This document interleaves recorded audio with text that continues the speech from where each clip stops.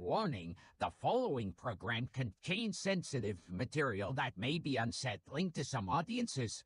The Pedantic Pedestrians are not responsible for any injuries or paranormal activity that may occur during the viewing of this program, including, and not limited to, whiplash, bipolar disorder, a sprained ankle, or demonic possession.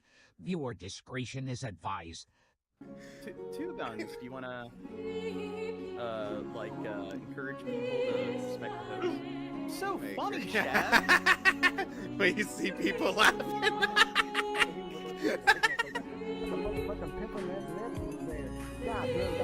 Like, pause it. What did he say? Whenever it sounds like he said.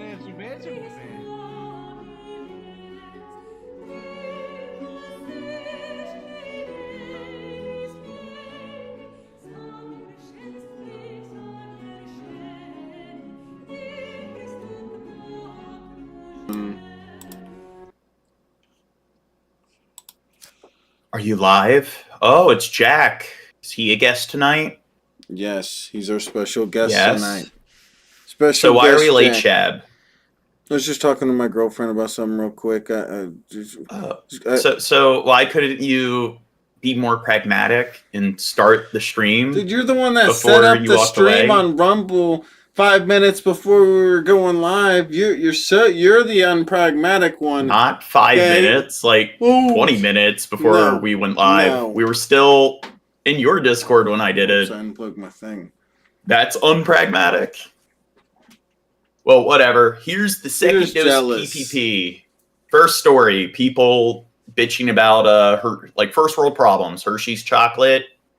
They had false advertising. There's no wrong way to eat a Reese's. There's no wrong way. Honey, I'm home. To eat a Reese's. There's no wrong way. And then there's someone that choked on it and died. Yeah, no wrong way to eat a Reese's. See, no, you got to sue them. False advertising. Yeah. Somebody ate it whole and they choked and died. There you go. To one lawsuit, there may be a wrong way to package them. A woman is suing Hershey, the maker of Reese's, saying this pumpkin-shaped chocolate doesn't match its packaging. It's not the kind of Halloween trickery Cynthia Kelly wanted. The horror. She says in the class action lawsuit filed in Florida that she wouldn't have bought the peanut butter pumpkins if she knew the chocolate didn't have a, quote, cute-looking carving of a pumpkin's mouth and eyes. And the lawsuit claims Hershey falsely... You know what this might be? A lot of lawyers, they engage in these kind of, I don't know what you would call it. I guess it's kind of like an ambulance kind of chasing lawsuit. A lot of times lawyers will go out of their way to find stuff like this because they understand the law. And it's a way for them to sue big companies to make a decent profit. Mm. So they did the same thing with like Subway, how it's not like really tuna, and they sued them. And it's not because they really care. They're doing it because they could probably win the lawsuit with the technicalities and they probably make bank. So that's why they're doing it. So I don't know. Maybe it is some Karen where it's like, wait, it doesn't have the face I want. Or it could be like, they might mention it. It might be a person who's a lawyer. He represented several other products like Reese's White Ghost, Reese's Peanut Butter Bats. What about Reese's Black Ghosts? See, that's not inclusive. Reese's Peanut Butter Football. She's not the only one. Oh, man. I thought it would have a face on it. It's just a chocolate. She shouldn't be eating Reese's. She needs to lose some weight. Look at her giant chin. Blob. The lawsuit citing wider grumbling on social media. If you're going to show a face, put a face on it. It comes after a string of high-profile food advertising lawsuits in the last few years against Taco Bell for its Mexican pizza and Burger King for its Whopper, claiming there wasn't as much food as advertised. Attorney do things like this where they'll go to with Disability Act, like a lot of businesses, companies and stuff, technically their buildings and so forth, they don't actually follow the guidelines for what's accessible for those with disabilities. And it's really unreasonable to expect them to. And there's lawyers that will go to towns and just sue the entire town, even though they're not even disabled. They just do it because they understand the law. They can easily win the lawsuit in court, and they just do it to make money.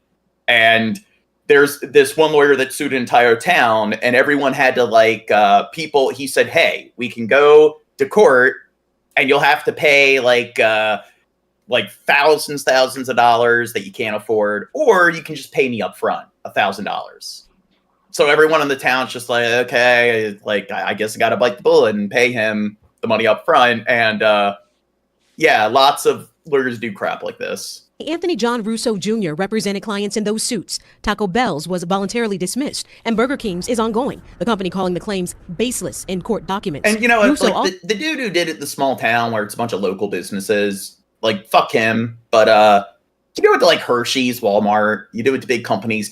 Like PepsiCo owns like Taco Bell and everything. So whatever. Who cares if they steal millions from these corporations? Also filed this Hershey lawsuit, telling the Washington Post the litigation is, quote, not a waste of time, saying, quote, there's no other way for us to stop the false advertising. I understand. Wait. Bill Hicks says, who made the stream title? What, do you have something against the title?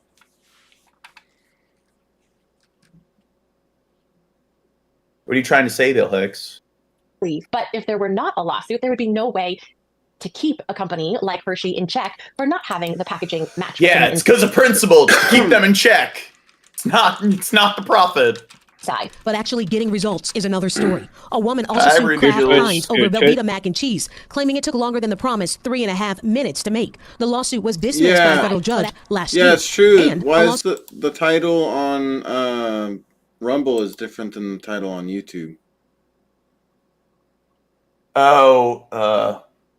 Yeah, it used the title of the last video. Whatever, I'll change it later. Once again, Gene and his unpragmatic bullcrap.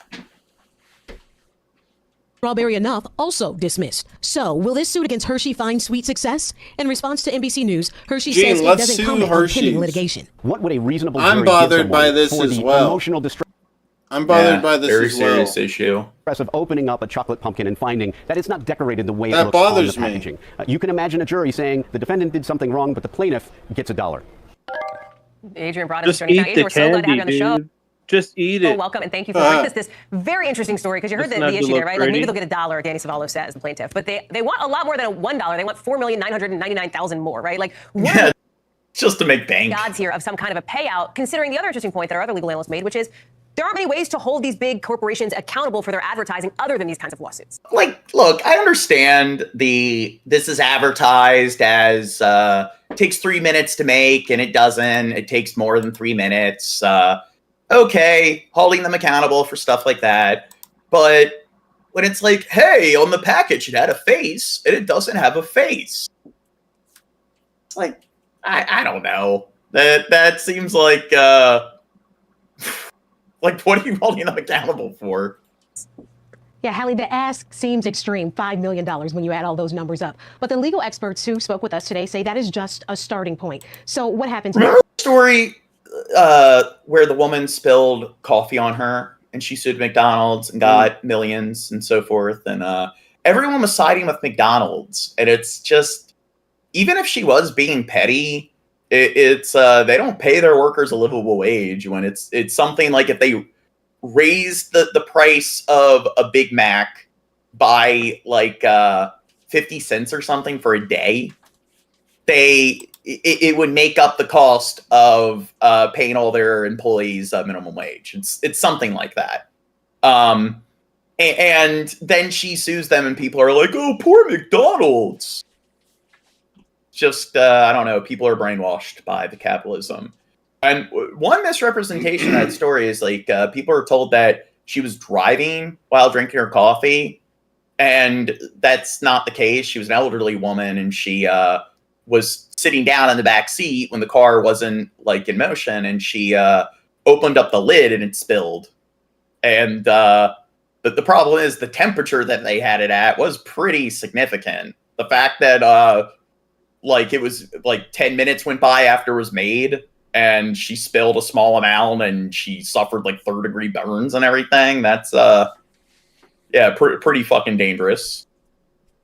Next, Hershey will likely file a motion to dismiss, but if the judge presiding over this case allows it to move forward, that's when we will usually see a settlement negotiation begin. And that is when a lot of numbers are thrown around. But there's no guarantee that this case will become a class action lawsuit or that it will go to trial or that we will even see a settlement. But if there is a real case here, it's likely Hershey will have to change its packaging so future customers don't have.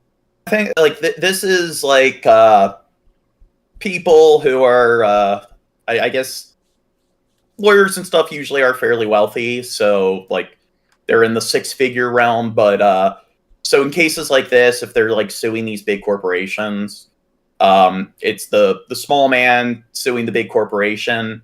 But I do know they have like this like no slap kind of policy where a judge, when it comes to big companies suing like smaller companies or suing like a single person, they wrote a bad review about this multi-million-dollar business. They're supposed to go over that first and see if it's like, you know what, like, nah, we're not going to take this to court. This is just big corporations bullying small people. Have the same complaint or confusion. Was Negan Thanks here? for watching. Stay. I thought Negan was here. Yeah, Negan was here. Where'd Maybe they go? lagged out. I don't know. They might be back. I think they just. Okay, next It's a story. letter lost for 80 years. It was mailed way back in 1943. Here's the postmark, June 23rd, 4 p.m. It was addressed to Mr. and Mrs. Louis George, South 6th Street, DeKalb. It's missing a house number and the state of Illinois. And look, it's a 3-cent stamp. Win the war, it declares. That would be World War II. Now the letter has finally been delivered. Their granddaughter, Janet. Every once in a while you hear about letters that have been lost and showing up, 20 years later or something like that. I'd never heard of one this long ago. The contents of the letter itself are... Look at that dork. All those books. This long ago. The contents of the letter itself are sad. It begins, Dear Lavina and Louie, Mother just came up and told me about your baby's death. I'm terribly sorry. You have had... Dude, what if it was like a Dear John letter? Dear John, you've been away in the war for a long time, but I've moved on. I don't know if you're meant for me. A lot of things changed in 2 years. Had more than your share of grief. Did you grow up knowing this family history? Yes, we had always known it. She was the third child that they had lost in infancy. The letter turned up out of nowhere at a local post office in DeKalb, Illinois. It had been mailed from Amboy, Illinois, just 50 miles away, but it got lost in the cracks for decades. Driven by curiosity, a local post office worker went online and found an obituary for Lavina George dated 2012. Then her family was found via social media. So neither snow nor rain nor even 8 decades can keep this letter from reaching its final destination. This would have meant so much to Grandma and Grandpa.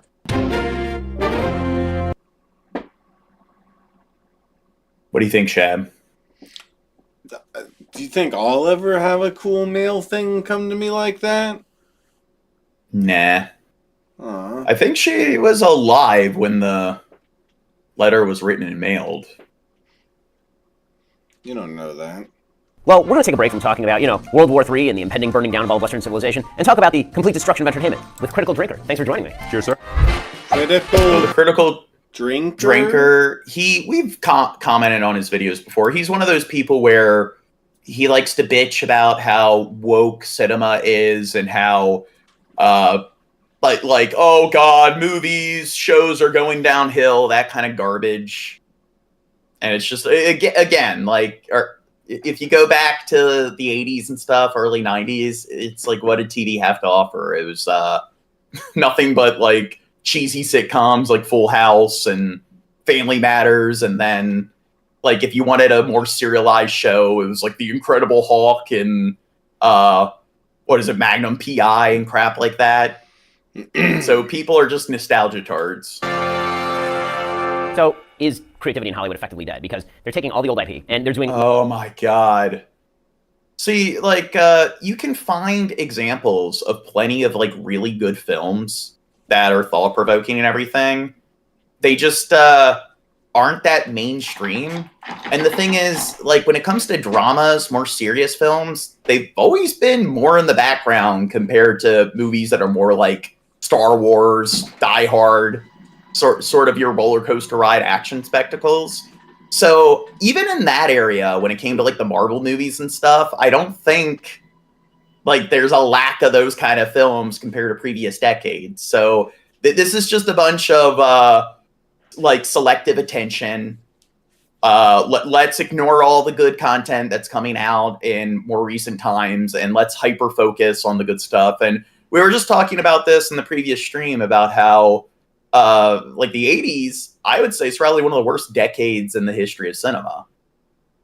Because, like, overall, they're good movies, but I find that, like, most other decades, you can find a much larger collection of really, like, groundbreaking content. Legacy projects that fundamentally betray the nature of the IP. They're doing this all the time now. Either that, or they are making sort of fluff that has no... I do agree. The more recent Star Wars films suck, but guess what? They're not nearly as bad as the prequel trilogy. It's like they like to forget about that. And I don't even think the first 3 Star Wars films are even that great. I mean, they're fun movies, but they're popcorn flicks.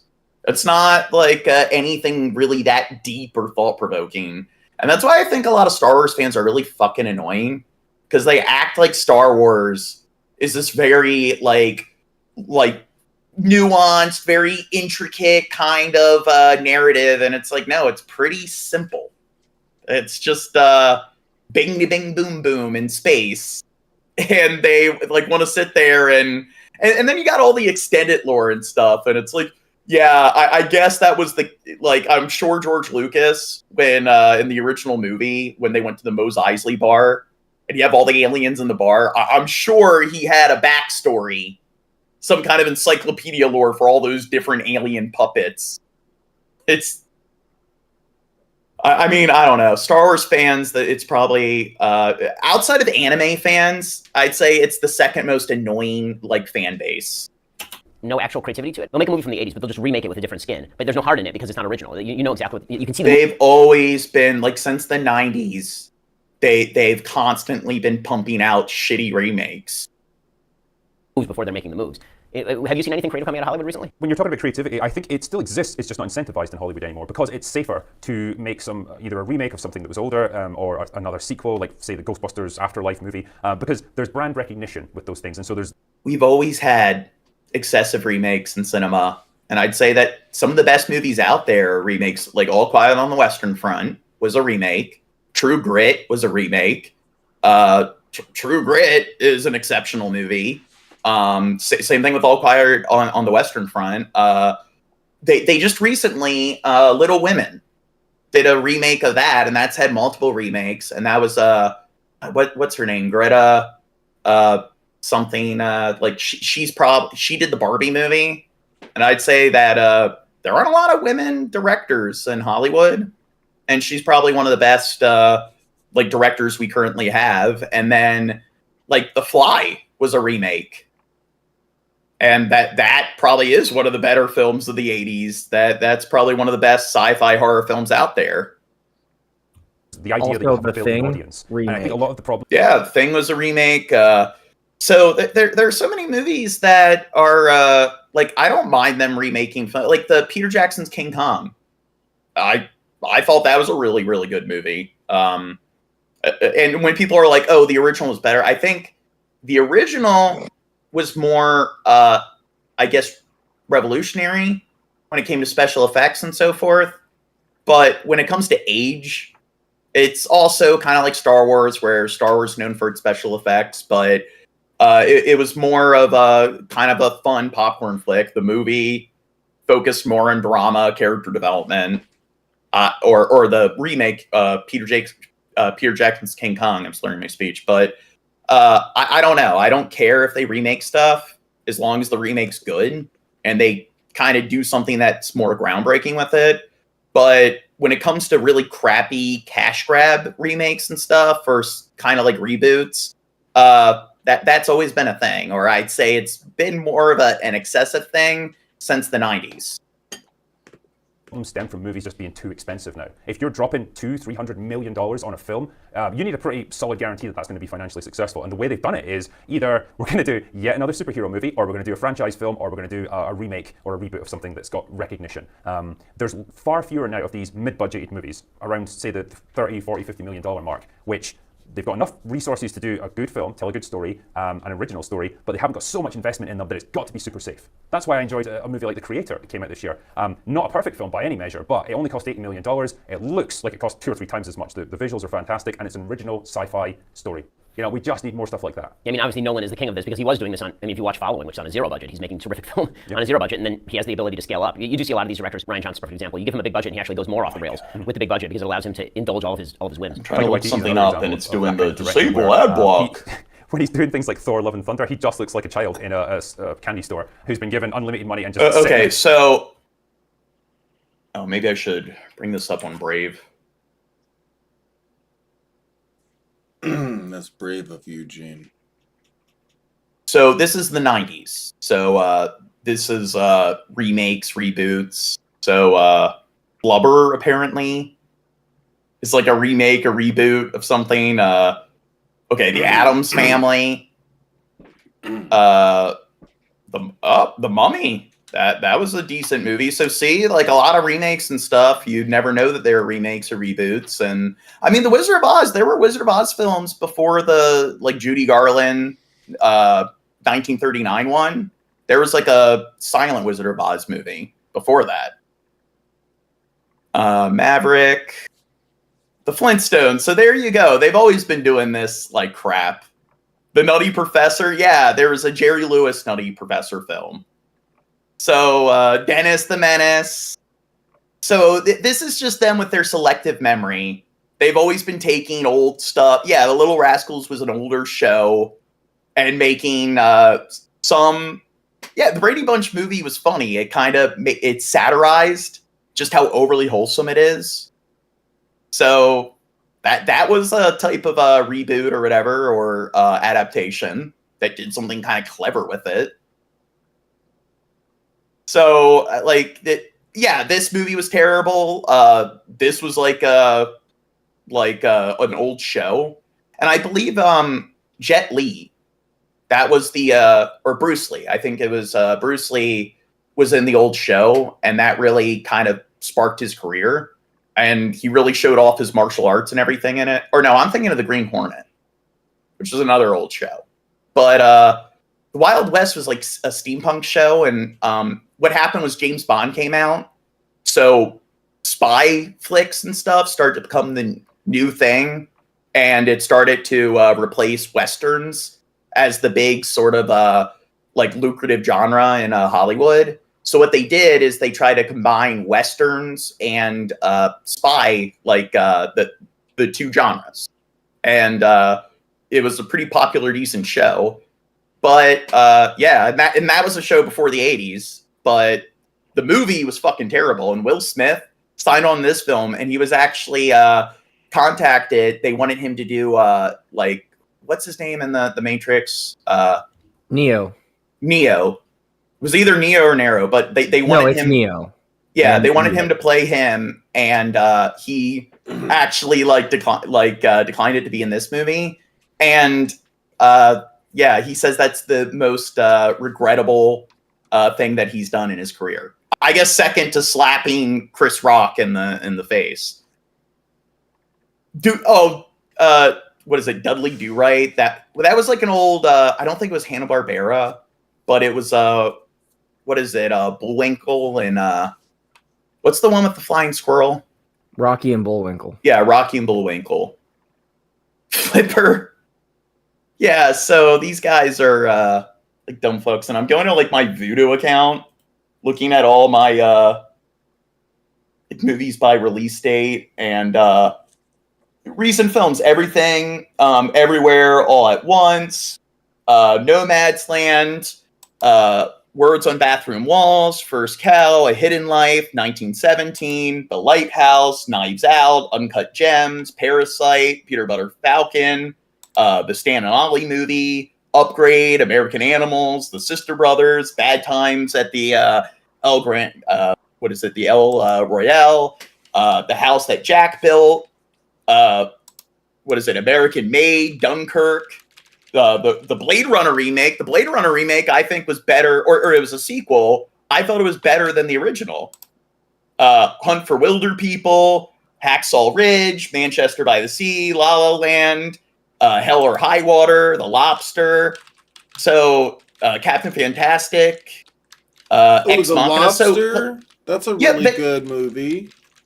Yeah, well, you're too much of a dumb fuck to get the comedy. But, yeah, I'd say there's plenty of incredible films that are released recently each year. And these are just people that are morons, where it's just like, everything when I was a kid was better, and society's going downhill. When I was a kid, kids were completely complacent. They all had their hair neatly parted to the side and wore their button-down shirts and just never questioned authority. And now it's like, this is just all throughout history. Kids were nothing but absolutely subservient and good little lads. And now things are just going downhill. And it's like there's nothing to rein him in. So he's just like coming up with ideas on the fly, and they're costing millions of dollars to film. They might get into the movie, they might not. But either way, the end product is garbage because it's not focused. It's not they're not working with limited resources where you have to be very disciplined about what you spend your money on, and that's the difference. From maintaining control of your assets to easing the burden on your loved ones, an estate plan can ensure your family stays prepared and protected. If you're looking for a way to set up one-size-fits-all scholars, they've simplified the process of the same thing, and you can do it easily and quickly. Here are your assets/Shapiro to get started. Anymore. Okay, so like a third of his video or a fifth of his video was the advertisement. Theaters are effectively failing. The fact that you can't open a movie anymore. There's certainly no stars except for Tom Cruise, apparently, who can open a movie. The star system is completely Well, yeah, like Bill Hicks mentions Metropolis, and that's another good example of how I think the 80s is the worst decade in film, because even when you go back to the silent era, you got things like Metropolis or The General, but Metropolis, like it is probably, like, out of all the silent films out there, one that I think like anybody should revisit. It is something that the special effects and stuff really hold up, and because it's a silent movie, it really is this very unique and kind of like very alien sort of way to make a movie. So it is an interesting thing to experience if you're open to new experience, but I think they could do a lot more in a remake and stuff. So I think silent films are awesome and so forth, but I think dialogue could add a lot more to it. And with modern special effects and everything, I think they could really add to that narrative. And what a lot of people don't like get is that the overwhelming majority of films are adapted from books. So when people bitch about like remakes or TV to film adaptations, they don't get that most movies are already adaptations of another franchise or another property.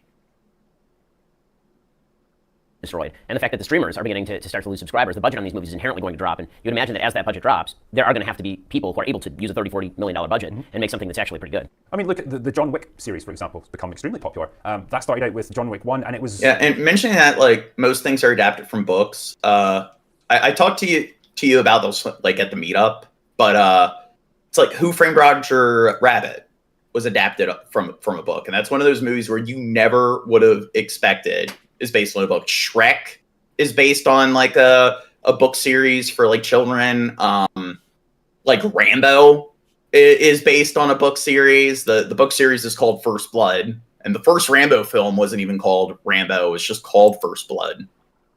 But yeah, so when people bitch about adaptations, pretty much 99% of movies are adaptations. 15, maybe 20 million at most that cost to make. And it's the best of the series still. Yeah, for sure. And it's like you've got a neat little thriller with great action sequences and stuff. It doesn't have to cost the earth. And that, I think, is where we're probably heading, because the assumption was we would go in that direction after COVID. The lockdowns closed down a lot of theaters, and it really shrunk audiences, because there's a certain number of people, I suppose, who just wouldn't go back to movie theaters after that. They just didn't want to be in that crowded place. And so audiences' attendance would be lower. The budgets had to come down. It didn't quite happen that way. They still kept making these crazy $200-300 million movies. I think one of the things that COVID also did, which was interesting, is that it made clear the stuff that you actually want to see on the big screen and the stuff that you actually don't care about. And I think those aren't quite the same as Hollywood thought they were. So Hollywood thought, okay, big action sequences with superheroes blowing things up, and no one's going to want to watch that on their phone or on their TV. They're going to want to go to a theater to see that. And the truth is, and the thing is, I'm not one of these like contrarian douchebags where, like, if it's not some thought-provoking sort of drama, it's just garbage. There's nothing wrong with fun, like, popcorn flicks where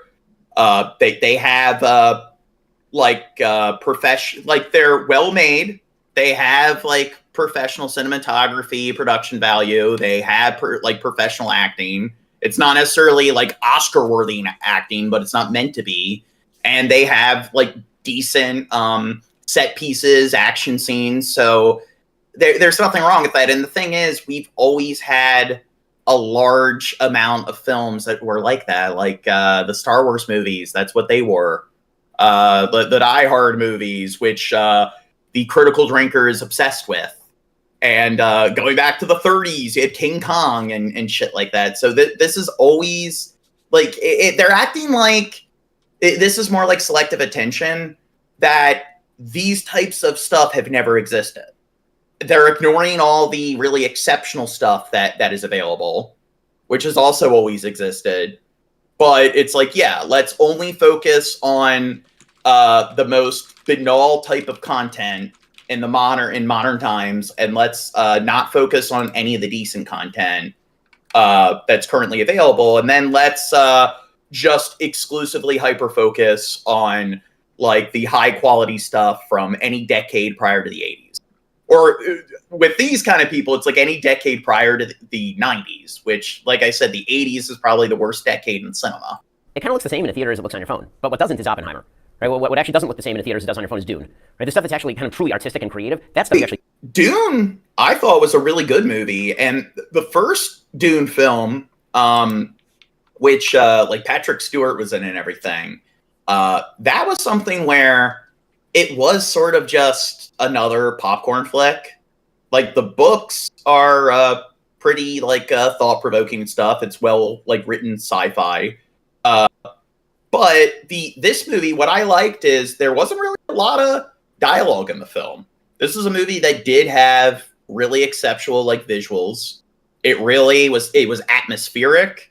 It did a good job, like, just allowing the camera just to kind of pan over the sets and, like, the scenery and everything is very, very vivid. It's kind of like Blade Runner, where you really get immersed into the film. And this is a remake that I'd say is a lot better than the first Dune film, which was fun.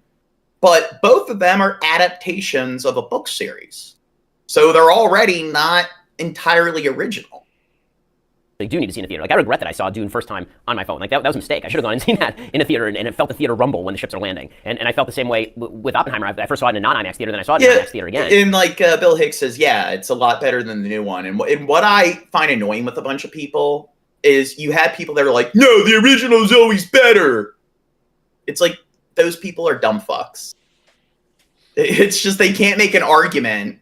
And it's just a lot of times, like, even though the original Dune was not really like anything noteworthy when it came to its production value and stuff, it was just like an action spectacle. People are going to sit there and like cherish it. And it's like, do you really think there's anything really deep about the first like Dune film? No. So it's just people being nostalgia tards. And I do think, like, talking about pseudo-intellectualism, like, we've discussed this before. People that say, like, act like the book is always better than the movie. What are you doing, Shab? Nothing. Well, when people say the book is always better than the movie, but most people don't read, so it's like all these films where it's like, yeah, well, it's rare the film is ever as good as the book. It's like, so how many of these films have you actually read the like book that it was adapted from? You haven't. And I think it's stupid because it's like, when I've actually read the books, and it's like I can make an argument for things that the film did exceptionally well. A good example is like Gerald's Game. Have you seen that? That was on Netflix. It's based on a Stephen King like novel where she's like handcuffed to the bed. They're engaging in some like kink like play, and then hit like her husband, where they just married, dies of like a brain aneurysm. So she's trapped like in the, like, she's chained to the bed. So the entire like book pretty much takes place in her mind and everything, and there aren't really any other characters she interacts with. Now, the book was terrible because guess how long the book was? You would think that that would be like a good plot for a short story. So there's kind of isolationist narratives. Like the book Life of Pi was like less than 100 pages. But guess how long that book was? 50 pages. No. 5,000. Can you guess? No, but give a serious guess. I don't know. 1,200 pages. 800 pages. See, I was close. It's like, and they're like, it is probably Stephen King's. It is Stephen King's worst book, and it's the only book of his that I've read that I would say is a poorly written book. And it is like chapters will go by where it is like the same thing as the chapter before it, where it moves at a snail's pace, and where a movie that's like 90 minutes long, that it is much more suitable for like that kind of for that kind of format. So when people, like, I'll talk to people where they're like, I don't know about that. When you say the film's better than the book, and it's like, you're a fucking dumbass. You didn't read the book. Recognize your own ignorance. And then when I throw that out there, that the book's like 800 pages in length, it's just so many morons do that to try to act smart. They pretend they have this deep respect for literature when they don't even fucking read. John, did you see The Mist at all? Yeah. Did you know that in the movie, that's not the original ending? Yeah, I've read the book. And Stephen King even came out and was like, yeah, I like the ending in the movie better. And he hated The Shining. I think he's gone back on that claim, but I'd say like The Shining's an example where I don't think it's better than the book. I think it's just as good, but it does a lot of things differently that make it's like kind of a unique thing. And but Gerald's game, 800 pages, and Gone with the Wind was like 1,000 pages in length. Dune was like 800 pages. War and Peace was like 1,500. Les Mis was around like 1,200 something. So it's like, it should not be that fucking long. I saw it. I was like, this is a big movie. And then in the IMAX theater, it's an even bigger movie. And that's a biopic, which is insane. I mean, again, Nolan, he's amazing at what he does, except for Tenet. That was too much Christopher Nolan in one movie, I think. Oh my gosh. That was the end of him playing with time, you would hope. Like, that was like, he's now explored this idea down to the marrow where there's nothing left to do. But yeah, I mean, it'll be interesting to see what Nolan does next. I'm always fascinated. He's the only person who announces a movie and I buy my ticket like 2 years in advance. I think so, yeah. I mean, it's one of those directors where you genuinely get excited to see what he's going to come up with next. And Oppenheimer was a great example of it. You know, it seemed like the kind of film that wasn't going to appeal to a mass. Okay, next clip. Sudan is located in northeastern Africa and features diverse landscapes. So here's PragerU. They're going to educate us. Let's see how PragerU teaches children about Sudan. Oh, God. From the Sahara Desert in the north to fertile lands and swamps in the south, with the Red Sea coastline to the east. In its capital, Khartoum, the White Nile and Blue Nile come together, forming the Nile. It's capital Khartoum. White Nile and Blue Nile come together, forming the Nile River, which flows north into Egypt. Sudan is predominantly Arabic-speaking and Islamic, but is also home to Christians and followers of traditional African religions, though the tensions between them are high. Despite its natural beauty and cultural richness, Sudan's history is marred by terrorism, military revolts, severe poverty, and oh my God. Genocide. Political rule by religious extremists, as well as constant resource scarcity, have significantly influenced the country's ongoing instability, and innocent Sudanese citizens are running out of options for survival. So, are they going to go over, like, the fact that a lot of European countries have the same kind of history, especially, like, all the countries that were part of, like, Yugoslavia and everything? Are they going to go over, like, Germany's history and Italy's history with, like, Hitler and Mussolini? It's like, I'm sure when they're doing these videos for kids and they're going to show just how terrible the world is and stuff, I'm fairly certain they're only going to go over, like, all the non-Western nations. Meet Idris. Growing up in Khartoum, he was always an independent and inquisitive child who enjoyed talking to adults and asking questions. But that life is behind him now, and it feels like no one has the answers he's looking for. A few months ago, violence broke out in the streets of Khartoum, forcing Idris, his family, and many others to flee. Oh, that's the name of the city. For a 500-mile, 2-day journey, they arrived in Port Sudan. Parts of the city felt familiar, like the tall buildings and businesses, but other parts were very new. Idris saw massive cargo ships for the first time and enjoyed splashing in the Red Sea's salty waters. However, adjusting to Port Sudan has been difficult. In Khartoum, Idris and his family had food and a modest home. Now they live in a makeshift tent by the harbor, struggling daily with scorching heat and limited clean water among fellow refugees. Due to prolonged political unrest and violence, thousands of people have sought. So, are they going to go into detail about how a lot of these, like, African countries were subjected to colonialism? And, like, you had things like the Congolese genocide, like apartheid South Africa, and how a lot of the instability is a direct result of that. Like Central Africa, you had the Second Congo War, or the two Congo Wars, which was the deadliest military conflict since World War II. And no one, like, kids aren't taught about that and stuff. And the big reason it happened was, look at what, like, Bulgaria or Belgium did to, like the Congo. They committed a genocide that was like on par with like Mao and like Hitler and stuff, killing tens of millions of people. And they pretty much, once the UN decided that they were going to abolish, like all countries had to get rid of had to get rid of their colonies. So they established some parameters for what a colony is, and the United States had to get rid of the Philippines, which was a colony. Japan had to get rid of Korea and Taiwan, which were colonies of Japan. And then, of course, all the European nations had to get rid of their colonies. So all the colonies in Africa had to go.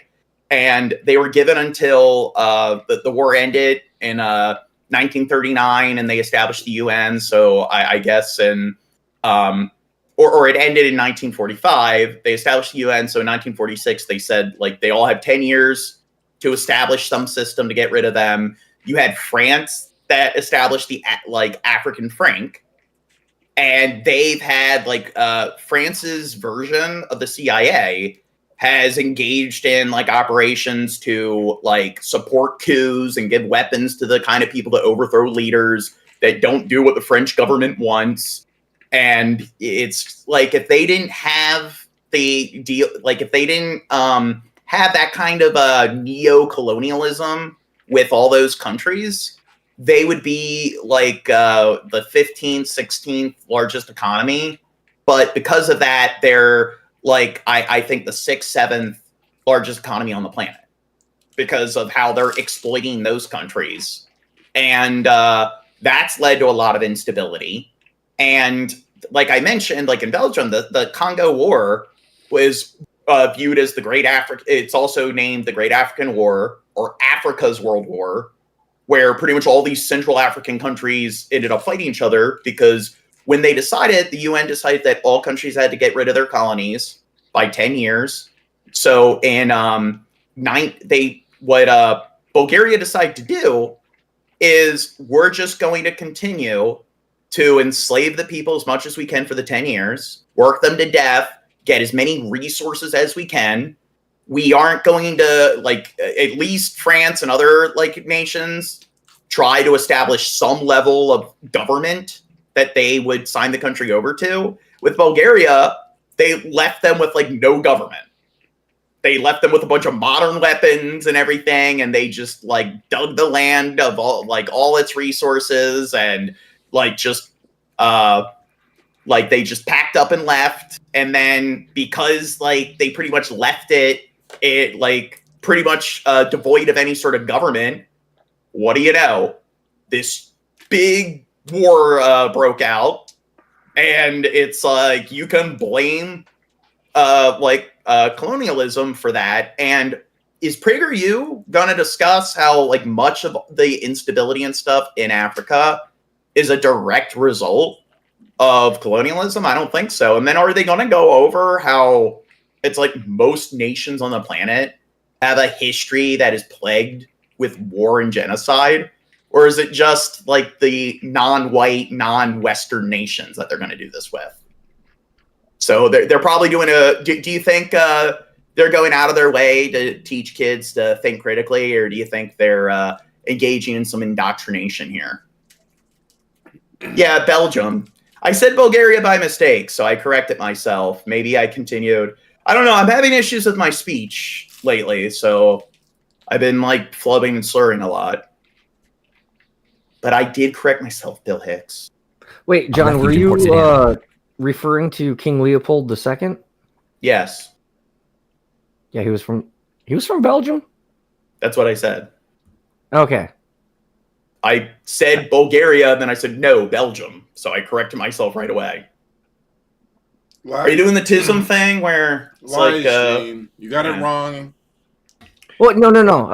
It was on me. Crow never accidentally says the wrong thing. No, it was on me because I forgot where King Leopold was from. This inflow quickly overwhelmed the city's resources, leading to shortages and surging prices. The growing scarcity of necessities like food and water is, in fact, an ongoing crisis throughout the country. About 17.3 million Sudanese, including half of the schools, lack clean water access. This leads to severe health issues, particularly among children. On cooler evenings, Idris stands at the harbor and looks out, feeling... So we're like a fourth through the video. Do you think they're actually going to go into like why this may be? That they're lacking these resources and why this is a problem? It's or what the causation is? Yeah. It's just, hey, they're a country outside the West where they're a non-Christian, non-white nation. So therefore, they're just terrible because this is what you see when things aren't like Western-centric. Thirsty and helpless at the sight of so much undrinkable seawater, he watches other refugees board ships to escape Sudan for good in search of a better life elsewhere. Seeing other children leave, Idris struggles with envy and longing for the safety and resources they might find. But his parents remain hopeful for a brighter future at home, so they stay. As ships vanish into the horizon, Idris can't help but feel trapped. His family had already fled Khartoum. He wishes they'd considered leaving Sudan entirely. Wait, Shabisky, message Dirt. Tell him he's fired if he doesn't get his ass in here. Yeah, I'm not gonna suck Idris him misses off his old life in the anymore. capital. Although he grew up amid Khartoum's political and religious unrest, his uncle was always there to explain what was happening. Uncle Yusuf was a former National Assembly member and staunch advocate for democracy. He criticized Sudan's government. So even though we're only 3 minutes in, do you think they're kind of taking their sweet time getting to the point? Prioritizing religious conflicts over public welfare, and was hopeful when protests led to the president's removal. He and Idris discussed the exciting potential of a representative government, like the new leadership was promising. But the promise was never fulfilled due to power struggles and military interference. As the Sudanese military clashed with a paramilitary group called the Rapid Support Forces, Khartoum turned into a war zone with relentless violence, despite international peace appeals. Somehow, Uncle Yusuf always remained hopeful for Sudan, and even chose to stay amidst the turmoil rather than flee the capital with Idris and his family. Now, in Port Sudan, Idris desperately misses his uncle's guidance. He starts attending meetings held by local sheiks who discuss pressing issues. Listening to the council provides Idris with valuable insights into the complex challenges facing his new city, but he begins to feel inspired as he witnesses proactive leadership. Get to whatever their message is. That Uncle Yusuf is soon arriving in Port Sudan. Reuniting with Uncle Yusuf, Idris learns he came to Port Sudan not as a refugee, but to seek solutions for resource scarcity. Idris is invited to tag along as his uncle meets with his old friend Shmuel, a representative from Israel. They discuss Sudan's water crisis, which is bigger than... Oh, there you go! Israel? He learns that Israel's a hero. They were really, see how helpful they are? 80% of his country's labor force, primarily in agriculture, is crippled due to limited access to clean water, which results in dangerous food shortages.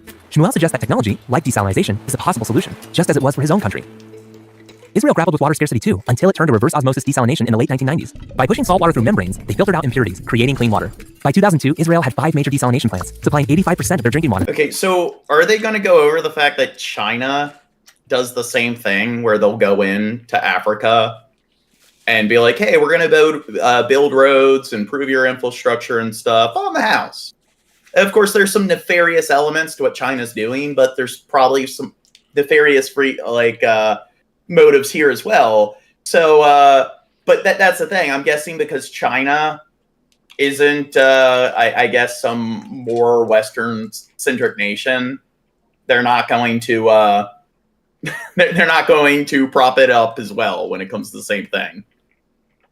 And I know that Israel technically isn't in the West and so forth, but I find that a lot of people on the right like to, I guess, white knight Israel because they kind of view Israelis as being white. I think that there's that element, even though it's like, okay, race, social concept, are they really white? Blah, blah, blah. I think they kind of see them as being white. And I think that they also see it as being like a kind of an extension of the U.S. and shit like that because they're a big U.S. military ally. So I think it's just like, hey, here's this sort of more Western sort of, I guess, it has this more Western dynamic, and there's that nation that gives that kind of more American culture a foothold in that region. And they kind of want this non-Muslim sort of foothold in that region. So that's why they're giant shills for it. And they were excited to share their technology with the world.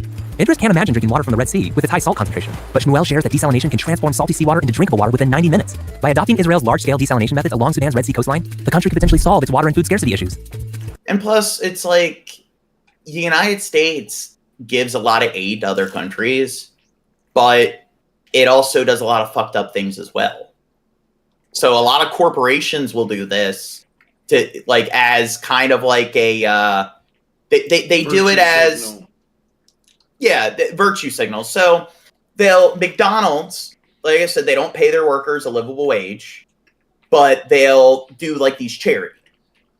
And like the charities, there's a lot you can criticize where you look at how the money is allocated, and it's like very poorly like kind of administered and stuff compared to other charity organizations, and it takes attention away from charity organizations that definitely are much more efficient at really investing in and helping the right kind of people.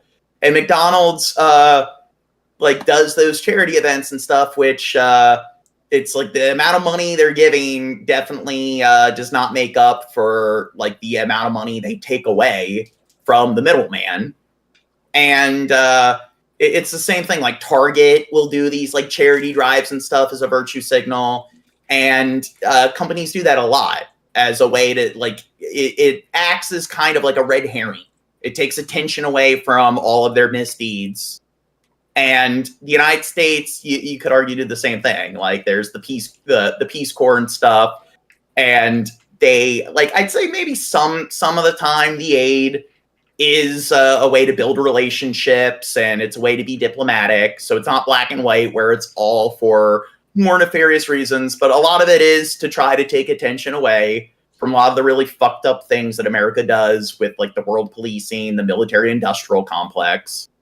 So I don't think they're gonna like really delve into that nuance to it. It's like, no, it feels just helpful. They're just good. Also, the corporations do the charities because they can claim it as a tax write-off. Mm-hmm. So there's that as well. Idris is excited by desalination's potential for Sudan, so he brings Uncle Yusuf and Shmuel to a council meeting. The sheiks are captivated by the idea and engage in an intense discussion. Despite such a promising proposal, they ultimately recognize that the nation lacks the stability and funds to build such plants right away. Idris is disappointed, but not ready to give up. He knows that Uncle Yusuf and Shmuel will be leaving the next day, so he asks if there are any other possible solutions. And plus, it's also, like, let's say they are doing it for completely selfless reasons.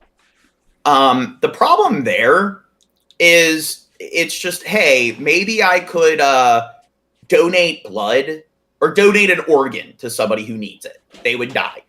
So I save a life by donating an organ, but what if I turn around and murder like 10 people?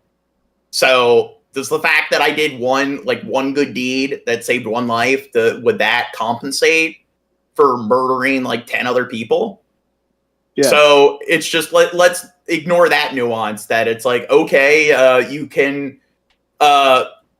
you can follow through with some more morally and ethically sound like sort of deeds, but that's not gonna like absolve you of any accountability when it comes to all the more fucked up things that you've done.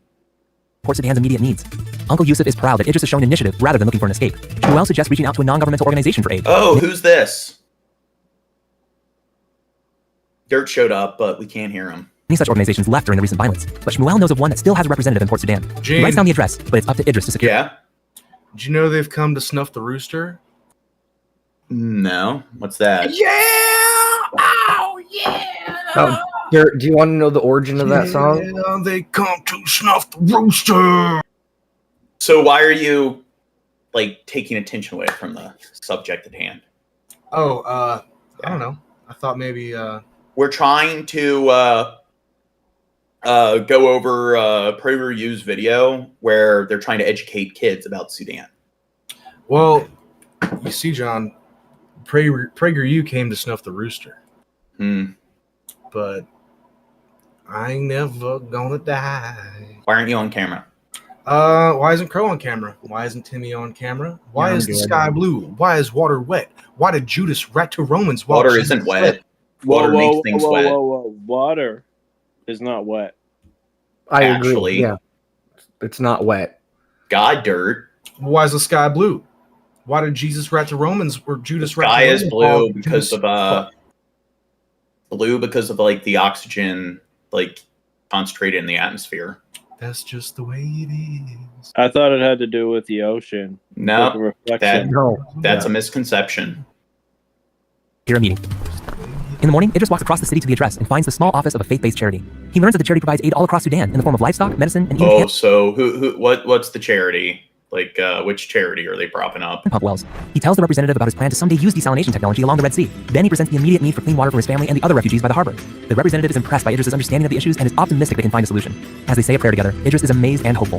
Faith had always been a source of conflict in this country, but now it was the source of someone's desire to help. After a few weeks, Idris receives some exciting news. The faith-based charity had secured the resources they were waiting for. Now, every morning, a truck delivers water for all the camp residents, and there are plans to install tanks to hold even more water. Recognizing his efforts, the sheiks have invited Idris to speak up more in their regular meetings. Sometimes, at night, he still watches the ships leave the harbor, but Idris no longer feels envy. He is content in Port Sudan, committed to finding solutions for his community, and perhaps, in time, for Sudan. Okay. Seems like they're just doing that to show how, I guess, altruistic Israel is. Israel's such a wonderful nation, at least their government. And aren't desalination factories, aren't they fucking, like, super expensive? Yeah, I mean, the issue is, at least for now, having water imported is cheaper than, like, having, like, desalination, like, factories, or, like, distillation sort of, like, plants. But I'd say we're probably going to get to the point where we have to, and the technology is improving. So we are getting to the point where it's becoming more efficient and like cheaper. So more I guess cost effective and everything. So, but we are dealing with a water shortage. So it's probably not now, but in the next few decades, there's probably going to be a lot of tension globally over like a lack of available drinking water. And you're probably going to see a lot of countries that are landlocked and so forth, where unfortunately they don't have access to sources of like fresh water. So there's probably going to be some kind of a global, I guess, demand where it's like, hey, like countries need to share the world's available fresh water. And, I don't understand. You just go to the faucet, turn on the faucet, water comes out. Yes, that's how it works. Well, they mentioned here how, they don't have like available, like they don't have clean drinking water when it comes to their faucets, their plumbing and so forth. And it's in America, we don't really have clean drinking water. It's like you pretty much have to buy bottled water because, we aren't doing a good job there. What's that? Wait. Who invited Shabisky? Yeah, Shab. Where Dirt? Why are you on camera, Dirt? Yeah. Why isn't Timmy on camera? Yeah, Timmy, Crow, and Timmy, everybody. and I'm Dirt good. go on camera. You're hot. Let's Drunken Crow. subject yourself to more enlightenment from PragerU. And Happy New Year. I didn't say it in a particularly happy mode. The reason I have to be honest with you, because I don't know how not to say what I think, which is ultimately advantageous, but it comes with a price. I'm not sure it's going to be a particularly happy year. I'll be totally honest with you. It doesn't change my own love of life, joy of life, the happiness that I have with my friends and family and work. But the moral chaos in the West and in America, where I live, is quite considerable. And the divisions are greater than ever. So anyway, look, I hope I'm wrong. I hope it does end up a happy new year, but I certainly wish you one, both in your own lives and in the lives of whatever society you live in and in the world at large. This is Fireside Chat number 322. And big changes, as you can see, I'm now seated here as opposed to there. So the dog, whoever the dog will be, is in the background. It is not a green screen of a dog. Grandpa. Who the fuck is this guy? Who does he think he is? The same real dog. Who's the fucking Fireside Chat? FDR, Kennedy, one of them fuckers. Who do you think you are, Dennis Prager? You're some old turtleneck motherfucker with a clit on your neck. No one cares, bro. It's an ad hominem. Who cares? Go home and die, old man. Whoa, in Minecraft. Let your children inherit your riches when you die naturally of old death of natural causes. Put me on your will. Put me on your will first. Go ahead, roll over, and die of natural causes in Minecraft. After I'm on your will. And real books. Like starvation. Real screen. Yeah, you're right. Real screen in front of the fireside. Oh. That's what I meant. Anyway, what else can I tell you about the situation? No, not really. That's it. So that's the change. Here I am. Otherwise, all continues. So we're a third of the way through the video. And it's just, like, it's a real dog, not a green screen. It's like, wow, you're so funny, Grandpa. Thing to me, the Fireside Chat. If you missed last week's Fireside Chat, as you know, very rarely I have guests, maybe 3 times a year. And I had my younger son on last week, Aaron. And the feedback has been very moving to me because it was quite an open and powerful, I think, nearly hour, especially given two factors in Aaron's life. One, that like the kind of logorrhea that, like, when you have older people and they just ramble on and on. Oh, hey, like when like my nephew came and we were like eating and hey, and let me tell you every detail about this very mundane sort of like interaction where they visited me. That's like 80% of the PPP, Gene, is you rambling like an old man. Really? Yeah. All right, 70%. Okay, 70. Yeah. Okay. So I'm rambling about mundane stuff. I'm not talking about things that are very serious, and that's why they call you discussing it in a more thorough manner. Just like Grandpa at Thanksgiving. Don't get Gene started on Israel. I have a biological and adopted child, and so we spoke about that very openly. And we spoke about his issues with drugs and alcohol, which he had being born to a birth mother who was a meth addict. Speaking of which, I need a fucking like they're talking about like New Year's, and he's like not even discussing it. You're discussing like some past event. I spent New Year's with my son who struggled with addiction. John, last week's episode with his son, and then the next one, resolution recap. He's got points to make. You see, my son's mother was a dope whore. I had no play in any of that. You know, it's all his shit mother's fault. We're halfway through the video. He was honest, and I was honest. I asked him if he ever thought I loved his brother, the biological son, more than him. I mean, if he had this video last week and this stuff happened, wouldn't people have seen the video? So you're going to dedicate you. Yeah, they all have dementia. Fear, asking the questions that people think about. People are too afraid of the real. And so you end up with a lot of small talk in life, especially in media. The questions people ask are often so superficial and the answers are so empty on so many of these interviews that you have. My God, Grandpa, get to the point. You live once, you should be real, and you let the chips fall where they may. And he answered, by the way, that when he was under the influence of alcohol, he did think I loved my biological son, his brother, more than I loved him, which was never true. And he knows now it was never true. And he certainly doesn't feel it anymore. But anyway, you should watch it, The Last Fireside Chat. And yes, he does have a podcast, which he never gave his name as Prager, just AP Unfiltered. It's one word, as it were, as my son, with The Last Fireside Chat. So it's been quite moving. So I asked Megan, the possessor of the most famous arm in America, I asked Megan what I talked about last year for the first Fireside Chat of the year, and the year before. Both I did in January. So of what I did, and I know that if not, you wouldn't be watching. We want to get you in the habit of watching. Was this in like multiple parts, I guess? From the beginning of PragerU. And so that's the reason we asked you to start at PragerU.com with the Fireside Chat. And please go there. There's a lot of very important stuff said here. No wonder the no wonder stupid asshole. That was such a meaningless video. I did my research. It was all just to plug his son's grift. So, his son was an alcoholic, but, he never even dropped his son's name. I mean, but it's AP Unfiltered. And I did my research, Gene. AP Unfiltered is a dynamic and empowering self-help channel designed to ignite personal transformation and inspire individuals to live their best lives. This channel is a gateway to a world of unvarnished wisdom and practical guidance tailored to help you break free from your self-imposed limitations and unlock your full potential. And there isn't a bunch of Where do I give this guy thousands of dollars to tell me how the fuck to live? And it's not laced with a bunch of right-leaning propaganda. You start going to PragerU. Then you start. Now, this is a story of an amazingly beautiful young woman. She was training to be a pro football cheerleader, and she got a flu shot. She says that shot has destroyed her chances of happiness. John. Last time. Now, Les Trent is with this woman. Man, what the fuck's wrong with her? Why she walk like that, Jane? Well, this is kind of a weird sort of condition, a bizarre condition. She's a beautiful cheerleader whose heartbreaking story is shocking the nation. 25-year-old Desiree Jennings showed me how she can't walk without twisting. I know a crit walk when I see it, John. Normally, well, the thing is, she has this rare, like, I guess, condition due to the like side effects where she can only walk backwards. Does she also have autism too? What? Oh no, she has the opposite. She's super duper. She got the flu shot. She got the flu vaccine. Oh, it caused autism. Yeah.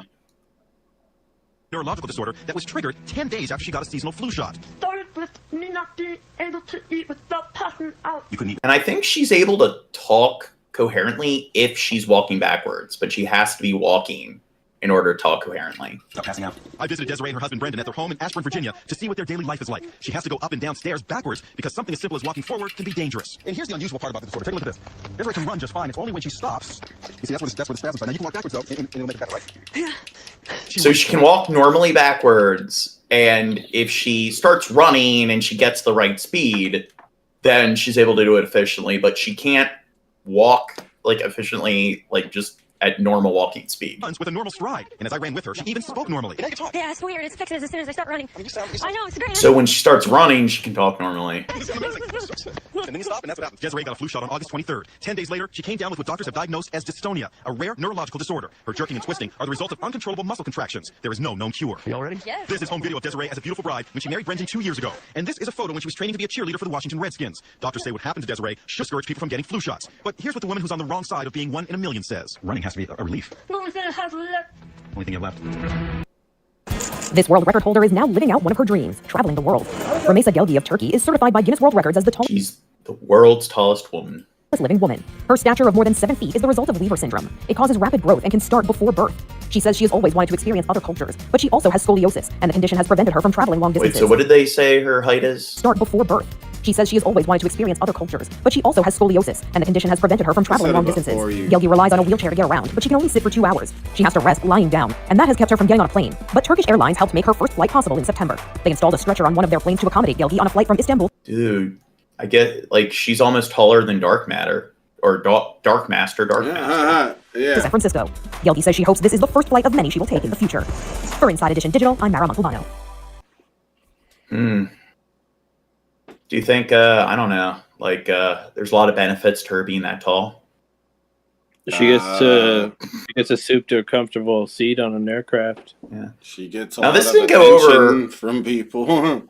much of it because I did watch like a little like mini documentary on it, and one of the things is they have a minivan, and what they do is they put all the back seats down, and to drive around, it's like she lays down in the back of the minivan.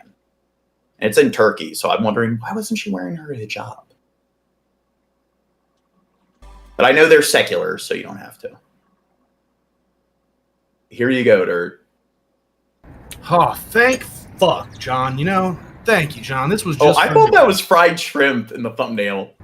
Oh, you thought they were getting a little squishy. That's funny. Little tempura roll. Yeah, I could see it because of the almond or whatever Oh. it kinda looks like. Yeah, I forgot to put it at 1.5 speed. I put There's it a at 2. pecan. Yeah, I put it at 2 times speed because the PragerU video was just such a slog, even though it was only a few minutes. Forgot to put it back at 1.5. You gay.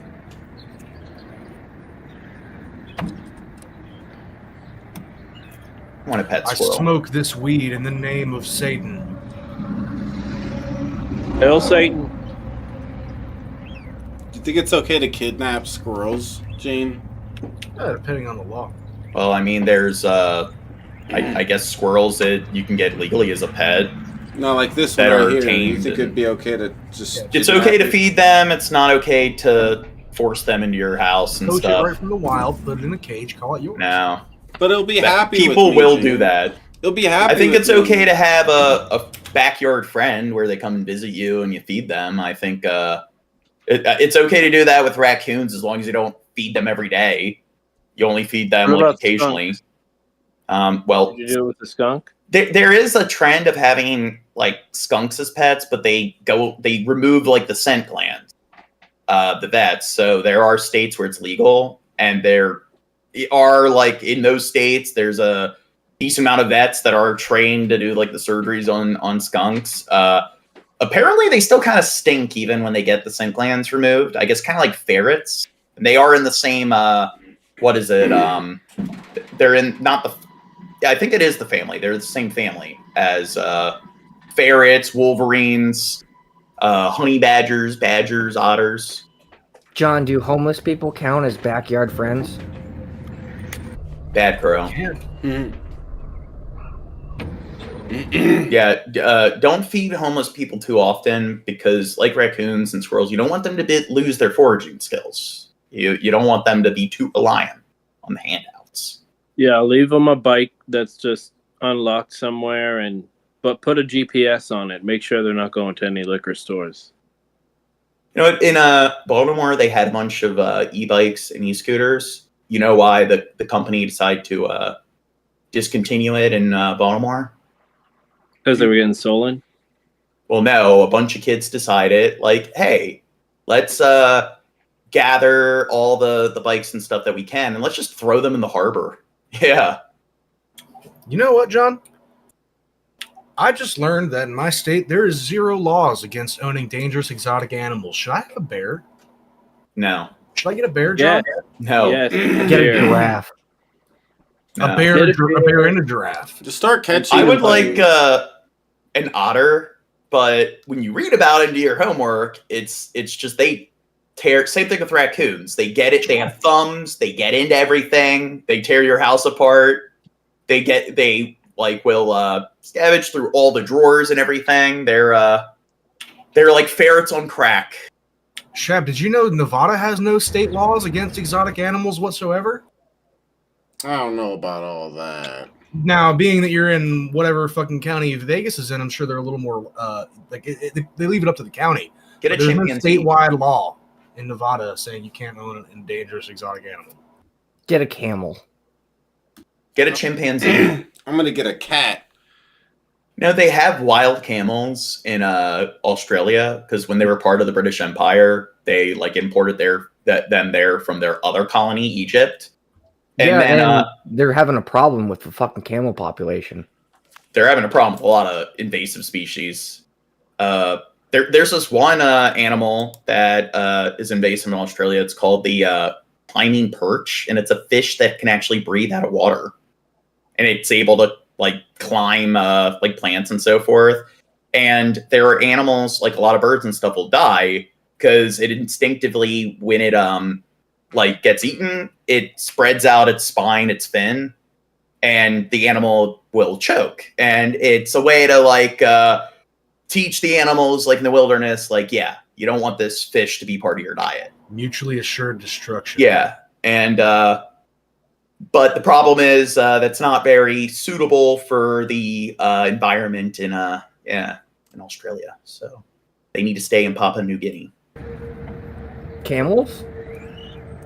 Oh no, the climbing perch, but camels. There's this one woman in Australia. She started feeding a wild camel, and pretty much, I guess the camel stayed in her yard and stuff. So I guess it was free to go as it chose, but it pretty much decided to hang around. But one day it went into her house, and just for the hell of it, it started to repeatedly just lay on her until it pretty much crushed her to death. And it's oof. Do you think camel would taste good? I don't know. Their camel milk is something that's very popular in a lot of countries, and apparently, apparently they want to try to find a way to import camel milk, because I guess there's a lot of benefits to using it over cow milk, and it's higher in certain nutrients. But one of the problems with farming camels and milking them is that, unlike cows and everything that were bred to be milked, camels are of various different heights. So that causes problems with the logistics and everything. I heard camel toe is all right. Yeah. Dirt loves eating that camel toe. You know what's better than camel toe? Moose knuckle. Whoa. Yeah, I heard about moose knuckle. That's good. What about a moose for a pet? What about a moose for a pet? Nah. Let's get it, Gene. Let's get meese. But they are pretty dangerous. I think they kill more people than bears in America. I think we kill more of them than they kill us. Yeah, probably. They probably get run over. Maybe often. in vehicle accidents that they're dangerous, but I don't think moose is gonna run up and kill every person. No, they do. Not always. I mean, it is kind of a coin flip, but they are pretty territorial, where especially if they have their young, so they're not nearly as skittish as deer, where they choose flight over fight. They do fight more often. So if you're around them, it's like there is a decent chance that they just run up and start glocking you with their hooves. So you definitely want to keep your distance. Baby moose before. What's that? I've seen a baby moose before. I was on an ATV, and we were like driving towards it, and we seen it in the middle of the road, and we just backed away. Yeah, because fuck that. You don't want mama to find your ass crawling up on the ATV. She'll flip that shit. And that happens. Like, people will be in the forest stuff with their cars, and the moose will start like jumping on it and hitting it with their legs and stuff, breaking the windows. You think you could outrun Mama Moose on that ATV, Timmy? Hell no. How about on a I'd be going maybe, yeah, if we turned around and got the other way. Yeah, backward. It can't run as fast as a vehicle, but it is usually you're in that bottleneck where like it's playing chicken. I guess you could run them over, but that wouldn't be really nice. Actually, no. You shouldn't do that. You can't. No. So, like, the rule that I learned, and this is just from, like, online, or I can't remember where I learned it from, but, like, if you're on the road and a deer comes across the road, swerve. This is just, like, in perfect condition. So, like, swerve for the deer. Or, actually, no. You can hit the deer, but swerve for fucking moose, because that moose is going to go through it's like hitting a brick wall. A deer will fuck up your engine as well. A deer will fuck Yeah, up. like you don't want to like run them over. You definitely want to avoid. You won't pump them brakes. Well, I know you're really gonna like damage your car if you actually do try to ram a moose. But I don't know, like if they could withstand it. It still would probably seriously injure them if it doesn't kill them. Crickle them. If it's on the highway and you're going like 100 kilometers an hour, hitting your brakes and swerving, you're gonna like flip over. Timmy, so you just what go are straight kilometers? through, no matter what. What are kilometers? They're 1.6 miles. Driving across the country to pick up a 16-year-old girl from her Ohio home and bringing her back to his Florida home without a guardian's consent. The suspect is identified as 31-year-old Thomas Ebersole. The Marion County Sheriff's Office says it was contacted by the FBI requesting help finding the teenager after her mother reported her missing. Investigators say they were able to locate her after seeing she used her World of Warcraft gaming account from a home in Dunalon, Florida. That home belonged to Ebersole, police say. Ebersole admitted to driving his 2019 Nissan to pick up the victim from Ohio, according to the arrest affidavit, and allegedly admitted to having a romantic relationship with her and ultimately planning to hide the victim That's why you don't play World of Warcraft. inside of his residence and have her become his wife. Ebersole now faces several charges, including crossing state lines to engage in sexual activity with a minor. Guys, look. Oh, it's perfect. It's us. That Harry Potter? No, it's you. You're in the middle eating a chocolate. Supposed to be me. You're in the middle with your beanie, eating With a cigarette. With a cigarette, eating a chocolate bat with a squirrel. So I don't think it's very accurate because I don't smoke. With Crow, and that's me with my cool hat, like always. And then there's Dirt. No, Why am I wearing? Doesn't wear glasses. Timmy's got a bigger beard. Why am I wearing like some kind of lumberjack kind of? Looks more like you, Dirt. I don't know. Let's see. There's multiple ones. Fucking looks like Silent Bob. He's being held with no bond. This is Inside Edition. Here, hold on. Let me. Oh, I like that. Here, one. Cheb. Huh. Talk to Chad and stuff. I gotta keep showing us your AI art. Now I want to make us. I wanna Yeah. make the So boys. again, I'm showing it on the stream, like on the bigger screen now. So yeah, this is the first art. So it's Gene in the middle with the chocolate back, because we covered that from Hershey's. We just had squirrels, and then there's Drunken Crow, and me and Dirt.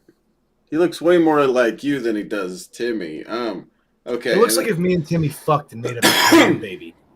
Yeah. And then this is the other one it made. This is a very realistic looking one. He's eating the chocolate stuff. We got Crow there. We got squirrels. And I don't know, for some reason, I don't know. That's a very realistic picture. It's crazy how realistic they make these. Made this one as well. You see this creepy one of Gina made? Yeah. His eyes are like looking up into the sky. One of them is like pointed at you, and the other one is like pointed the other way. This one I haven't even seen yet, so damn, look at us.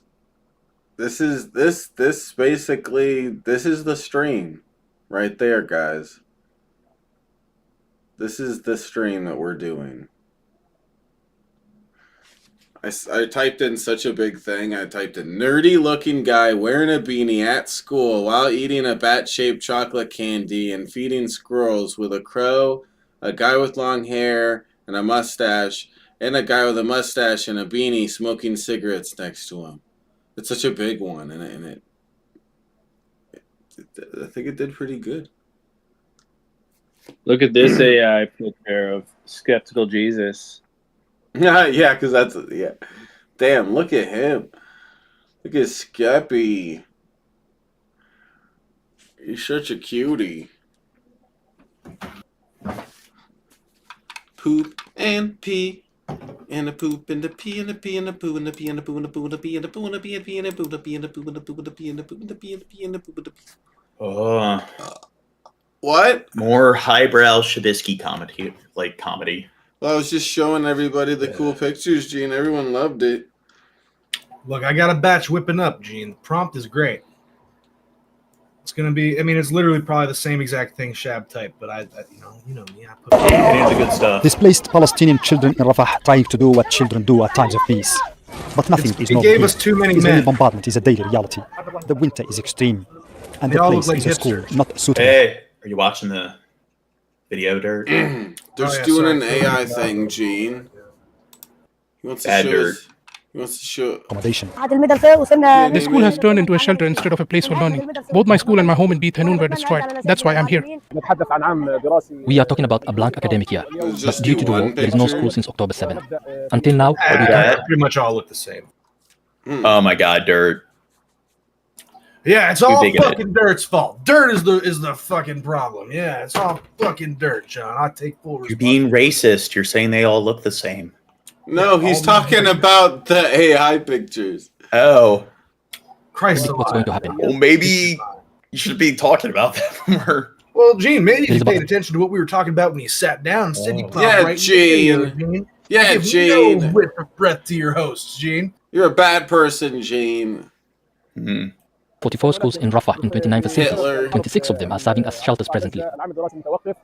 Students remember the old days before the war and the sad moments since.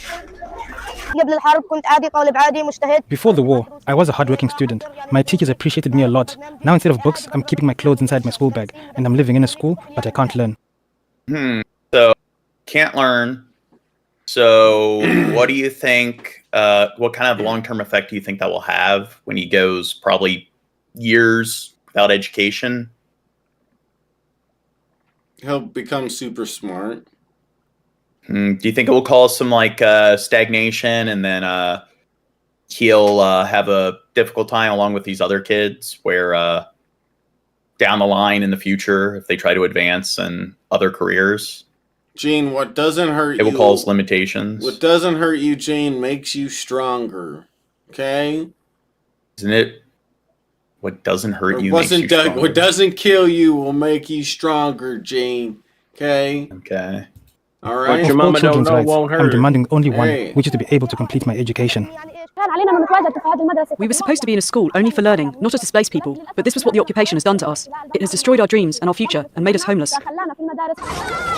The Israeli bombardment on Gaza has killed 10,000 children. Now, they're all partially responsible for voting Hamas into power. Yeah, this I mean, kid these was one of the kids, first people to vote for him. So far, according to the Palestinian Health Ministry, the impact on those still alive is dramatic. Obviously, this barbaric war has deeply affected children. They're suffering from constant anxiety, sleep disorders, extreme fear, constant crying, total absence of any feeling of safety. They have clear signs of psychological trauma, causing some of them to refuse to. When you talk to a lot of people on the right, I mean, invisible disorders like psychological conditions, they're not real. You just use willpower and spirit to just act as if, or to go about existing as if you don't have the conditions at all. That's mental illness is no excuse for not being able to function as if you have no signs of mental illness at all. Don't you agree?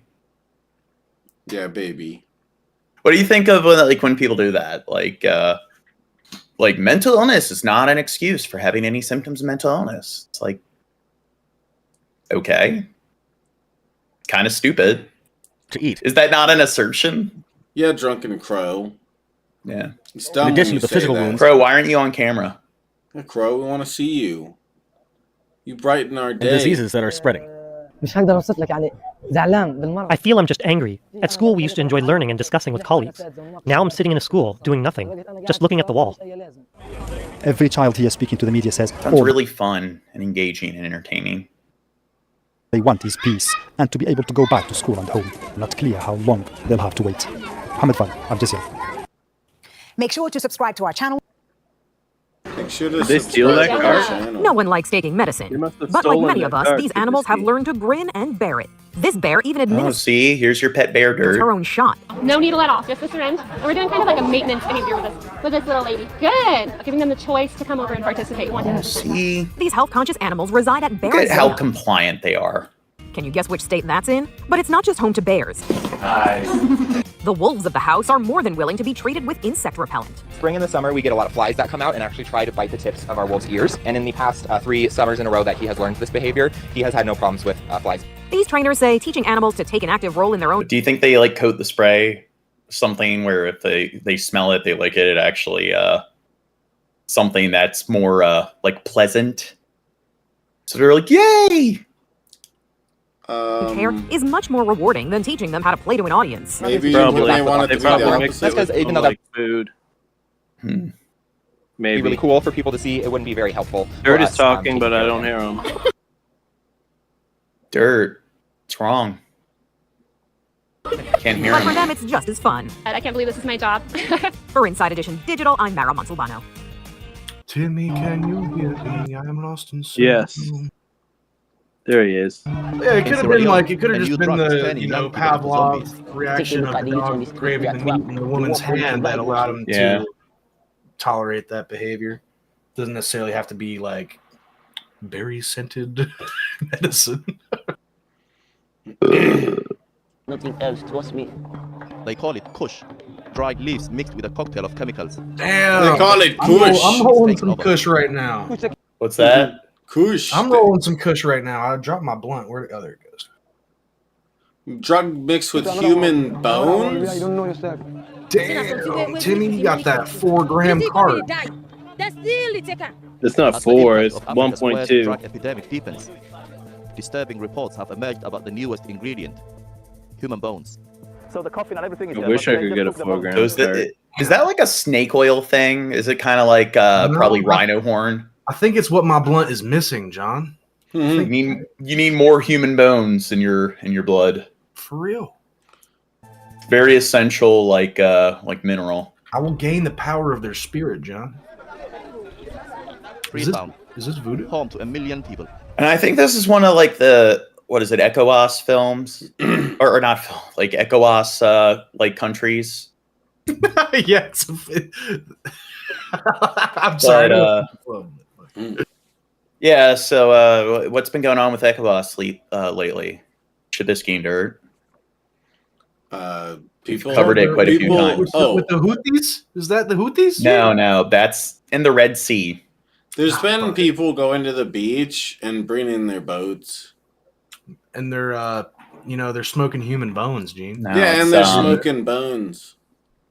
What is it? Burkina Faso and like Niger, they've had coups, and the rest of like all countries that are part of ECOWAS have decided that they're not just going to engage in sanctions because it hasn't worked in the past. So they're going to use military force in order to remove the government that put itself there due to the coup. So yeah, things are really boiling in this region.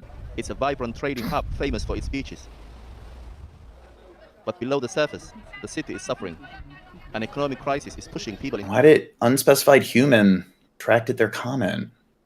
Yeah, they want to see it. Yeah, they said that they thought you were funny, and then they thought how stupid that was what they said, and so they retracted it. To poverty. At 20p a joint, Kush offers. Oh, I like what Bill Hicks said.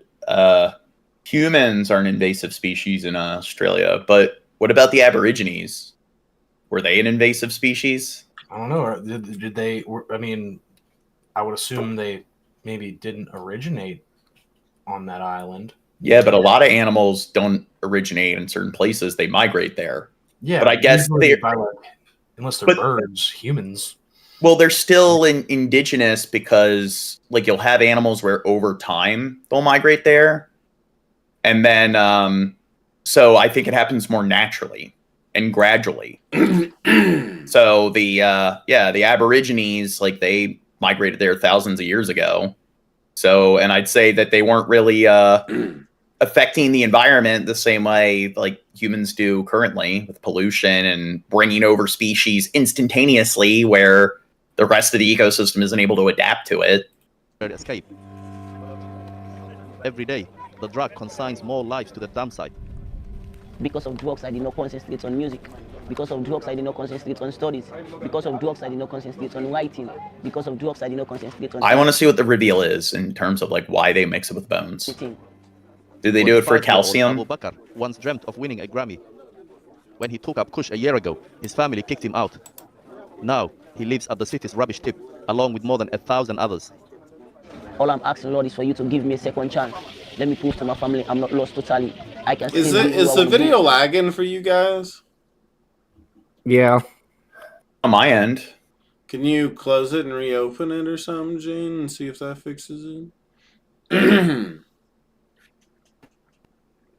Oh, but yeah, Bill Hicks, I do believe that's the case because I did watch a documentary about like dingoes. Plus, there's another documentary about the Aborigines, and the dingoes migrated along with them. So they're an example of how they weren't completely domesticated, but they kind of went down the same route as like wolves and so forth, where wolves would gradually lurk outside the boundaries of like human like settlements and so forth, and gradually they learned that if we wait, we can get our fair share of food. Like I mentioned with like the mammoths. So they believe dingoes are like, I guess, semi-domesticated because they did spend a decent amount of time probably migrating across like Asia with the descendants of the Aborigines. I can still go to college, I can still do music and win the Grammy Award. Help me, God, let me don't die empty just like my friend will die empty.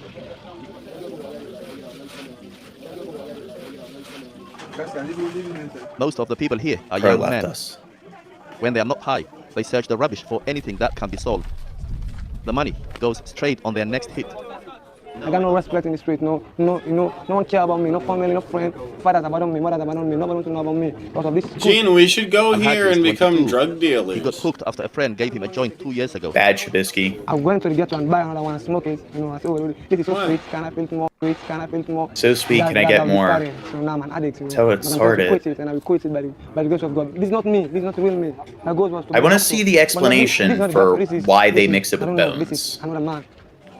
Although Kush is illegal, it's bought and sold here openly. It doesn't take long to identify the local dealer. Seems very unsanitary. He agrees to speak to us anonymously. You know, your business is destroying lives, destroying families, destroying young people. I know that, but jobs are not available. That's why we're doing it. So this is, you're saying this is the only way you can earn money? Yeah, this is the only way. Can you tell us the components? I don't know because don't mix it. When they come with it, we buy. We are the small dealer. It is good, we buy. It is not good, we not buy. Street dealers seem to know little about the product they are selling. Oh, pig. Analysis has shown opioids like fentanyl and tramadol are often mixed in. So why do they just throw their trash everywhere? Because they like that way. Like they're hoarders. barefoot, Gene. That's their flooring. You don't like their flooring? No, but the real reason is they don't have trash collecting companies because of poor social institution. The governments are corrupt and don't care. So like they don't really have landfills for the people. But in the last few months, shocking rumors have emerged about a new ingredient. Police suspect people are grinding up human bones and adding them to the mix. What's the We have reveal? come to one of the main cemeteries in Freetown because we are told that local communities are forming groups to stop the grave robbers. They are called Friends of the Dead. We are not like friends to go to talk to the dead. David Dean is the man in charge here. Let's take a documentary of here. Yeah. He agrees to show me around. We have many destructions. Even this is other. There is not even remains inside here. We have heard that people are digging to find human bones and making a kush. That's what the message that I'm getting here. That the breaking of the gates here is about that. It's about Is what? anything sacred? About taking bones and make kush. Oh, this is another one. Yeah, the coffee here. See inside, come here. So the coffin and everything is there, but they just took the bones. Yeah. Wow. They're taking all the bones. They're taking the bones. Yeah. How many graves destroyed is it? It's more than thousands. More than 1,000 graves. Yeah. 2,000. Despite the work of David and Is his that a friends, kush? even the dead aren't safe. That You want to smoke? Dirk Cobain is doing a Yeah, kush. Dirk's doing a kush. I only smoke the most ancient of human bones. Nice. You know, it's the aging that gives it its potency. we need to make like some like human bone dust and snort it like cocaine. Yes. Lace it. We need to lace cocaine with human bone From the kush crisis. But and the question rhino horn and elephant tusk. remains, why would anyone try and get high of human bones? Because it fucking gets you fucked up, dude. That's why. I'm guessing it's just like rhino horn and stuff. That's a thing where like people take it as like some kind of like drug or herbal remedy, and I guess it's not to get high. It's more of like they claim that it like helps with like rheumatism and crap, which there's no evidence that does. So it's probably just a placebo effect. And Superstition. Like Yeah. you're saying, rhino horn, tiger penis, fucking albino, people from Africa chop their bones up and you can magic or whatever the fuck. wow, that's racist, Crow. No, they actually do that. Certain tribes. Don't generalize all of Africa. Damn it. I didn't say all of that. I didn't say all of that. Damn it, Drunken Crow. Bad Crow. Damn No, I'm just goofing up. But yeah, so I'm guessing it's something like that. At the country's only mental health hospital, Dr. Jusu Matia has seen the recipe change over time. You know, it's an ever-changing phenomenon. Wait, it's the country's only mental health hospital. What do you think the quality of care is? They have added formalin. Before you know it, they have added something else. But the recent substance that has been added now is the human bone. I'm trying to understand why would they go that far to dig graves and use human bones. But what we know is that human bones. They need their fix. God. Sulfur. And sulfur has the potential of giving that feeling of high, especially when taken in at high concentrations. Okay, so sulfur. Okay, good. So there is some chemical sort of explanation here. It's not just superstition. So we should start smoking bones. What's that? We should start smoking bones then, Dirt. But what is the smell of sulfur associated with, Gene? Formaldehyde. Hell. The fires of hell. Yep. Of patients here are kush users. Dr. Jusu fears the epidemic could destabilize the entire country. It's a big crisis, given the fact that the youthful population that should be vibrant, should be working, or maybe going to universities to plan for the future, are the ones that are being targeted with the kush. You go around the town or along streets, you see a lot of young men who are supposed to be active, sleeping on the streets. We are supposed to have doctors, we are supposed to have engineers, but these are the people that are now suffering from addiction and they cannot do anything. What's the solution? Chocolate. Genocide. Chocolate-shaped bats. There are few safety nets. I mean, no, bat-shaped chocolates. Sorry. Offer them a substitute like heroin. I'm just joking. In Minecraft. Wow, you're a bitch. And people with disability, we touch so many lives there. Then we touch as people we use. I don't know, maybe like I don't have any issues with addiction, but maybe if they have an addiction, they could trying to think like maybe marijuana or whatever is a high substitute, but I don't know how efficient that is, like giving them a safe substitute for getting high. You know what a safe substitute to this dirty kush they're smoking with bones would be, John? What, marijuana? Yeah, clean, safely, I just said that. Safely grown medical, Cali Yeah, gas. honestly, these people, a lot They of these probably people are smoking dirt brick shit mid, and they feel the need to put tramadol and fentanyl and human bones inside it to give it that extra. But Dirt, were you paying attention? Because I just said marijuana. Yeah, I was expounding upon that. Okay. Yeah, like the thing is, I'll admit I'm not an expert, so I don't know the psychology behind like addiction and stuff. So I don't know how efficient that is, giving people substitutes. Well, if they're smoking fentanyl, odds are they're going to need to be weaned off fentanyl. Yeah. It's chemically Or addictive. like heroin and stuff, how like the addiction will kill you. But I don't know how addictive this stuff is. So Well, I don't know about If you human like bones. inhaling dangerous fumes, welding is your engineering choice of give them just paint and glue as a substitute. Yeah. Wow. Oh my god. No, Arts people and shouldn't crafts. do that. Paint and glue. runs a food distribution on the outskirts of town. Pensions often run high.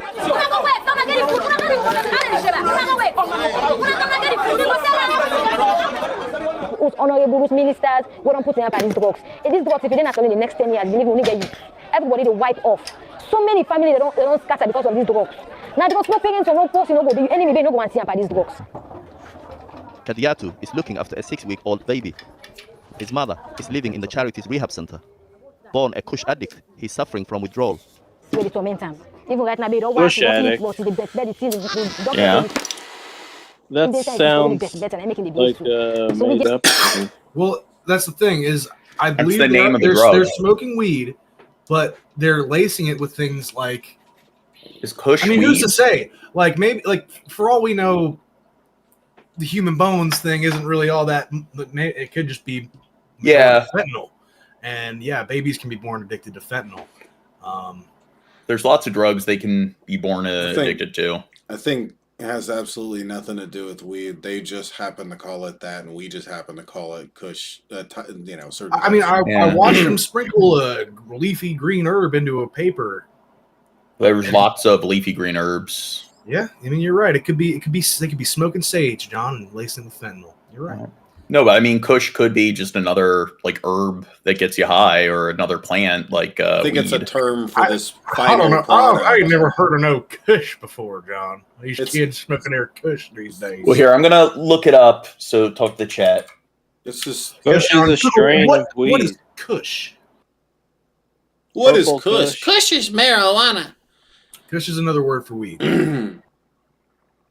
I think it's grown in California. That's what makes it kush. It started as like, oh man, that's that kush. You know, that's like how they would say that's that gas, that's that loud, it's that kush. And then, you know, as being commercialized, you know, purple kush became a strain. But kush is basically just another word for good weed. You guys talking It's like to Chad? Pineapple Express, just another strain. Well, not necessarily. Pineapple So Express was Pineapple Express real before the movie? I think so. I'm pretty sure. I could be wrong. I don't know. I don't want to know how old I was when Pineapple Express came out, because I was probably already smoking weed and I shouldn't have been. The Trailer Park Boys used to have a strain of weed. I don't know if they still do. Dude, we need the Shabisky strain. Yeah. Trubisky's homegrown. Yeah. LLC. We're so hot. Our You can grow it tagline, from the ceiling. And the motto, we're trying to run a business here. Trying to run a business. Okay, so it says it's but the illegal synthetic drug known as kush is not to be mistaken with the synonymous marijuana strain. So rising cases in Sierra Leone, Guinea have shown that a drug is dangerous. After a few puffs, the consumer is left stoned, unable to stand upright. So I guess, African kush is different than American kush. I guess it's like flapjacks So it's in not weed at America. all. Yeah, flapjacks in America are pancakes. In Oh, Britain, it's they're spice. These, yeah. It's a synthetic cannabinoid. It's spice. And this all circles back to Yeah, Dune. Emmanuel, God with us. Like many children, Emmanuel's life has already been shaped by Kush. For his mother, he's now the ultimate. What is it? Yeah, they call like chips in America is what they, or in Britain's what they call fries. What's that? I don't know. That's so funny. It's like, yeah, we're talking about drugs, and they also call Britain chips. Well, it's a semantics thing. It's that other countries will have different definitions for certain words. Fanny is another word for veg in in Britain. Motivation to get clean. When I was in high school, we used to call weed chocolate milk because you could always get like the chocolate milk at the cafeteria. So we'd be like, yeah, going to get some chocolate milk. Yeah, Mary Jane or no one's the wiser. They call fanny packs bum bags in Britain.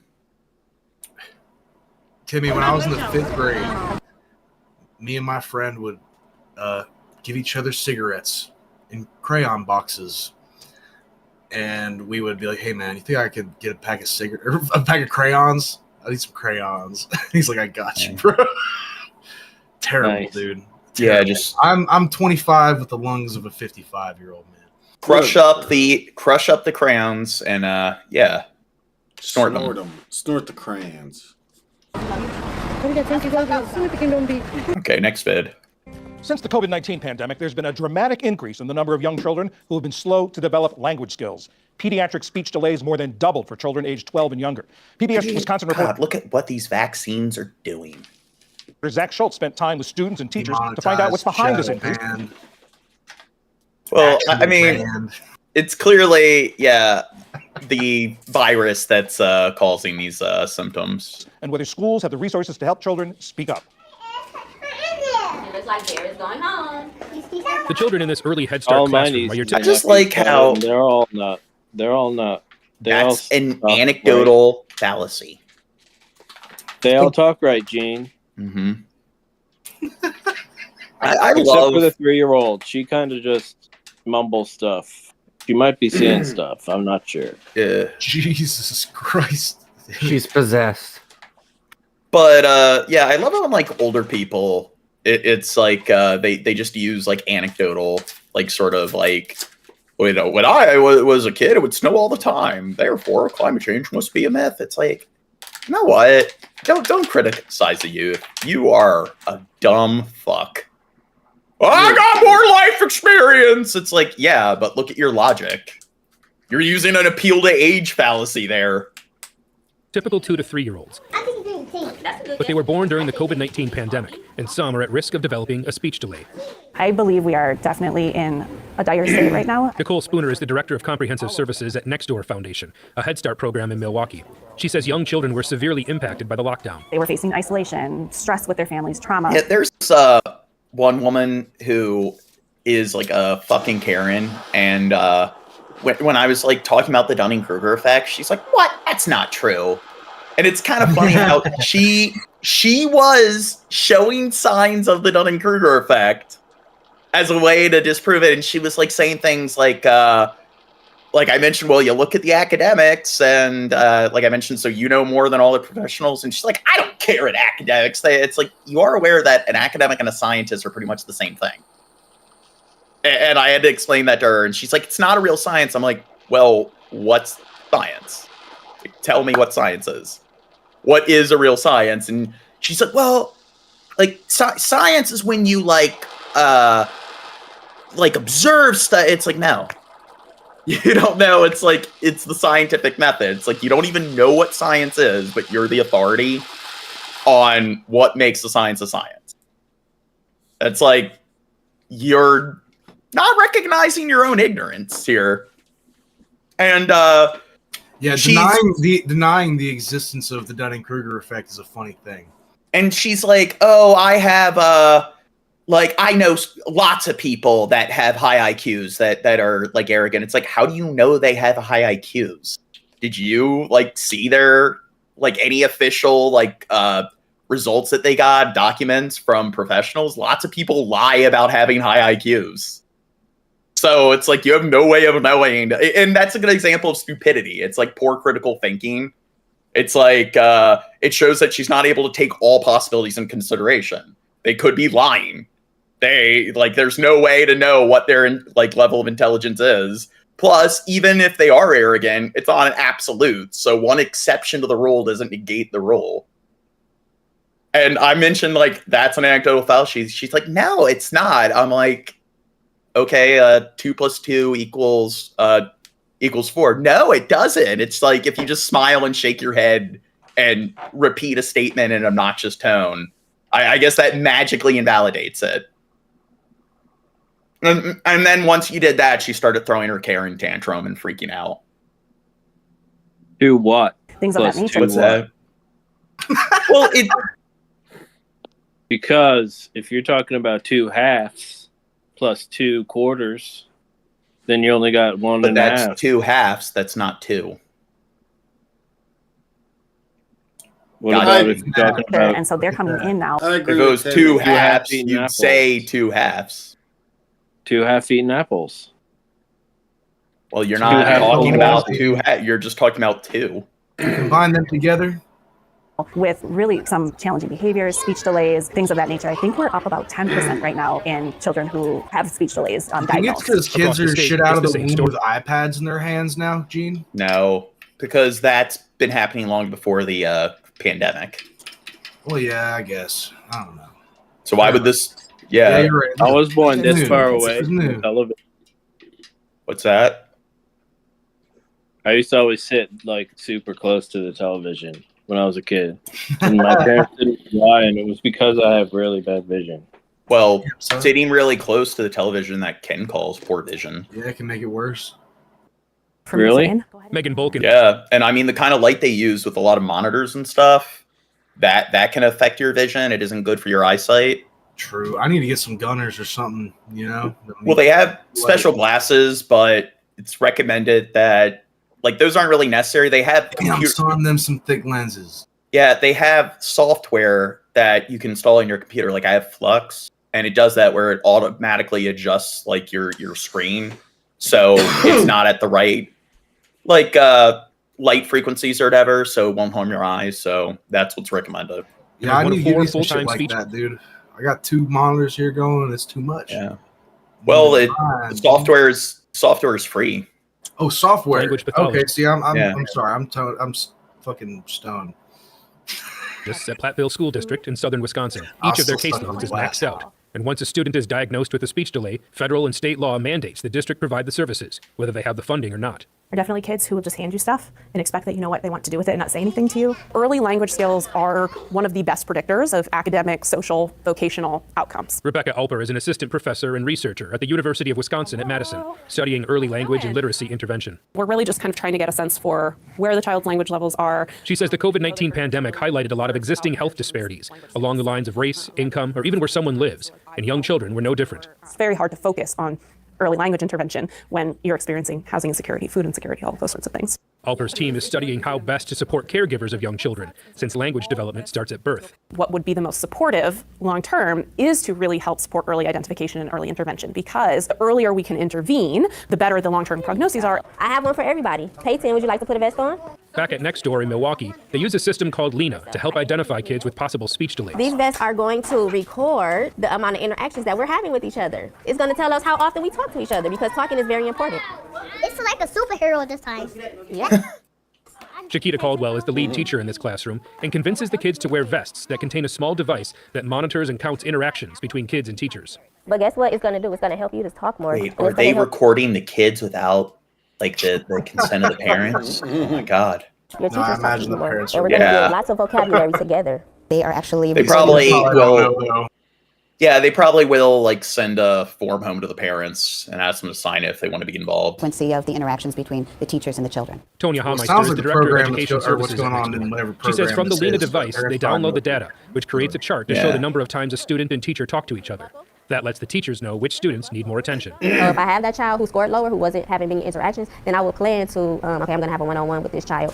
Maybe I'm going to read more books with him. I want him to name. I'm going to ask him, what does he see in the book, so I can get those words out of him. Hammeister says Lena started as a research program, but now Nextdoor has adopted it for all early Head Start classrooms. We saw an increase, especially in the children that were not as verbal, not as expressive. We saw a pretty significant increase in the amount of interactions. So the teachers were doing very targeted interactions with children and trying to increase that opportunity for them to be expressive. Hammeister says, I think it's just the kids' fault for not like learning how to just adapt to whatever the issue is to function like how they expect kids should function. Nextdoor. To be fair, there are a lot of teachers that have that attitude where it's like they act like schools are they have this weird pious attitude towards the system where they act like there's some like really holy sort of like super kind of like natural element of schools where the system, it just works. So the only explanation, the fallacy the single cause, is that the kids just aren't cooperating because there are no bad teachers. There is no bad, poor policy. And they do have this kind of mentality of like a lot of my relatives who are teachers, they'll bitch about IEPs. Do you know what that is? It's for like kids who have learning disabilities, kids who have accommodations. It's an individualized education plan.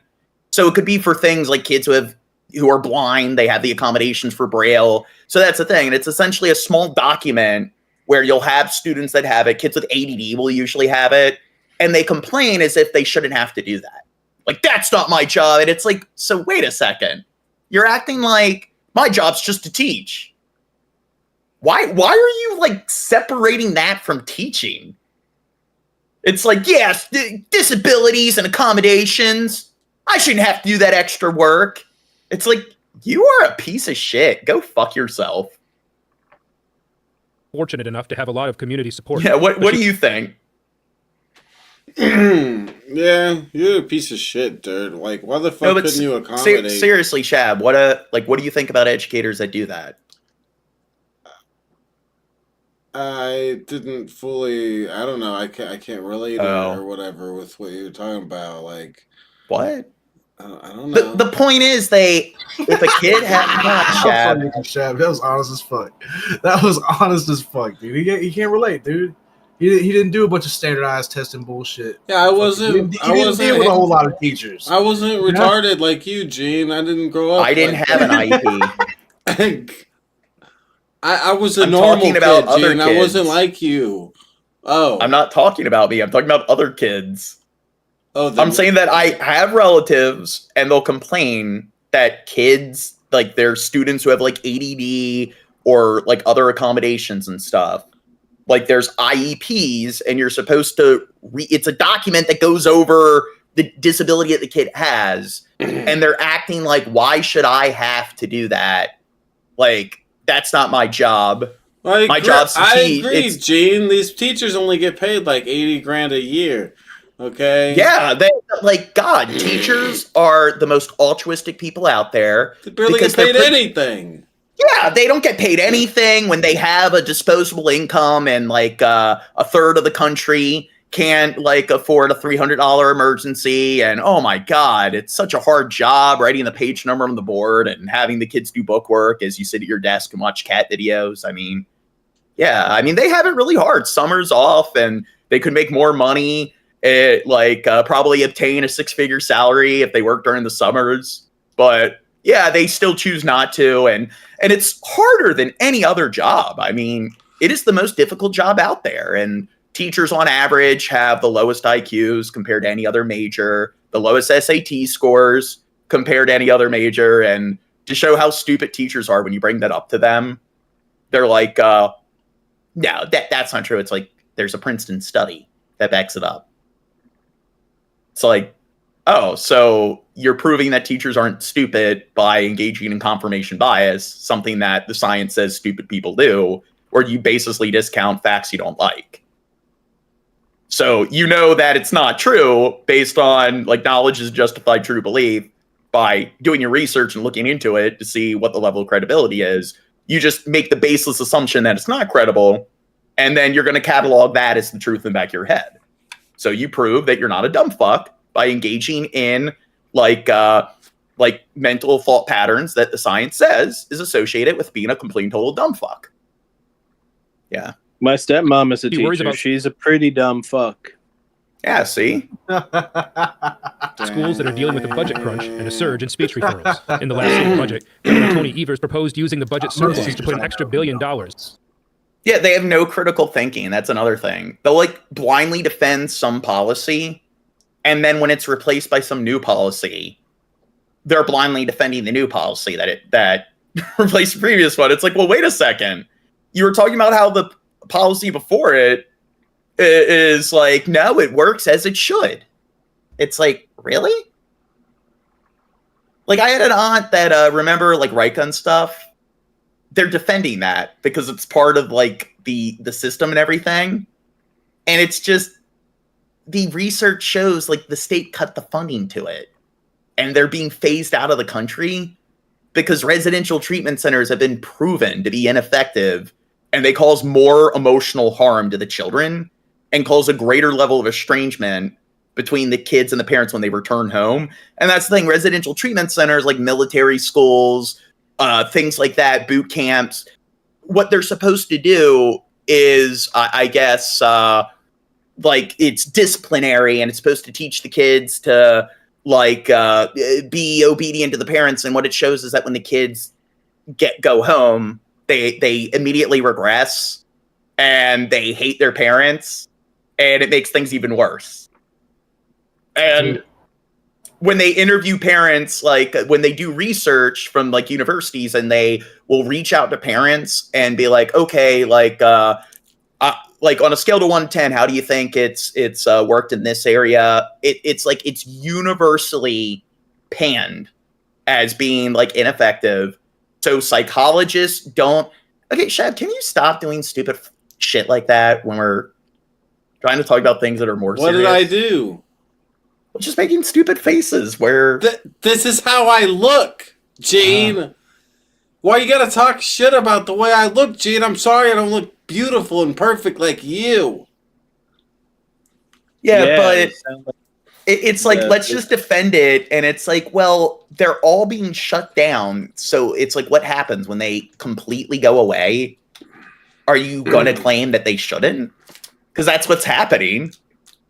It's just like, again, no fucking critical thinking.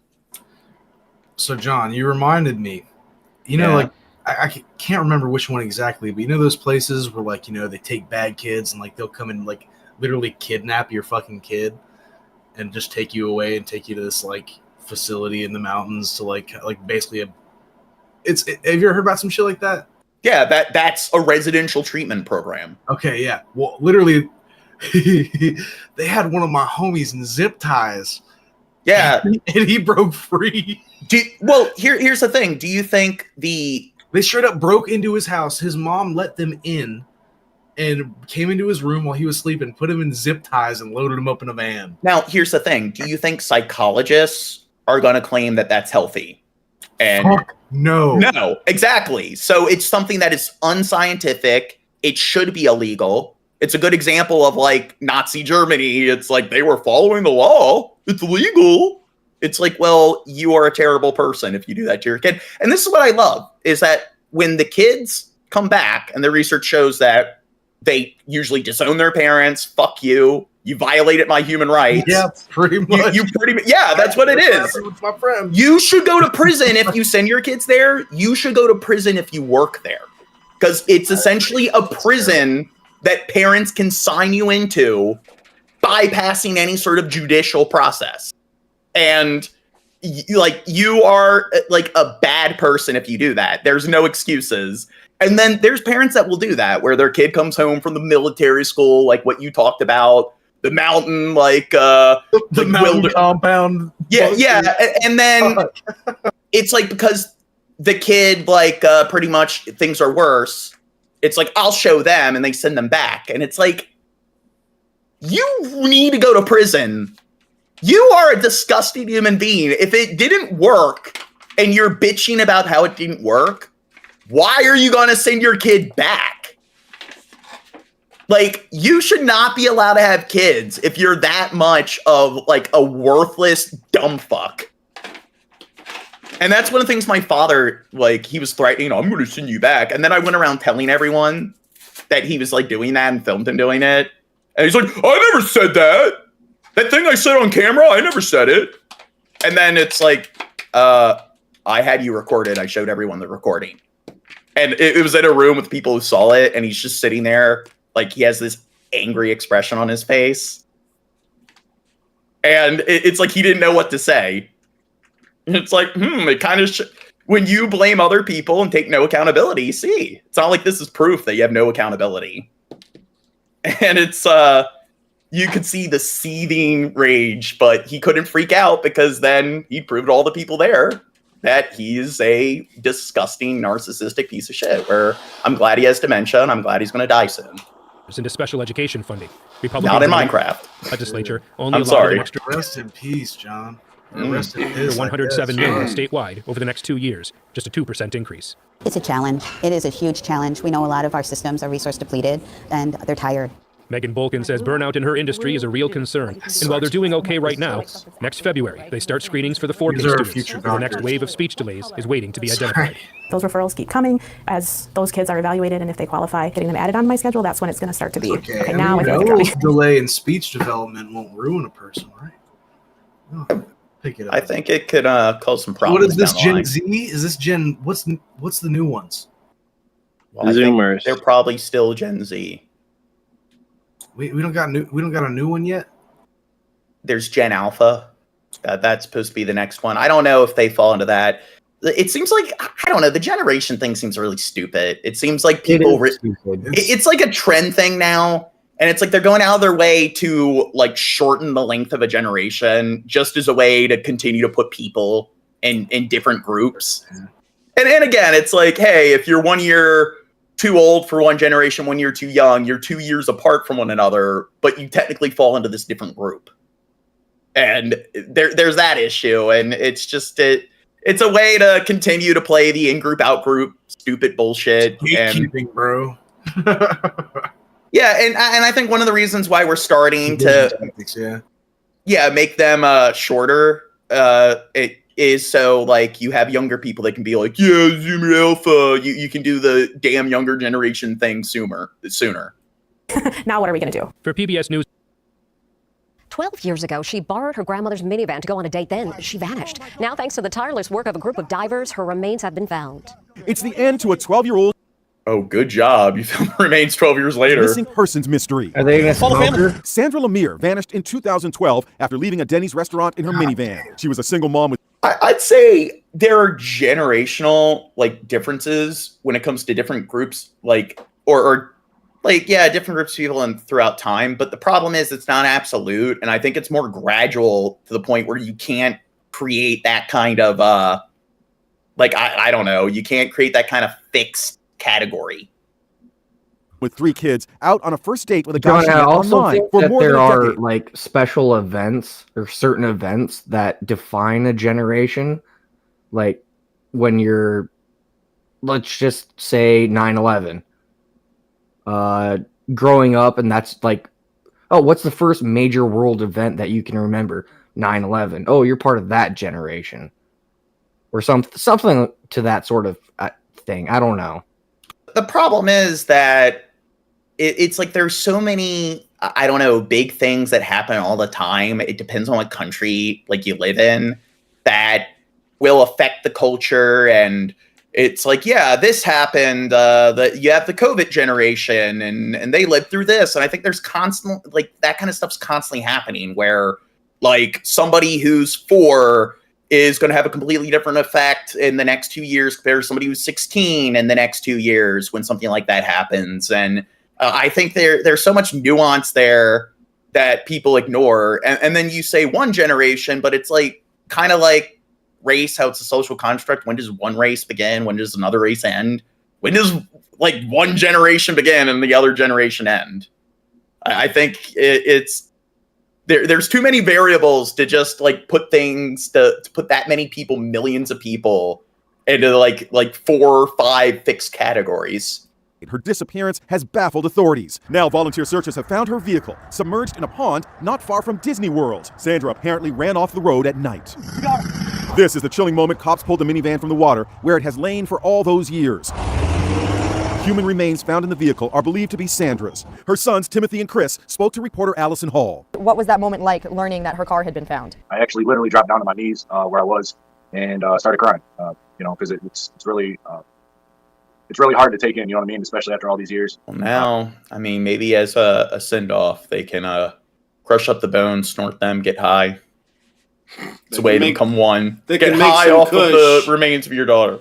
They can make some kush. Okay, that's pretty bad. I'm sorry. And then finally getting closure. The searchers, Sunshine State Sonar, have a something. It was a 47-year-old woman. Oh, okay, never mind. long history of Yeah, it was their successful mom resolutions to missing persons cases. Last year, they were credited with helping cops locate the car of a Florida school teacher missing for 2 years. Their divers also found the remains of a dad missing for 17 years in a pond outside Tampa. Mike Sullivan is the diver who located Sandra Lemir's vehicle in the pond. Damn, we should outlaw human ponds. remains. We should outlaw ponds. Yeah. They're Score! very dangerous. Means everything to us. Sullivan says after the discovery, he FaceTimed with Sandra's son, Timothy. We took the boat, we went right over Sandra's vehicle, and I took my phone and I turned it around and I showed him. I said, right now, we are right above your mother. She's 14 feet below us. And it was like, it was just a pretty emotional moment, I think, for both of us. A bittersweet ending to a 12-year mystery. We got it! Yay. I'm gonna get one. Yeah, I think it'll be a black bear. They're the smallest bear, I think. No, they're not. What's the smallest bear? The sun bear. Oh yeah, that's well. There's no laws, John. There's no laws. Technically, those are cats. Get a sun bear, I mean. Yeah, dude. I mean, I imagine there's probably laws if it's an endangered species. Are sun bears endangered? Yeah. Yeah, I think they are. That means it's going to be real expensive now. But I think what is it? They I don't know. They're pretty small, so I don't know if they could really kill a person. A sun bear? Yeah. I'm sure like humans are stronger than them, so maybe it's like if you crawl. Well, I guess they could kill you like if you crawl down. You're like, oh hey, and they. Yeah, I'm gonna just go all in and get a grizzly. Oh yeah, grizzly. Whatever you do, don't get a sloth bear. Yeah. Sloth bear sounds like, oh, sloth and a bear. Oh, it must be lazy. No, those fuckers will kill you. Look at your little kitty friend. Did you know that she was or he was behind you? Oh yeah. I always do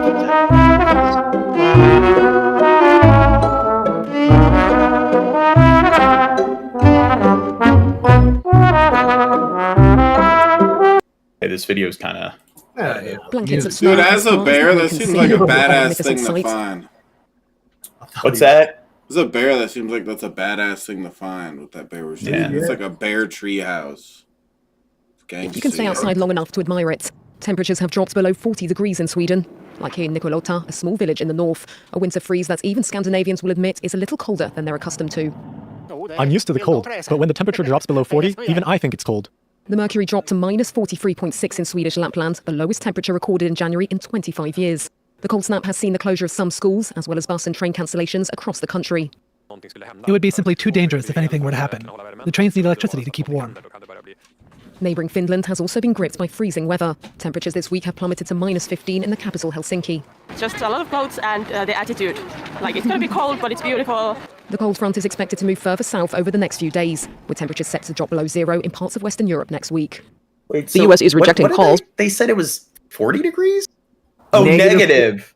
Negative 40 degrees Celsius. Yeah, so that would be, I actually think it might be negative 40 Fahrenheit. I think it's actually the same. Look it up. Hits of snow as far as the eye can see. A magnificent sight, if you can stay outside long enough to admire it. Temperatures have dropped below 40 degrees in Sweden. Like here in Nicolota, a small village in the north, a winter freeze that even Scandinavians will admit is a little... Next vid. The US is rejecting calls by two Israeli leaders for the resettlement of Palestinians outside Gaza. John, and New York City is barring buses of migrants Whoa. Yeah. Ding, ding, ding. from entering the city without notice. Good morning, I'm Corva Coleman from NPR News, and here are today's top stories. The State Department is rejecting statements by two Israeli leaders calling for the resettlement of Palestinians outside of Gaza. NPR's Jason DeRose reports from Tel Aviv. Far-right Israeli ministers Bezalel Smotrich and Itamar Ben-Gvir. These look like supervillains. have said I think it's the suit and ties. in recent days the Palestinians in Gaza. What cat? The hats. Oh, the hats. Should be resettled. You mean the yarmulkes? Sure.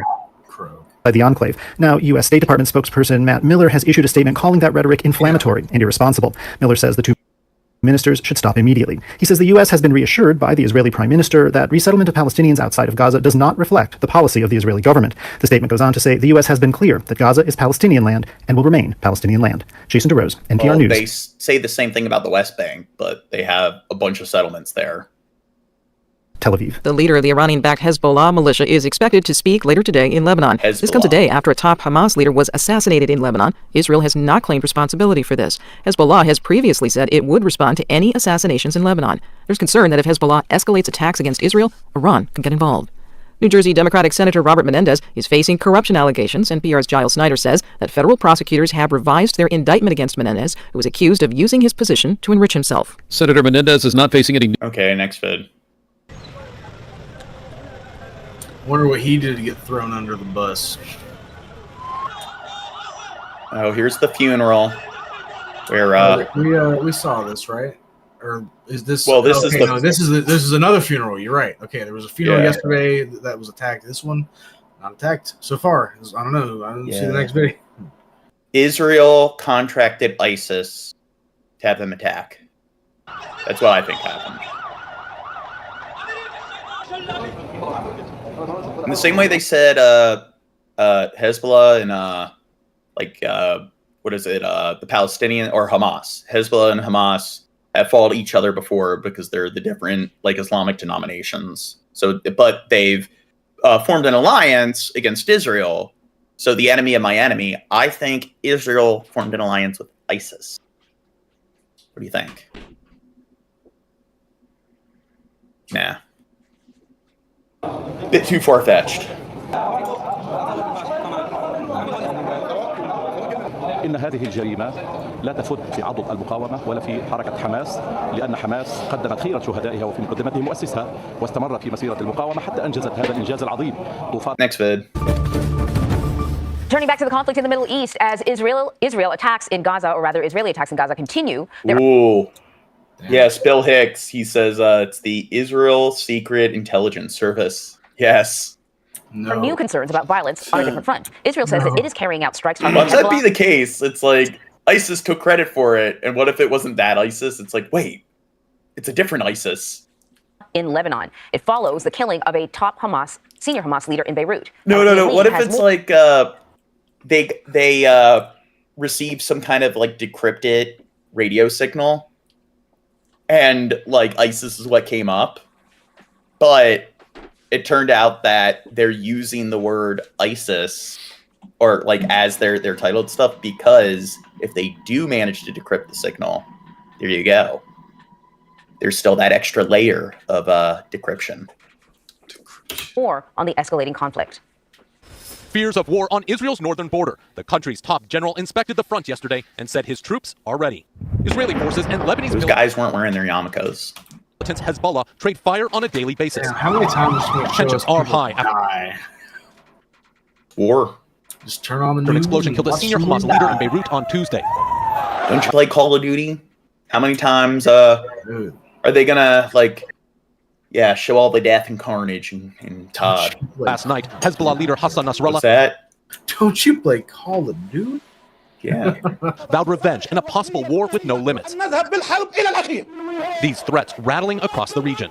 We remain incredibly concerned, as we have been from the outset of this conflict, about the risk of the conflict spreading into other fronts. The assassination ignited Palestinian protests yesterday. Here in the occupied West Bank city of Ramallah, there's a general strike. Shops are closed. People are outraged over the killings. I asked this man in Arabic what he thinks of the killing. He tells me it was a cowardly attack. Netanyahu has just announced the next stage of the war. The next possible stage of a war instigated by Hamas's brutal attack on October 7th. They're playing deathmatch. Later, much of Gaza is reduced to rubble. Israel continues to expand operations in central and southern Gaza, leaving Palestinians no place to go, nowhere to find safety. You know what they need to do? Do you think this building is salvageable? Do you think they could, I don't know, you think it needs to be condemned, or do you think I'd live they in could it. fix it up? I'd live in it. Oh, nowhere to find safety. Then you know what they need to do is they need to drop Danny off over there with some guns and stuff, and just tell her like point She's her. she's gonna need the stem. She can't get by without the stem. We shot. got She'll bake a stems. cake We got 'em. and she'll fly in a parachute, and it's like, let us have cake. Let there be Stem cake. shot, And and she needs a then trophy system too. they'll all We'll get throw her a down their trophy. guns. She deserves a trophy, damn it. It's the least we could do for her. See, that's something they can do with the buildings. Yeah, that's efficient. Turn them into a cemetery. Oh, Jesus. Well, you need a cemetery to put all the dead bodies. Now that the hospital's been bombed away, I mean, there. Oh, it's brutal, man. Look at the positives.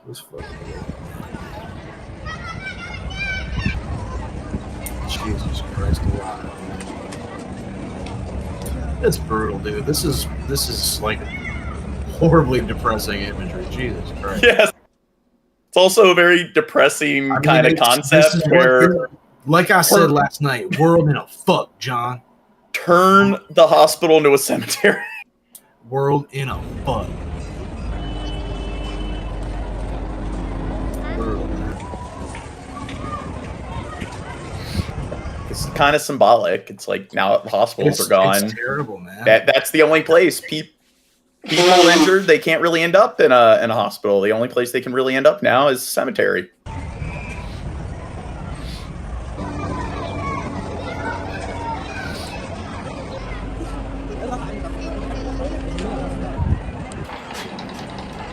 Why are these headstones and everything? Why are they just made out of paper? What? It looks like it's stuff. It's debris from the fucking building. Yeah. Or drywall, cardboard. Yeah, that's drywall right there. Yeah.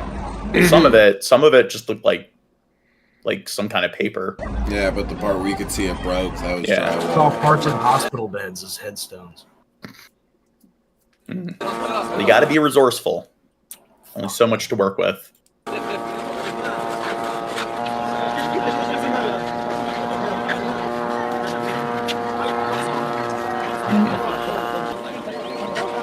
You know what? I think Hamas did it. They did. Not us.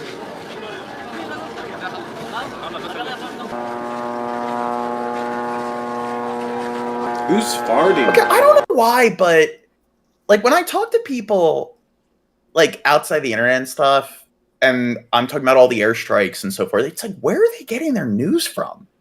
They're these aren't even people who are conservative where they just watch Fox News, because a lot of these news sources we're watching, of course we're watching things like Al Jazeera, AP, so forth, but even the stuff we're watching from ABC, CNN, MSNBC, they're all showing they seem to be showing all the civilian casualties and everything. So it's just I don't know. How are people not aware of this?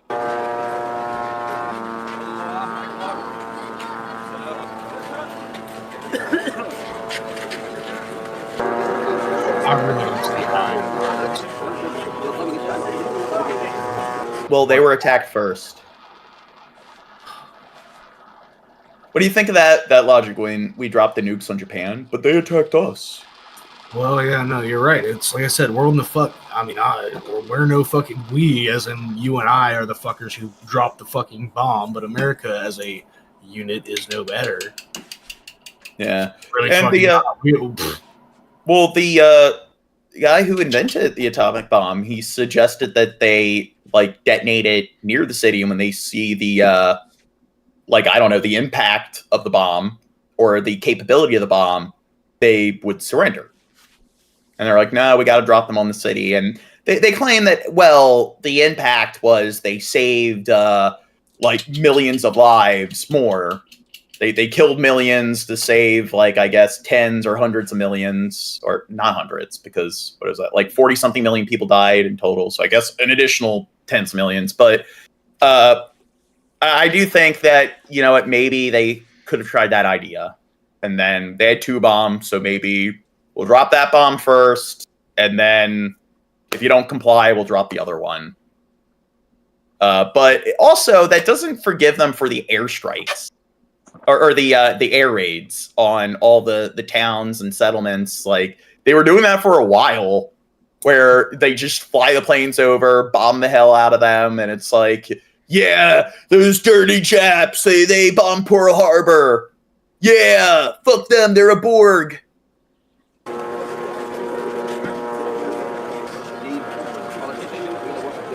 تقريبا عدد الشهداء تقريبا 13 نفر، كلهم هذول يعني ما لهم في اي تنظيمات، يعني ناس غلابه يعني شردوا من انصارات وراحوا عند اخوهم فقصفوهم اللي يعني. Wait, you said they dropped 2. Japan was asked to surrender after they saw the first. They declined. Oh. الطيران الإسرائيلي قصف كل العائلة. Fucking what? Little boy, fat man, something like that. Yeah, it was Fat Man, Little Boy, and it was Nagasaki and Hiroshima, and then they said they had a third bomb, and they were going to bomb Tokyo if they didn't surrender.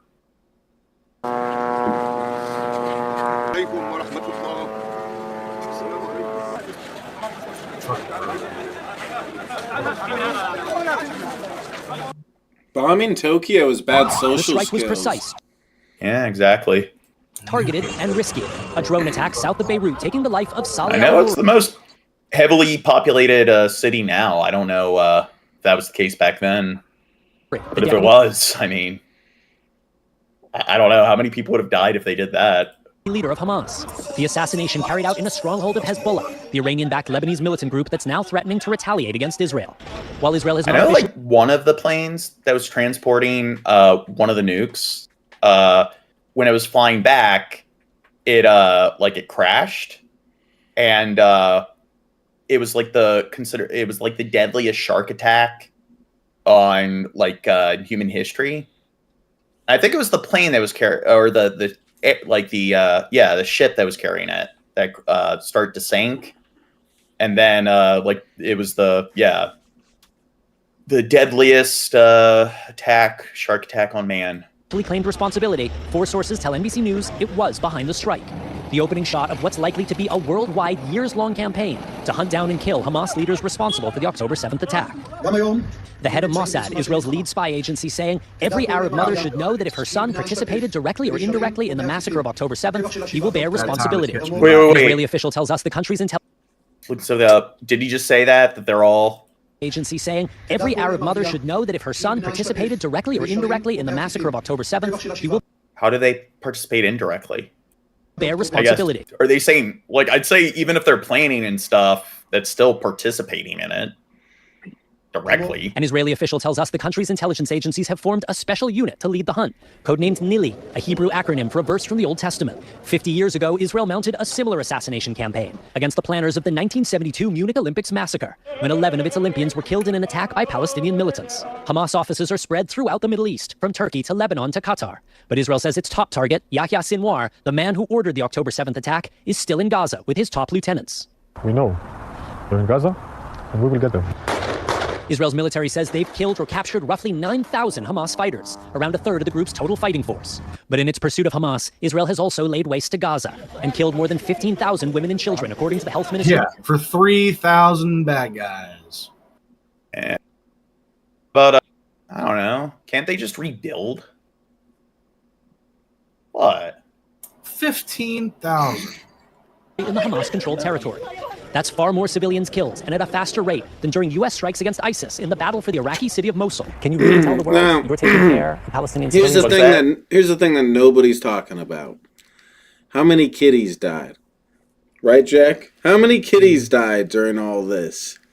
Jack is going to stand up for all the kiddies' rights, okay? Yeah, people are talking all the death of all the humans, all the children. Yeah. Nobody even thought about the kitty cats.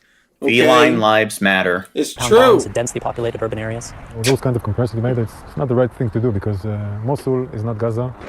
Gaza has been built as a terror stronghold of Hamas, building more than 500 kilometers of tunnel system underneath hospitals, underneath UNRWA bases, underneath schools, underneath houses.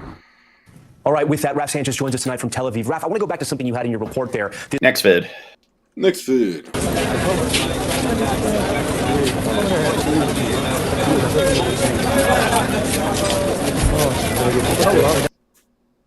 don't know, John. I'm about to rate Naming another the animal body. video right about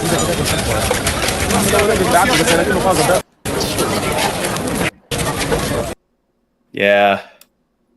I don't know. At least they still have this hospital standing. U.S. Secretary of State Antony Blinken arrived in Turkey this morning for another high-stakes Middle East tour to try to keep the Israel-Hamas war from spreading. So, Sheb, do you know who Blinken is? Abraham Lincoln? Yeah. No, Blinken.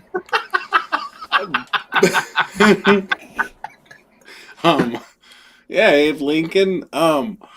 Blinken, huh? Yeah. I've heard you say it before, Blinken.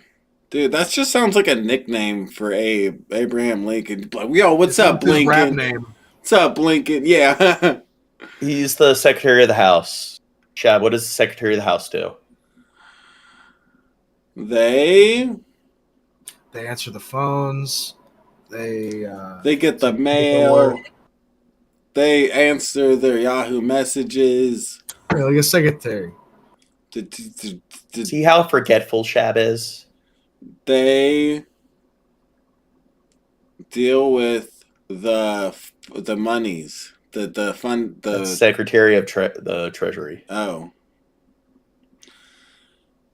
they're in charge of all the embassies and all the like diplomatic sort of policies with other countries and dealing with all the treaties and so forth with other nations. And yeah, that's what I said.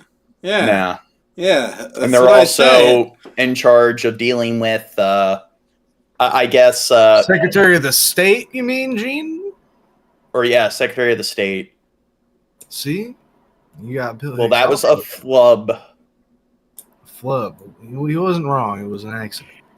Attacks outside the Gaza war zone are growing. Israeli military traded fire with militias. I guess I conjoined Speaker of the House and Secretary of State. Can't believe you did that. You're so uneducated. Secretary of the House. Yeah. What's the... See, the thing is, I'm high. I didn't even question it. I'm like, yeah, Secretary of the House. Well, Shab, so when it comes to the, like, I guess, succession order, what number are they in terms of being in line of president? In terms of, like, some kind of catastrophe? Second. Really?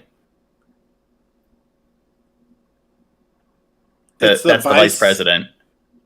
Well, no, I meant after the vice president. Second. Okay, well, no. No? No. Then Speaker of what? the House is third. Secretary of State, they're fourth.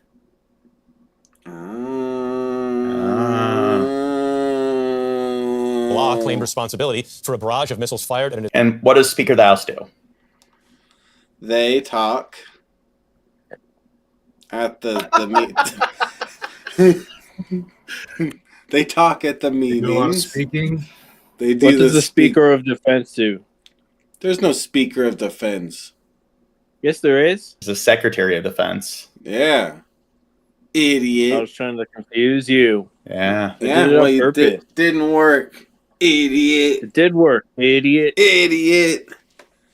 They deal with Shab, like military seriously. stuff or something. Well, yeah, that's Secretary of Defense, but what about the Secretary or the Speaker of the House? They deal The House of Commons? with Or is that in talking. Canada? I know in Canada we have the House of Commons. Yeah, but that's in Canada. I don't know what it is. Yeah. We're talking about the U.S. right now, Tim. That's a country that doesn't matter, but It's only one country that mattered. Okay, what? he went over this multiple times. I know, you always forget, Gene. They're in charge of the Senate. They're in charge of Congress. Yeah. That's what I said. Good job, Shab. Israeli military base in northern Israel. Hezbollah is vowing to retaliate against Israel after a senior Hamas leader was killed in Beirut in a suspected Israeli drone strike. Since October, at least 77 journalists have been killed covering Israel's war in Gaza and fighting on the border with Gene, Lebanon. we should That's become according to the Committee to Protect journalists. Journalists. Ian Lee is in Tel Aviv. What's that? We should become journalists, Gene. Nah. Why? How about this? We kind of already are journalists to some extent. But here's the best part. We're gonna get Shabiskias and on the scene. What are they? What the fuck? We're gonna send him out there. He's gonna be our man in Gaza. We're gonna fly him out, and he'll be our man on the spot. John, you can be the cameraman, and then you guys can be like, all right, back to dirt with the weather. Of Gaza's That would be the neighborhood to greatest, suffering of its people. basically. Journalists try to capture every moment, providing a window into the war for the outside Gene, will world. you fund that? Despite the- Will you What's use that? your trillions of dollars to fund flying us out to these places? Nah. You A can lot- probably get a pretty cheap flight to Gaza, Gene. To be fair, journalists, a lot of them have died in this scenario. Yeah, no, of course. Israel doesn't like journalists. But it's also Don't like me. Like, imagine this. It's like you're typically like working a desk job and so forth if you're a journalist, and it's like, hey, you have to like go out, like put on a bulletproof vest and go out into some war zone. And it's just, I'm shocked at how, I guess, willing they are to do it. Somebody's got to fucking do it. Like, honestly, I'll say this right now. These people who are going out there and getting this footage for us to, mourn over, and sometimes Chabisky will make me laugh during, and it's a sin. I don't believe in hell, but if it exists, I'll probably go there. But it's, these people they're the true fucking heroes who put their lives on the line so they can show us, hey, shit's going the fuck down. So thanks to I know. The psychopaths are the heroes, Gene. Well, yeah, I was just about to say that because, like, journalists, like, one of the top 10 jobs with the highest percentage of psychopaths are journalists. And they don't care if they die. Shit. Yeah, so that might be it. It might be the psychopaths in the office that are the ones that are like, okay, I'll go. Maybe that's why. More than 5 friends that have been killed when they evacuated to the safe areas. So no place is safe. Everywhere is targeted. Dozens of reporters have been killed while covering this war, according to the Committee to Protect Journalists. I think it was funny, like, what is it, the movie Seven? What is it, Kevin Spacey? Like, his character was a journalist, and he was the killer in the movie. Dangerous environment and the most deadly we haven't seen. Spoilers, John. I was thinking about watching Seven. Killing in 1990. Oh, I thought you've already seen it. No, I've never seen it. What's in the box? Particular worrying pattern. You know what's in the box. Remains. Deadly pattern that we saw, that journalists have been killed after receiving threats by the IDF. It's one of the things we ask that be independently investigated. The IDF tells CBS News it has never and will never deliberately target journalists, given the ongoing exchanges of fire remaining in an active combat zone has inherent. They're deliberately targeting them. I think they just don't give a fuck. So it's like, just shoot anywhere. They just don't care. They're willing to just steamroll, bulldozer over anything. So it's just launch all the bombs, commit all the strikes and everything. And if people die in the process, whatever, as long as they're not Israeli. Do you think they have a backup reporter? Like, oh, this major event happened and the first reporter is reporting on it and they get killed, and then it cuts to black for like a couple seconds and it's just some new guy reporting on it? Well, they do have, it's probably not like that, but they probably have an entire crew that goes out. Inherent risks. Sami Abu Salam trains journalists in Gaza to be safe in combat zones, but he says the 4 previous wars couldn't prepare him or his students.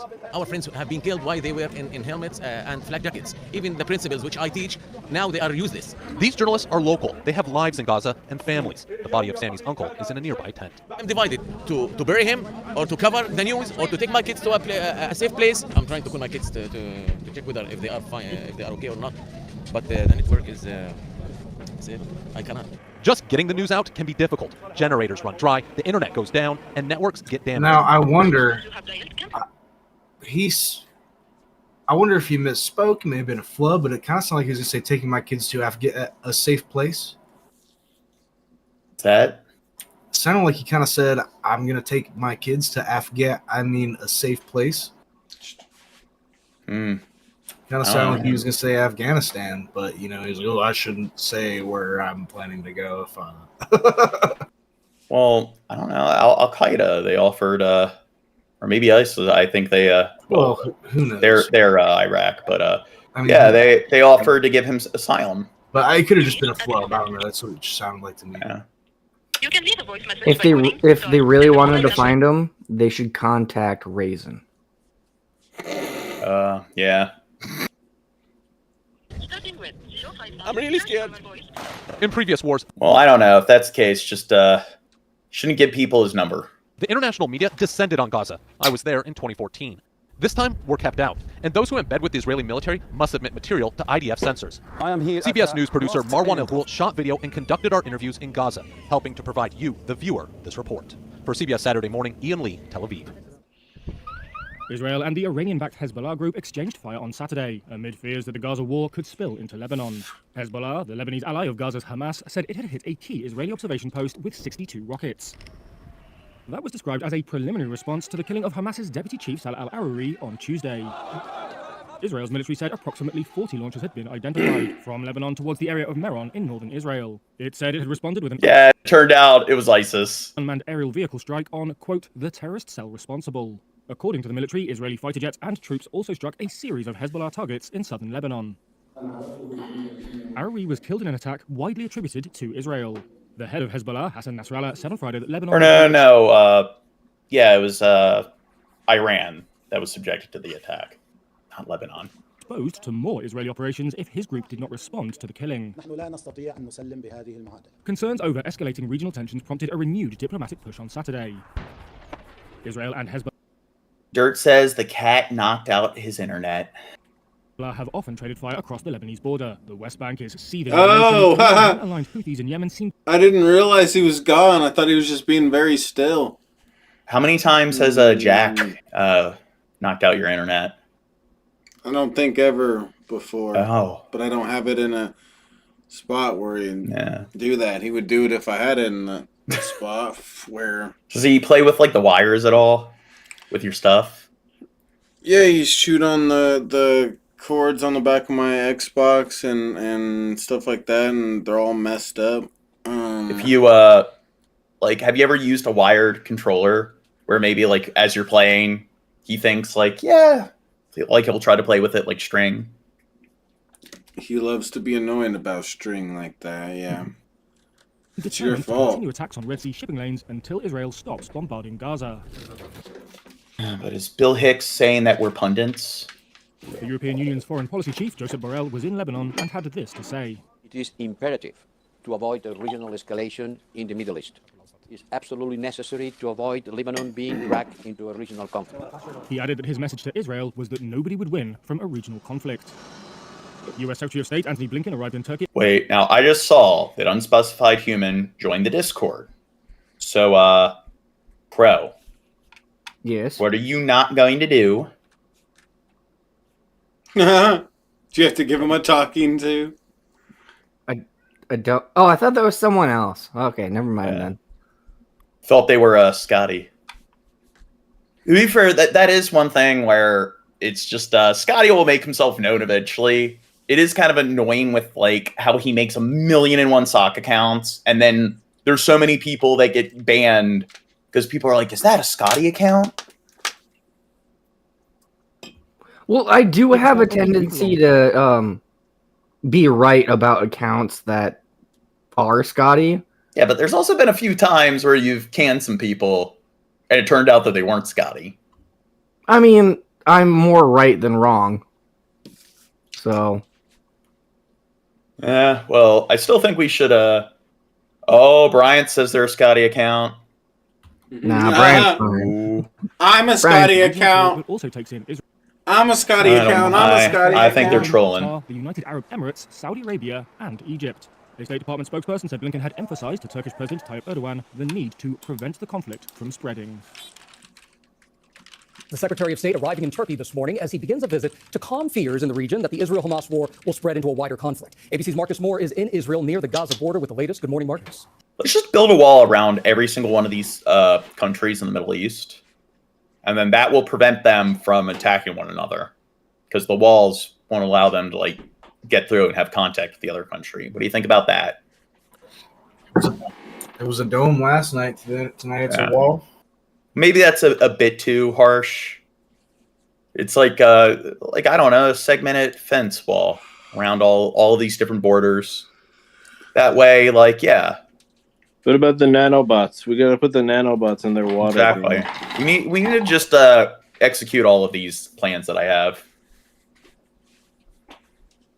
Hey, Gio, good morning. We have heard artillery fire where we are near Gaza. You can see it in the distance behind us. And there were new strikes overnight near Israel's northern border with Lebanon. Hezbollah saying it fired more than 60 missiles at Marin base. That part of their expected retaliation for the Israeli airstrike that killed a time out that account and as you know, for like there has been a trolling about being Scotty. Oh, they give you the timeout duration now. Larger scale region. Yeah. You know what else is pretty fucking dope? 5 minutes. That person, you shouldn't joke about that kind of stuff. You can pull up somebody's chat logs now. You can go back all the way and see everything anyone's ever said on your channel. If you can click up channel activity. You can go all the way back to the beginning. So you can see, like, if they've changed the like name and profile pic of their account, you'd be able to be like, yeah, these two people are the same person. Yeah.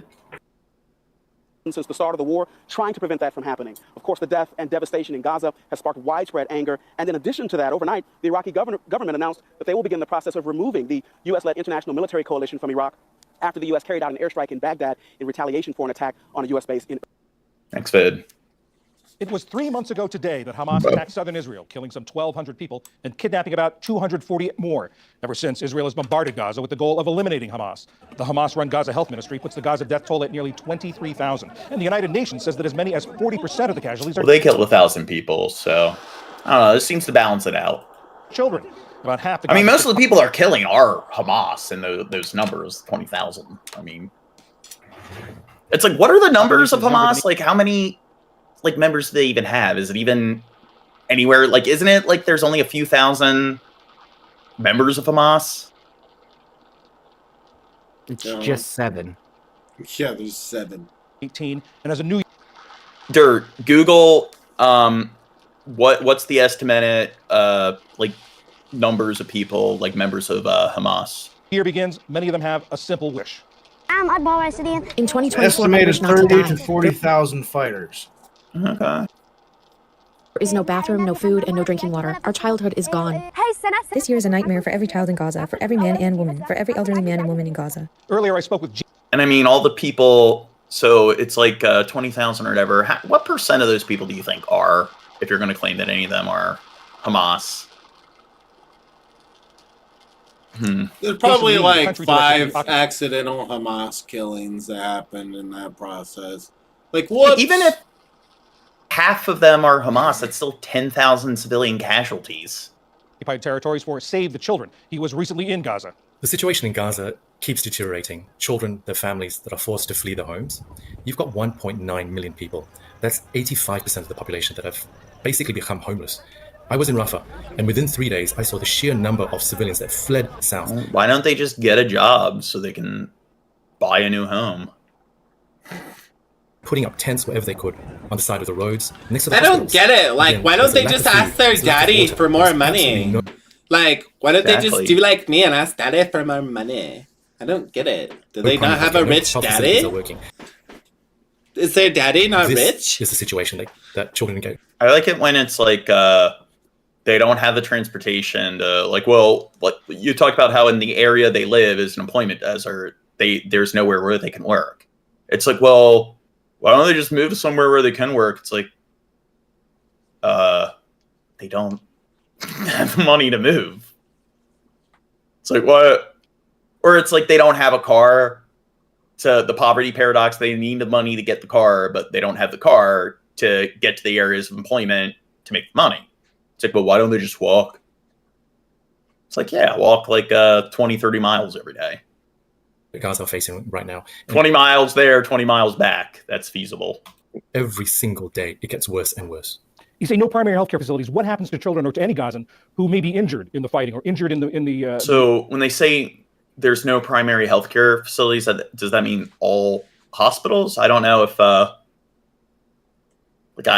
don't want to make the mistake and it turns out that they're not classified as a primary health facility. Effort to get away from the fighting. 7 out of 10 of the civilians that have been killed and injured has been a woman or a child, and these children have nowhere to go. I think these are just Palestinian propaganda. Hospitals. 7 out of 10 have been women and children. I mean, I don't know. Are they classifying a 16-year-old as a kid?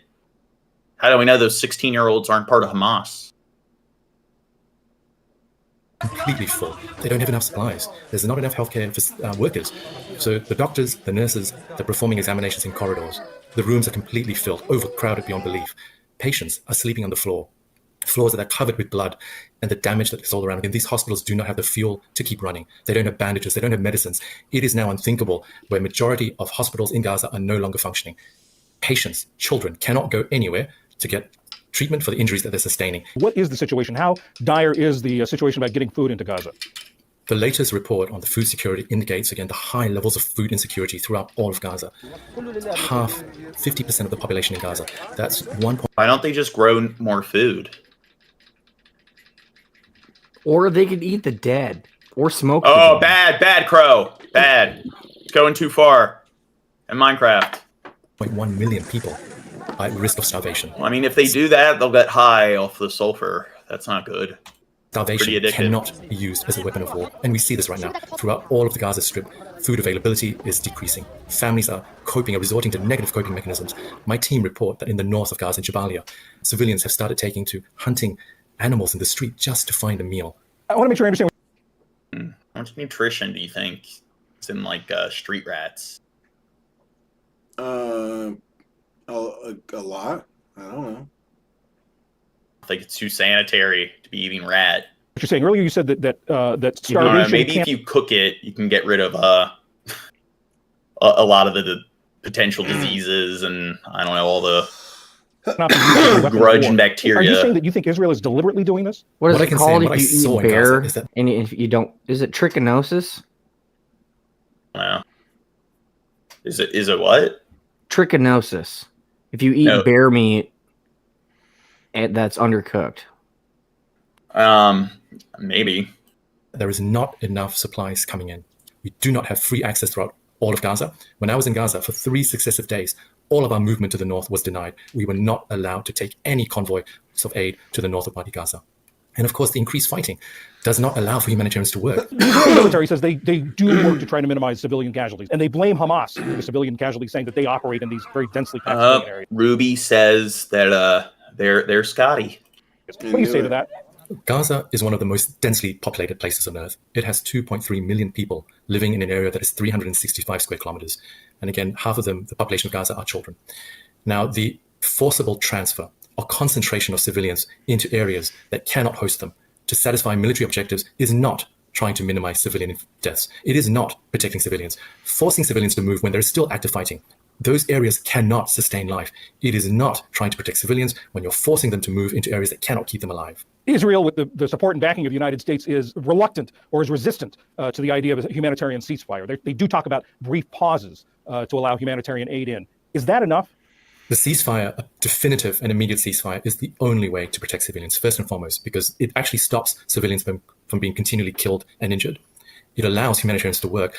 Pauses do not allow us to systematically bring the supplies and distribute them throughout all of Gaza Strip. We do not have enough personnel in Gaza to actually mount an effective and principled humanitarian. I think they're just making excuses. They're just trying to make Israel look bad. Action. Humanitarian pauses do not do enough. They do not protect civilians. They do not allow humanitarians to deliver assistance wherever civilians are throughout all of the Gaza Strip. Jason, are there any first-hand experiences you had while you were in Gaza that you could tell us about? When I was in Gaza, there was this horrific and horrible instance of a 4-year-old girl that turned up to Wadi Gaza alone. We have no idea who she is, how she got to Wadi Gaza, or where she came from. Thankfully, we were able to find this 4-year-old girl, take her to medical care, and this young child was in such a state of catatonic shock. Her skin was cold and clammy. We have no idea when she last ate, and she wasn't speaking. She was non-responsive.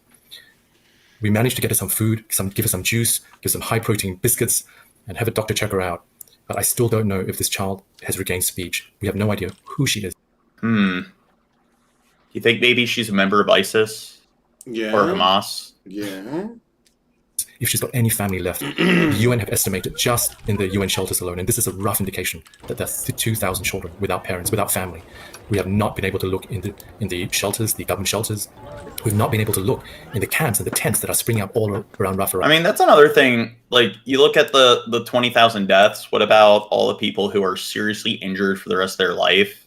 Not just through like trauma, but like things like traumatic brain injury, things like now they are missing limbs, they're paralyzed. They're not like people who are quadriplegics, not just paraplegics. Right now, we need to find these children. We burn victims, their faces melt off. I mean, they've gone blind or deaf because of some of the like explosions, injuries. Just I mean, people aren't going to be able to really function much. So they're going to have to build a society with a lot of people with who are just disabled to the point where they need constant care, and there's not the resources to really care for them. Well, John, if you pray hard enough, they're going to be better. Yeah. Keep them safe. You also visited a training center. Prayer's the solution to everything. It's true. Eunice? I met this young family. Maybe if people prayed more, I mean, maybe we'd have less problems, less sick. It's true. Yeah, we don't need no doctors. Maybe the vaccines would cause less harm to everyone if people just prayed more. It's true. I don't know how old the baby was, probably about 6 months to 1 year. And unfortunately, the mother had died, buried under the rubble.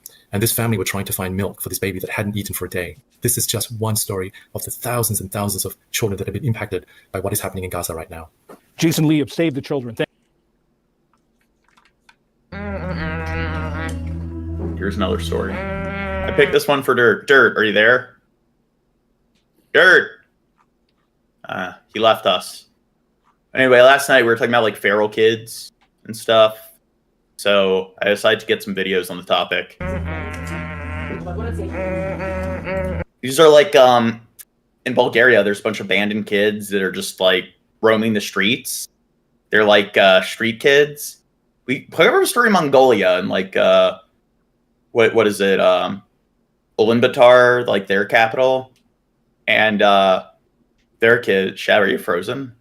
No. Oh, no, you're not. Yeah, and you have a bunch of like homeless kids that just like live on the streets and everything. And in Bulgaria, a lot of these kids end up in group homes and are just put in the corner and they do nothing with them. Not the best social care.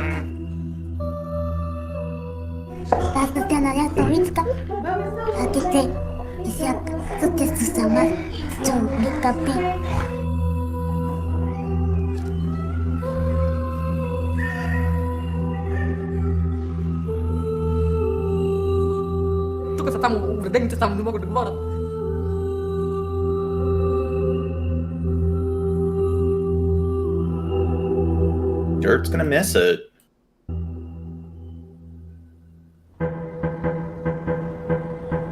Bulgaria is one of the newest members of the European Union, a country of 8.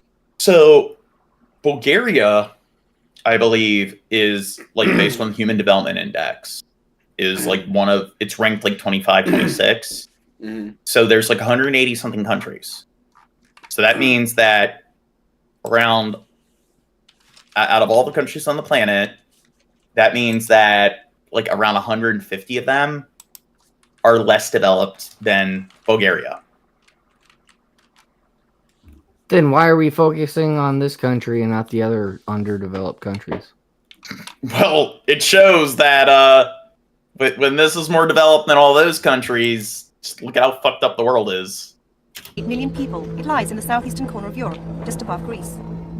It is a country of extremes, and whilst in the cities there is plenty of money, in the countryside things have changed little since the Soviet era. I have come here because Bulgaria has the highest number of physically and mentally disabled children growing up in institutes anywhere in Europe. Children who have been abandoned. With my interpreter Maria, I want to meet and film the children in one of these institutes. Mogilino is a remote village in the hills of northern Bulgaria, an hour from the nearest town. The main employer in the area is the former schoolhouse on the hill. Do you think, I don't know, the scenery Do you think maybe people in this town have a lot of depression and stuff? Nah. Seems very gray and bleak. Now a social care home. 75 mentally and physically disabled children live here. It is the autumn, and for the next 9 months we will be filming life behind these walls.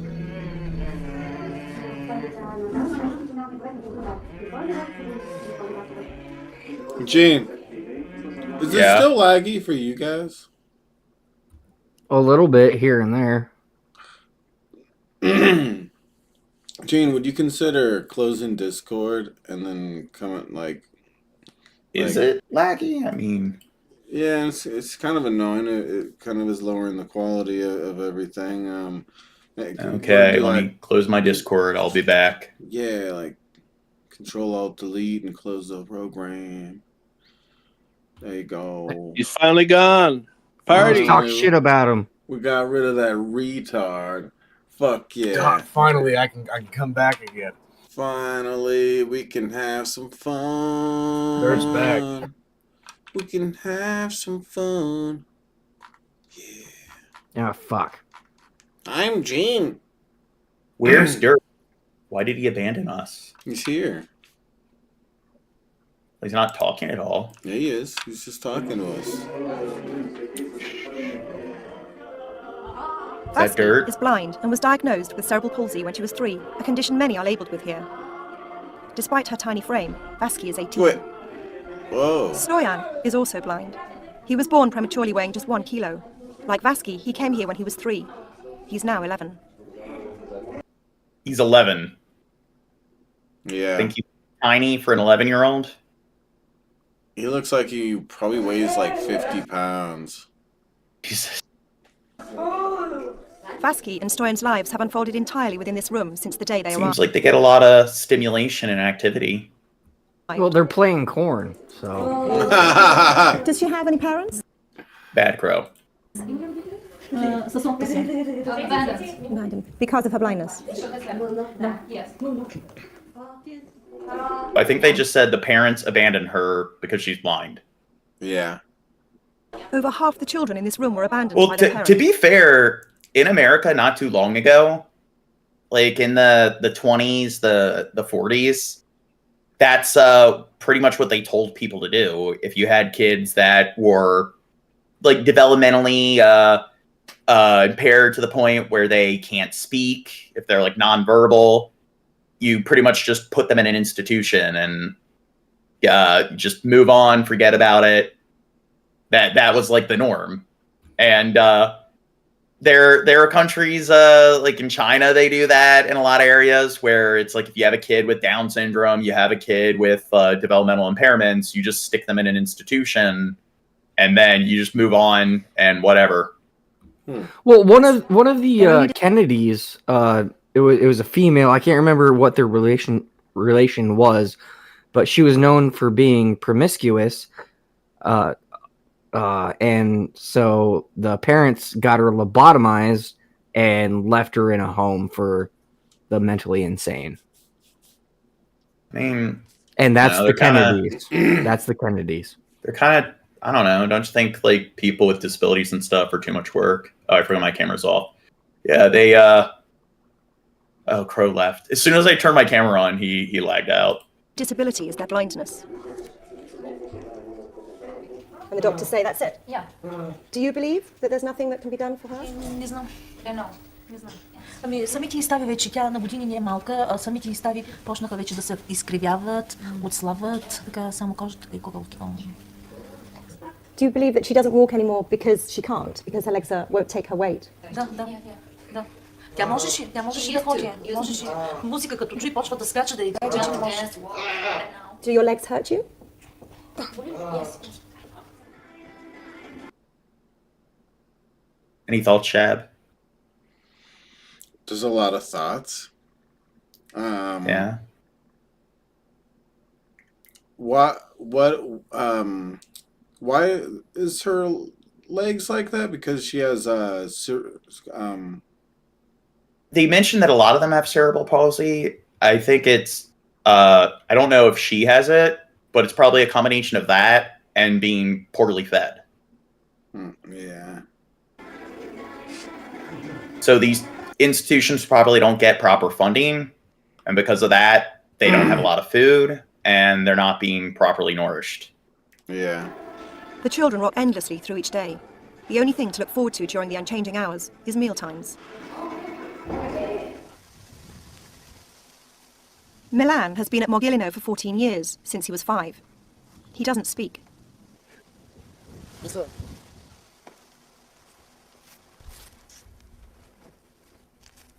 He's like, stop that. Stop being like Shabisky. That's like stupid fucker. Stop acting in this, like, engaging in this very benign behavior that's slightly atypical. God!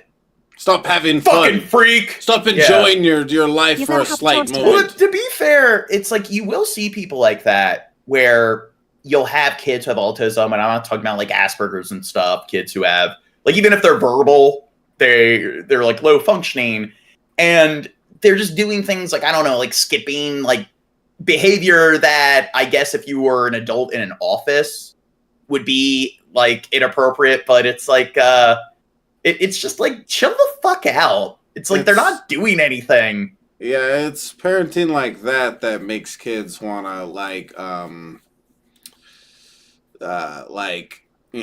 against their parents and like. Well, these are the kind of kids that probably don't like have that sort of yeah, sure. Well, they could still.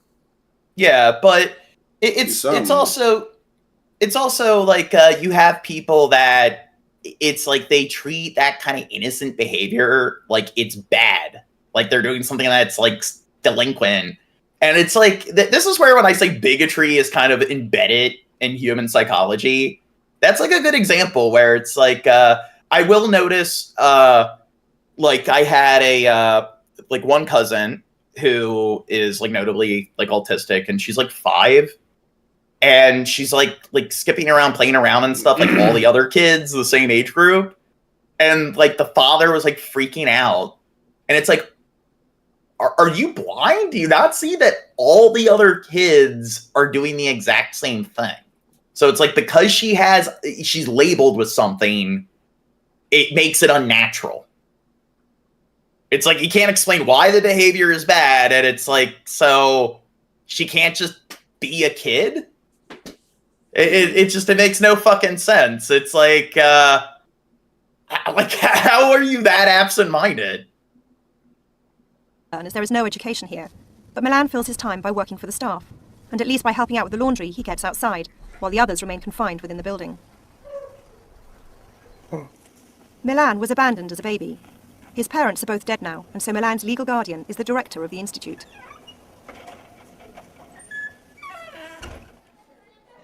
Didi has recently arrived and is trying to adjust to her new environment. Like Milan. Remember Dexter's Lab? Yeah, Didi. Yeah. Didi. You want to do the... What did he say? Didi, get out of my laboratory. Laboratory. Tries to break the monotony by helping. And then what is it? She'd be like, ooh, what does this button do? What does this button do? Yeah. For a genius, Dexter, you sure are stupid. You put all these random buttons that just make things explode. Mm-hmm.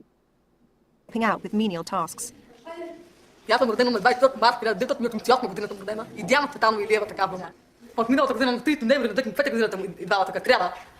I'm guessing she's in this scenario, but I'm guessing she's not like clinically retarded. So I'm guessing she is not doesn't have a developmental disorder where mentally she's not like at the same level as you'd expect like the average kid to be. I don't know what level she is. Didi is mildly autistic, but otherwise normal. Oh, there you go, mildly autistic. I like literature and maths. So imagine being stuck in a place like this, and it's like you don't have any other kids that can like function at a basic level. You can play video games with them. You can just have conversations with them. All the other kids that you're with are like nonverbal. It's like, it seems like she doesn't get the like social interaction and so forth that she needs. Dee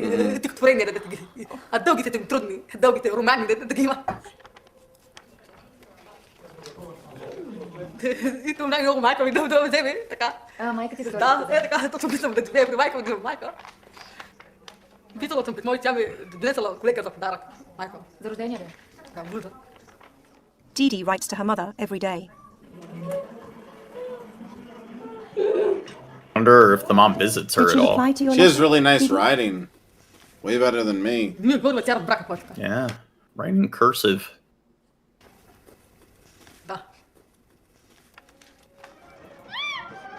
Wait, what did she say? She didn't reply, but she understood what I wanted. You think someone actually just bought her a Mother blouse couldn't and cope said with her it was living at from her home, mother? so she sent her to Mogilino. Huh. Dee Dee Yeah. is smart, and her mother knew her daughter would find her way back unless she sent her far away. God damn.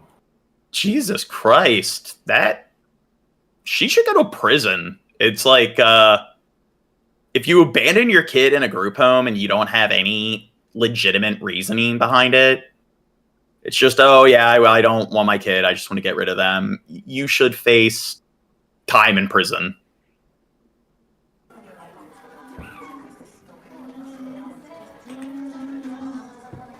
I think that's what it will be. It's like you can sign them into a group home, but you're going to go to prison.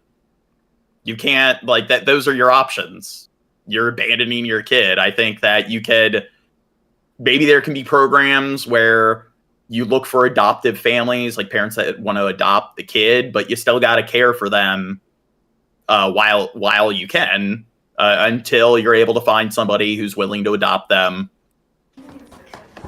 John, Skeppy might be right. Maybe they left her there because they thought that she was a dwarf to pretending to be a kid. Yeah, maybe. Well, it turned out those parents were full of shit. I think that, like, what they were describing, like her being like, I think they saw The Orphan, and they try to use that as like a ploy just to get rid of her because they didn't like her.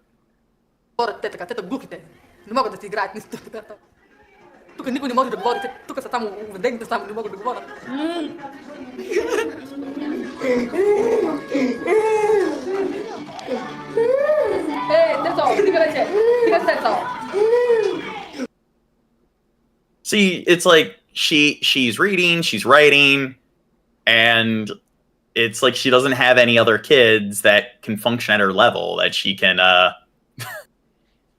like imagine like if she grows up, becomes an adult, and then she goes out grows up, you know, when she grows up, you think she's dead? Huh? You said if she grows up. Yeah. Well, okay, whatever. But when she grows up, like, what do you think's gonna like happen when she goes out in the real world, tries to get a job and stuff, and it's like she's hasn't had any interaction with the outside world and has had no interaction with people who aren't like nonverbal, like developmentally like delayed or developmentally impaired. The children Seems here to are be classified pretty as non-educable, sociable, like, children who are not regardless capable of of learning. that. So Yeah. Well, I don't think, like, when I'm saying social, I don't mean like antisocial. I'm like talking about just I don't know, I think she might still have a difficult time adjusting and adapting, and I think people probably would like probably like I don't know, maybe she's like issues with being too like permissive or too submissive with people, where people can take advantage of her, and maybe like we all encounter douchebags, and I think it's important to have like know when it's important to tell people to fuck off and stuff like that, to know like when how to set boundaries. I think a lot of people in abusive scenarios or in situations like this, they don't know how to establish boundaries with people. She might find herself in abusive relationships if she's dealing with people who are just assholes in general. She doesn't know that they're not supposed to be treating her that way. So, and it's like that's one of the issues. And a lot of kids that are abused at home, they think there's something wrong with them. So then when they go out and stuff, it's called scapegoat syndrome. They don't understand that it's not okay for people to treat you like a whipping boy or a doormat. Well, I think she's way better off than any other kid that we've seen so far. Oh, yeah.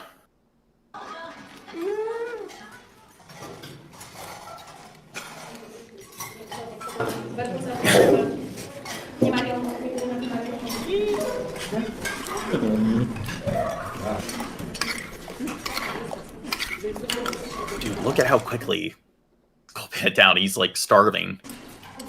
So it seems, I don't think bread and, I don't know, is that milk? What is it? I don't. It's like milk and like porridge or some shit. Yeah. I don't think they're getting all the nutrition that they need. I mean, bread has a lot of calories. They might be getting all the calories they need, but they're definitely not getting all the nutrients they need. After the long hours of waiting, meals last only a few minutes, and are a competition in which the strongest maintain This is their making me strength by hungry. making sure they get the most food. Yeah, I was gonna make me a peanut butter sandwich. Ugh, that's poor social skills.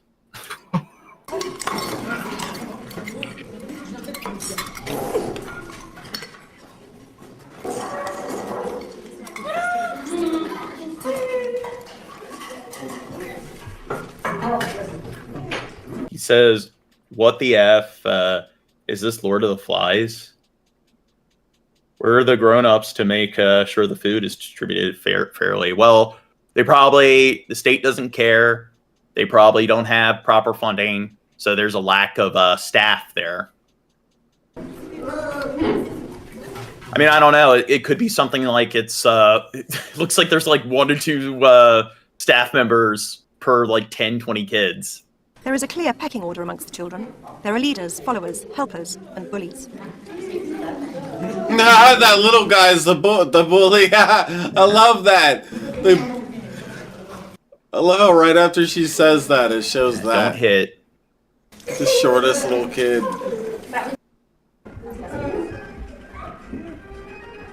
I wonder how many of Wait, these this is girls part could have learned to 3. speak Did at we the start. watch? Are we going through the whole thing, John? No, we're Oh, just fuck, thank God. gonna watch the first two. God, fuck this. I just want to move it up. Eugene. Jesus, why is it doing that? Look at you disorganizing stuff. So unpragmatic of you, Jane. Well, it's the program that's terrible. You're terrible.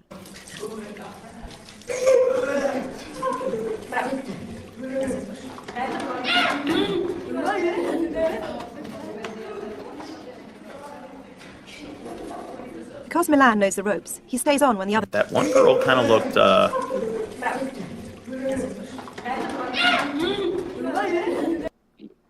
looks like she, I don't know, might be pregnant. Old folks' home and Because Milan knows the ropes, he stays on. asylums, yeah. They are known for, just getting it on. Well, So- if you talk to a lot of teachers, nope, it's all perfect. There are no cogs or screws out of place. When the others have gone and scoops up any leftovers. He then hides whatever he finds and gets them later when he is hungry. In the daytime, the majority of the children just sit and rock. The TV usually blares out with the staff's favourite soap operas.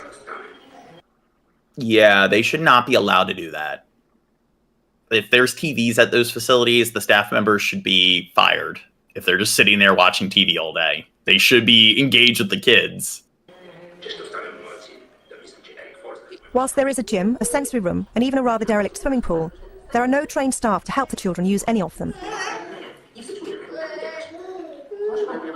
Yeah, they should be like setting up like activities for the kids and like orchestrating the activities and stuff.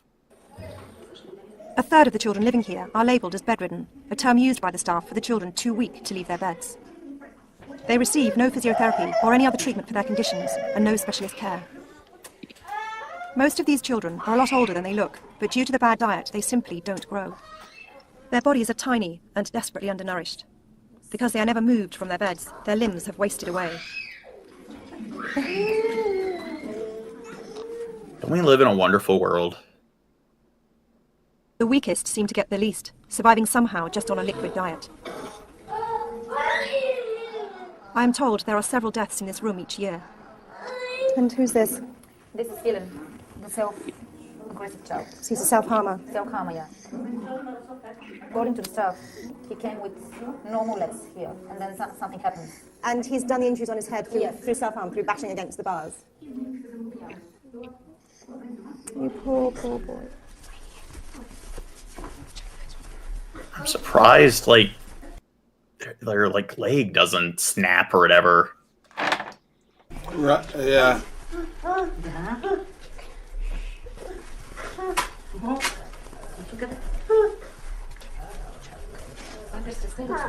Те сами после ще го делам нататък. Защото някои са напълно сухички. The kid's probably like 16. Maybe. Something. A lot of them are way older than they look. Horrendous. Might not be that old, but they probably are like Walk away 9. and They change an could be admin, like change the 12. patients, that it's fine to leave this child like this. They're freezing. The ends of the fingers are freezing. We can get up from her. Look at that thing. Look at that. It's just.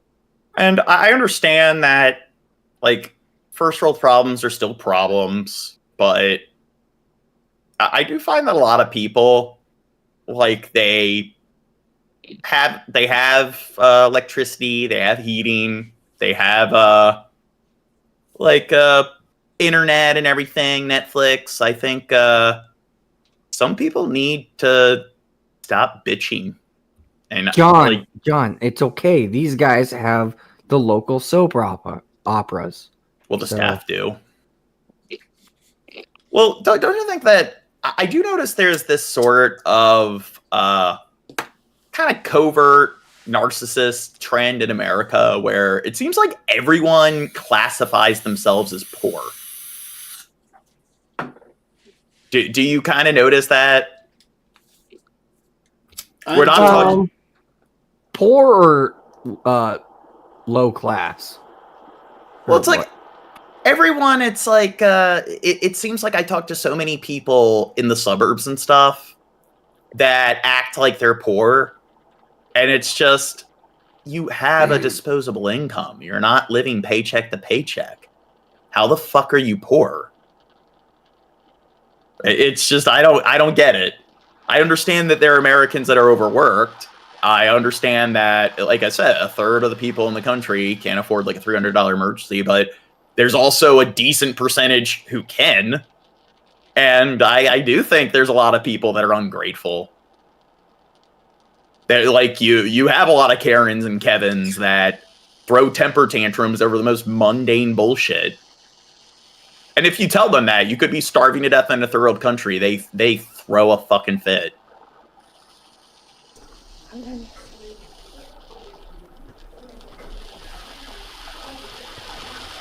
Yeah, so that's one thing. It's like if you live in America and you're making, I would say, like $60K and above a year, and you have like food, clean drinking water, flushable plumbing, you have high-speed internet, you're in the 1% of the people on the planet. It's like around 80% of the world's population lives on less than $10 a day.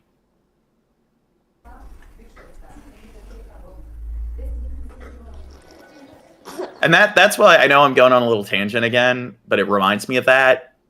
That's why teachers really fucking piss me off.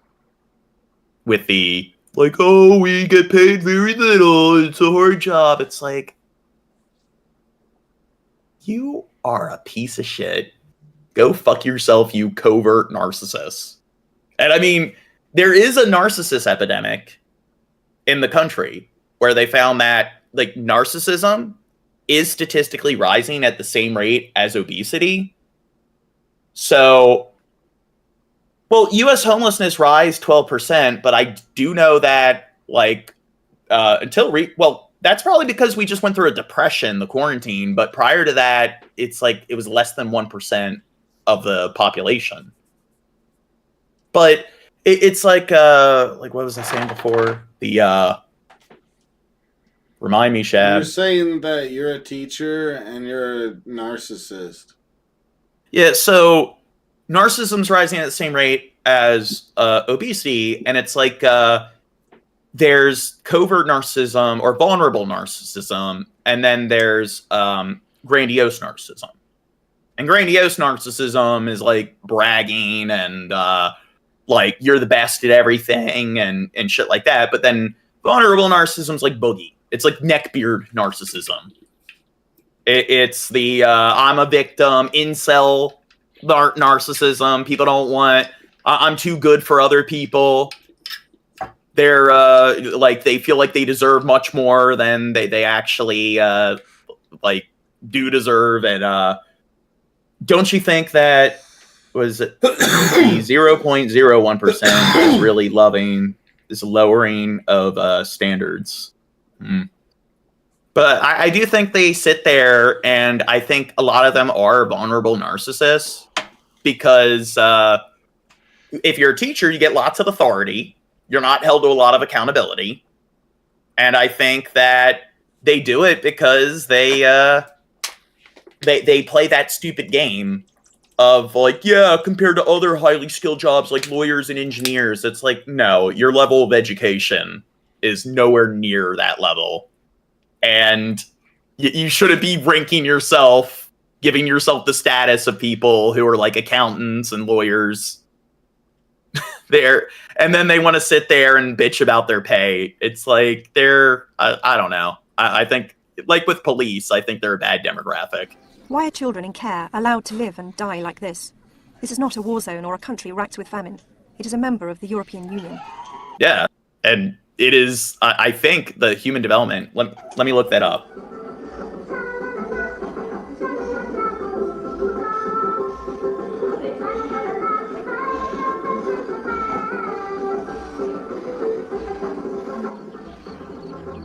As another day draws to an end, the staff hand over to just a single worker. This person will be in charge of all 75 children for the next 12 hours. Jesus, one person in charge of 75 mentally handicapped children. Well, it's logistics. For It's 12 like, hours. yeah. Well, yeah, they only have to pay one person. Jesus Saves Christ. money. I'm on Skeppy's side. Can we after this? Can we move on? Well, yeah, it's only we're Well, only I watching know- the first 3 parts. Oh, the first 3. No, I was just let's watch the first 2 and then this fuck off. What? You don't like this? No, A month has Skeppy passed since doesn't I like first it. visited Mogilino. And This also, time I I want don't to like arrive it either. unannounced shortly after dawn to see how things really are. Well, don't you want to At the learn end of our last about trip, I saw a carer going how off duty. things are in other countries, other parts of the world? Well, you're just targeting like the dark side of each country. Or any country. What, you think I'm being selective? Yeah, we're the fucking kittens. We had squirrels, and then you just like totally forgot about the kittens. Sorry, I'll try to get more of that next week. So, Bulgaria has really declined. So I know they used to be higher. Guess where they're at now? 100. They used to be like 28 or something. They are now 68, and it shows that like the decrease, the increase in the last like few years. So in the last few years, they went down by 9 spots. So it seems like their development's declining pretty significantly. For the night, locking the doors on the dormitories. And I want to know if the children are locked in all night. Something that really, really disturbs me is the fact that I think these doors are locked tonight. So in here there are 4 bedridden children, severely disabled children. They're locked in there all night. And the second room is down here, which has got at least 15 children in. And the last time we were here, it was locked. And it is again. Nobody attends to them all night.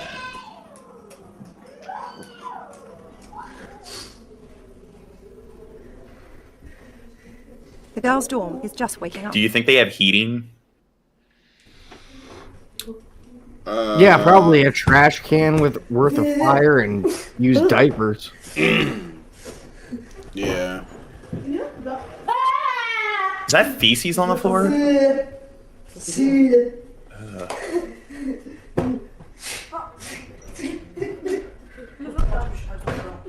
Oh, nudity.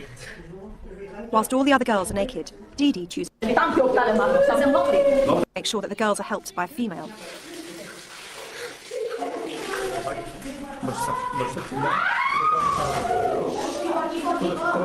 Oh, it says, warning, your video has been temporarily blocked. Because we detected video belonging. Yeah. BBC don't like you playing their documentary. It says suspended for policy. Well, it says temporarily blocked. Yeah, just wait a minute. Baby Boo. Can I call you Baby Boo, Gene? Just Drunken Crow. You should have listened to Drunken Crow and moved on. Yeah, this is not very pragmatic. Yeah, you should have listened to Drunken Crow. He knew what he was talking about, yo. BBC ain't about this life, yo. They ain't having it, yo. No cat. It's still going? Yeah, I say we skip this video. Yeah, I am, but I'm talking about the... Just continue on to the next thing, and it'll probably be back on YouTube here in a minute. Let's go there, Gene. Let's make our escape, Gene. Let's go there. Yeah. Okay. You like that, Gene? Here we go. Gamble and go right into TLC, Gene. Do you think we'll get in trouble? TLC, the Learning Channel. Ooh, he's like, you're right, Dirt. Double speed. Take us into hyperdrive. Yep. Oh, we're back on YouTube. Okay, so we went over all the Israel-Palestine stuff, so let's get back to the issue people are ignoring.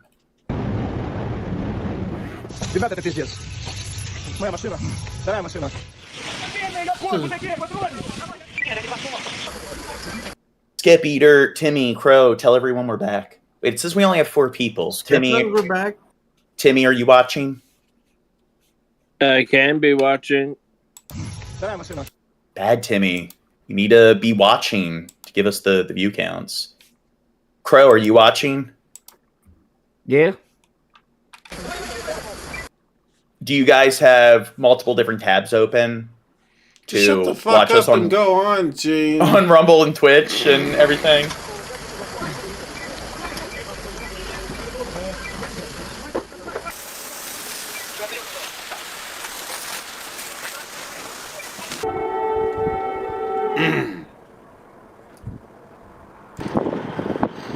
So what do you think? Gene, why don't me and you own our own city? That'd be neat. Oh, I thought you were gonna say, why don't we own our own hypersonic missiles? That too.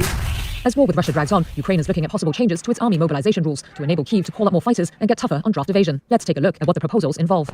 Ukraine declared martial law in February 2022 when Russia invaded and began mobilizing civilians into the army. There was an influx of volunteer fighters at the start, but the numbers have since dwindled. Last month, President Volodymyr Zelensky said the military had proposed mobilizing up to 500,000 more people. This is a very serious... Yeah. Are we gonna cover the Jeffrey Epstein list? Yeah, that is on here. Number, and I said that I need more arguments Wait, to it's support on this idea. this? This is a question about people, The about playlist. justice, about defense We're capabilities, doing that and a tonight? financial question. Yeah. To beef up Oh, reserves, fuck, the sweet. proposed bill suggests lowering the mobilization You age guys for are like, combat. God, I don't like watching this Bulgaria documentary. Ooh, God, like the Epstein list? Yeah. Well, I heard Duty from 27. that is it Stephen Hawking that was the one that is in the wheelchair? I saw the list. I heard people say that. I didn't see him on there. Steven Spielberg was on there. Maybe he was on some previous list. I don't know. But I think maybe that's... I heard Stephen Hawking was on the list and that he liked Yeah. naked midgets teaching math. That was his kink. I don't know if that's true because I did look at the list and I did not see him on there. So I'm thinking maybe that's like false information being passed around the hearsay grapevine. Naked midgets teaching math. It's also sparked controversy with tough. Go look it up. I mean, I'm on the list too. Go to Snopes or whatever. But it was an penalties from accident. draft dodgers. They could face restrictions on property transactions and be So banned they from were on the list. traveling abroad or driving. They could also I be know denied. apparently they cheated on their wife.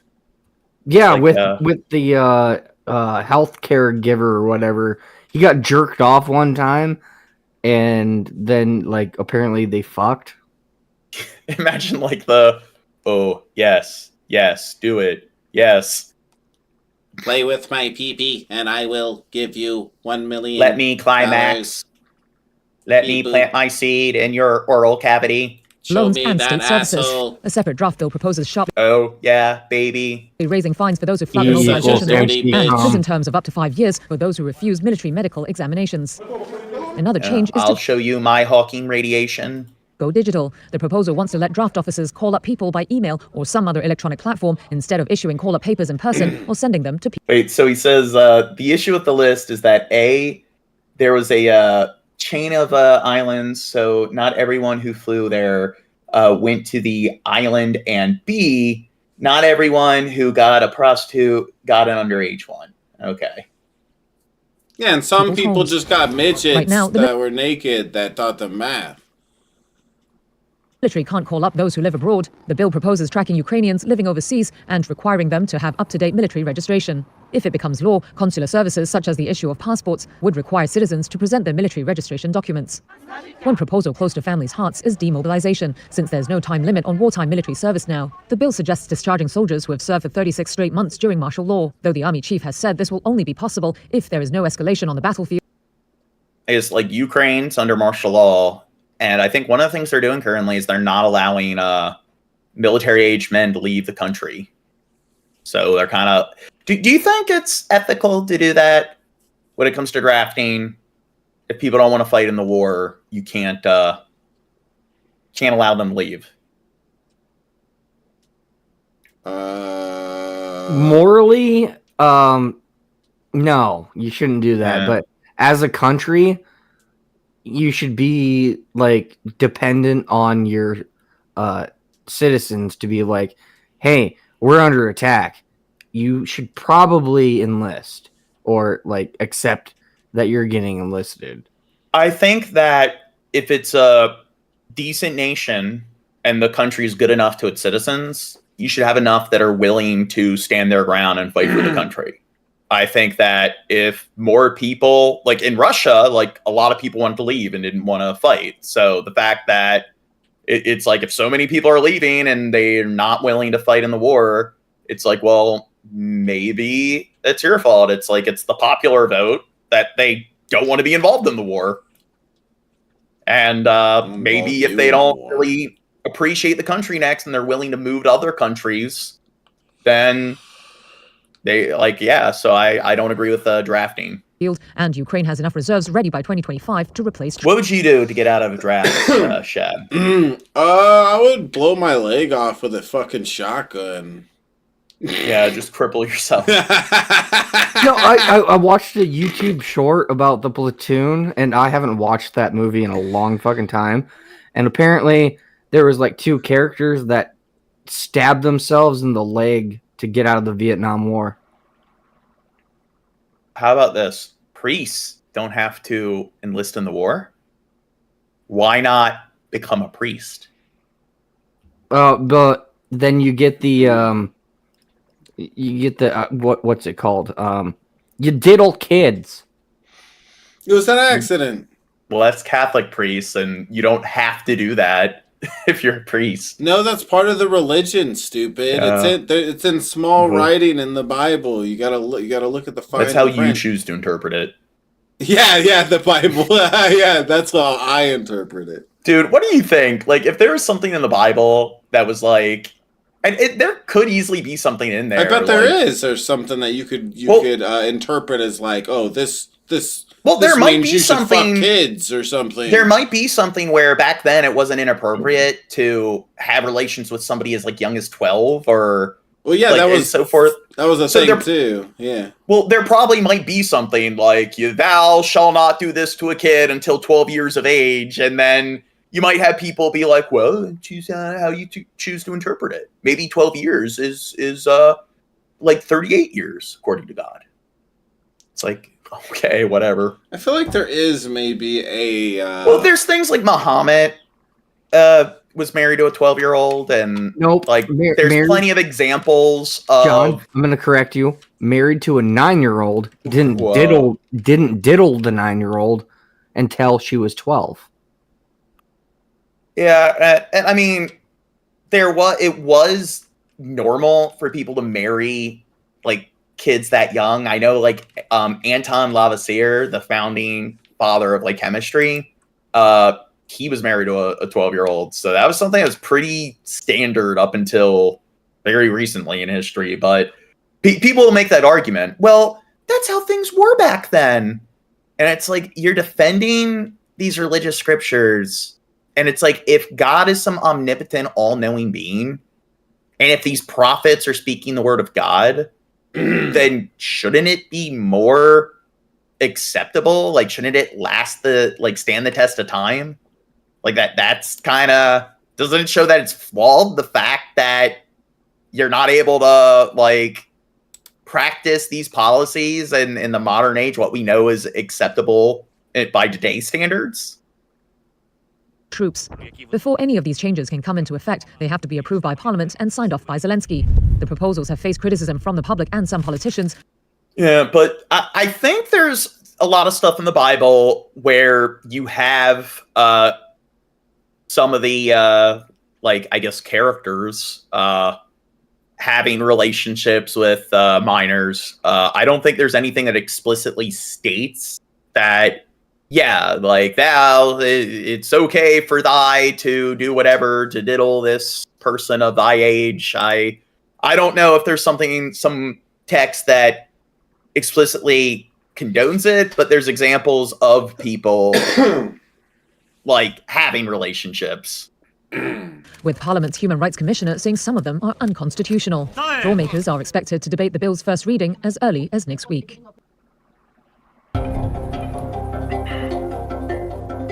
Oh, I don't know. Another thing you could do to get out of fighting the war is you could be a conscientious objector. Prove it. That's what and like Hacksaw Ridge, that's what that guy did. Yeah, I remember. He was still a medic. He was still in the front lines. Yeah, he didn't get out of the war. He just didn't fucking carry a gun. Maybe I don't know. Maybe you could get a sex change. But I guess we still conscript women now. Yeah.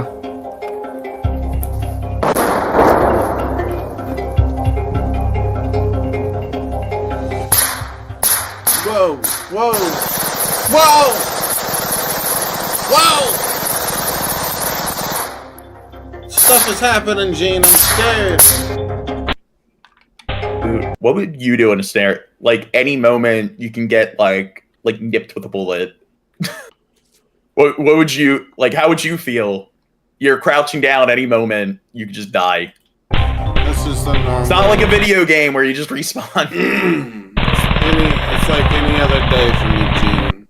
Yeah.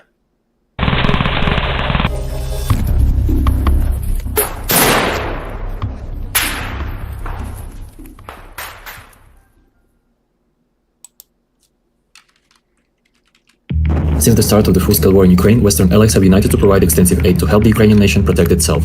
After the US, Germany is the second biggest aid donor to Ukraine. Besides providing shelter for over What is it? We provided them with the Abram tanks. Was it Germany was the Leopard tanks? Yeah, Leopard, there we go. And then what was the big one the UK was providing them with? 1 million Ukrainian refugees. Germany has delivered over 20 don't know. billion euros in financial or military aid packages. Within the first days of the war in Ukraine, it became clear that artillery is a decisive factor on the battlefield. 70% of casualties on both ends are caused by artillery, and historically, Russia has always had massive superiority in terms of quantity. To enhance the Ukrainian army's firepower potential, Germany provided its finest self-propelled howitzer, the Panzerhaubitze 2000.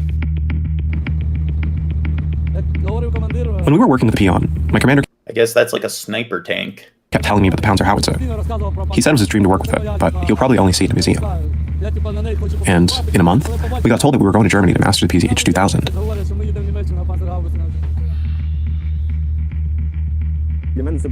For me, it was a bit of a pipe dream. I hope to see it somewhere in an exhibition in Europe, touch it, and see what it was like up close. Because I read about it, I already knew a lot about the PZH 2000 before I went to. Now, they're running out of recruits. What about mercenaries? Does Russia have enough money to? Well, we're not talking about Russia. We're talking about Ukraine. Well, yeah, but does Russia have more money to? Have more mercenaries, or they have a higher GDP. Yeah, but that's what like the Wagner group. They were like a mercenary group. Yeah, but do they have enough money like for mercenaries instead like expendable? They've been stabilizing their economy and everything, and I mean, in some ways, mercenaries are cheaper than having troops because you don't have to pay for training, you don't have to pay for like the food and the like weaponry and everything. It's like usually the mercenary companies, they already have all that stuff supplied to them, so you're just paying for the service. So I don't know, maybe that's something Ukraine could do. Germany. Or they could like offer like citizenship to people who want to like come overseas. It's like, hey, if you fight in the war with us, when the war's over, we'll grant you citizenship. But I don't know how many people would be willing to, fight in this war, like to get citizenship in Ukraine. But the first time I got to shoot at the range in Germany, it was like sex. It was like, damn, I shot a PZH 2000. I couldn't even dream of it. In Soviet artillery, you had to calculate angle gauges. Here, I just enter the coordinates of the target, the height of the target, the type of ammunition I'm working with, the quantity. I press enter. It calculates everything itself. Then, for example, Think of his ponytail. Did you see it? Yeah, it was cute. Very progressive. Yes. When I go to the firing position, I can enter it on the go. I mean, I get the targets, our SPH is on the way, and I fill in everything. Then we arrive at the firing position and press 3 buttons. The barrel's unlocked. I press one more. If any man thinks he is acting improperly toward the virgin he is engaged to, if she is getting beyond the usual age for marriage, and he fails, he should, God, I hate the heart. If he feels he should marry, he can do what he wants. Yup, it is Mary. Bible basically, like, if she can breed, she's good to go. Do whatever. But that's how you choose to interpret it. Yeah, you freak.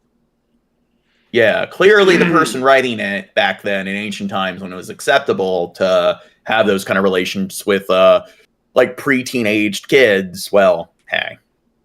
They clearly didn't want you to interpret it that way. More button, and it fires 5 shots. Tick, tick, tick, tick, tick. Prior to the summer campaign in the south, the Ukrainian army requested modern battle tanks and infantry fighting vehicles to form an iron fist for the upcoming operation and to provide assault troops with much-needed heavy armor. By approving the delivery of Leopard 2 main battle tanks, Germany took a significant step toward that goal. Alongside, Germany also delivered its own Leopard 2 MBTs and Marder IFVs. Obviously, the crew for such systems needed a proper training, which was also provided. So far, more than 8,000 Ukrainian soldiers have been trained and prepared in Germany. Before we got to drive the equipment, we had to pass the theoretical part first. Then, we had a 2-week-long simulator. We took exams in the simulator, we scored a certain number of points, and then we were allowed to use the equipment so that we can safely shoot. I remember, like, the tank movie pitch I made. Don't you think we need to really start investing in that? Come on, Gene, let's make movies. Ready. The Germans taught us the most. What the Germans passed on to us there, we are gaining experience here. Everything the Germans taught us. The theory, we now apply in battle. We've gained experience. If World War III ever happens, I'm going with Germany. 3rd time's the charm. Yeah. And started working faster. The tank is almost perfect. I don't think it's perfect. Does it hover? It's not a hover tank like in all the cool sci-fi games. Yeah, it can't. Our battalion was sent to Germany to learn to drive Leopards too. That's how I ended up on this scary machine. Did you do any military service at all? No. I never held a weapon in my hands, but unfortunately, I have to. Oh, John is the English. There was one case. version, On the first day we were advancing. Is it the Challenger? Is that the? I don't What know. is that? Maybe. The- Tank? Yeah, The tank? the tank. Is that the Challenger? That Did just you, popped like- in my head. I don't know if Well, that's right. you or can not. Google it. Yeah, I can, but I'm too fucking lazy. Okay. It turned out that a Bradley in front of us got blown up. And they had to evacuate into the tree line. Is They it were very grateful that because we were difficult to just open up another tab and quickly Google something? Well, I know it's Covering in them, my they said. Yeah, you see Russians coming. information. And then a tank shot. Oh, you don't you want to challenge your well, yeah, that makes sense. Yeah. You want to keep your memory strong. One way to do that, if you can't recall something, you want to try to retrieve that From the memory. Russians. They said, thank God. Approaching 2 years without commercial flights, the Ukrainian sky has become a battlefield akin to the land. While the Ukrainian air forces lack air superiority against the more modern and numerous Russian army, the blackouts of 2022 highlighted the need to secure the sky over cities and critical infrastructure. Germany has supported Ukraine by providing John modern air is our defense systems Google. like Patriot Yes. I am a living encyclopedia. and Iris-T, which are vital for these tasks. However, to protect all the cities from missile and drone attacks, more systems are needed. This is where the German-made Gepard comes in handy. Okay, next vid. Yeah, I was right. It is the Challenger. Yay, we did it. Or you did it. It's the Challenger 2. Do you think Russia's lying? Yeah. They're just trying to lower the Ukrainians' morale. Ooh, that's some good defensive design. That way, if somebody tries to climb into their Capitol building for like a assassination, yeah. Gotta get past all the spiky flags. Gene, freestyle on this beat, yo. Do you think it would be a good time for us to, if we want to do like an abroad stream, do it in Moscow? Yeah, let's do a broad stream. Russia, you don't know how to destroy an armored vehicle.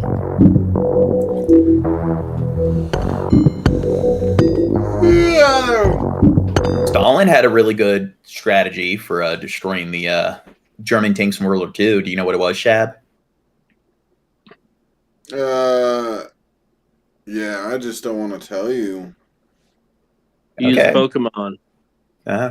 He would order all the Reserve. troops, the infantry, to get really close to the tanks. So that way, with like the German radars, they would end up bombing the the infantry, and they would destroy their own tanks in the process.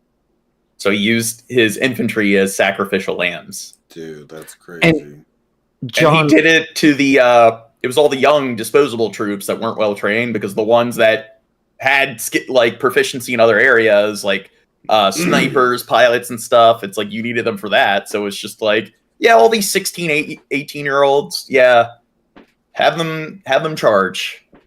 And John, was it the Germans or the Russians that had the explosive dogs, where the dogs would go underneath the tank, but they were trained for their country, so they recognized their tanks? I think Finland did that.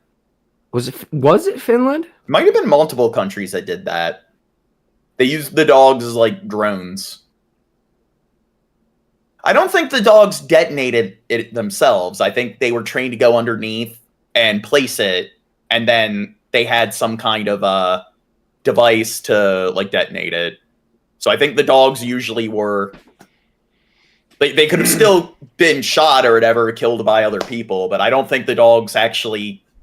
They weren't kamikaze drones. They were just some drop-off drones. Well, we need to drop off Trubisky to that mental institution. He's rocking back and forth. Yes. Well, that's ADD stimming. That's not autism stimming. Yeah, what was it? There was also the... Strafe Battalion, which they convinced promised release. If they joined combat, they were alive, sent on suicide missions. God.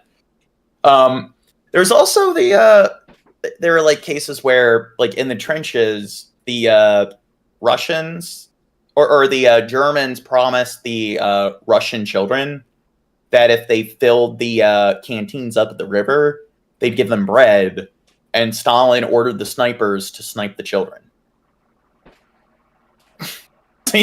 Like, one of the reasons they was because Stalin was a better Hitler than Hitler.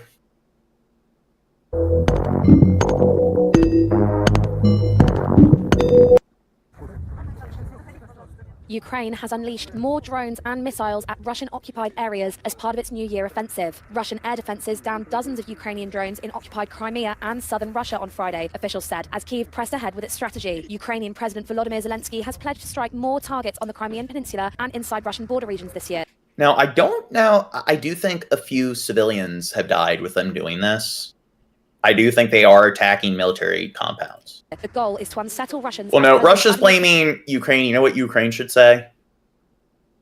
Hamas. Yes, Hamas did it.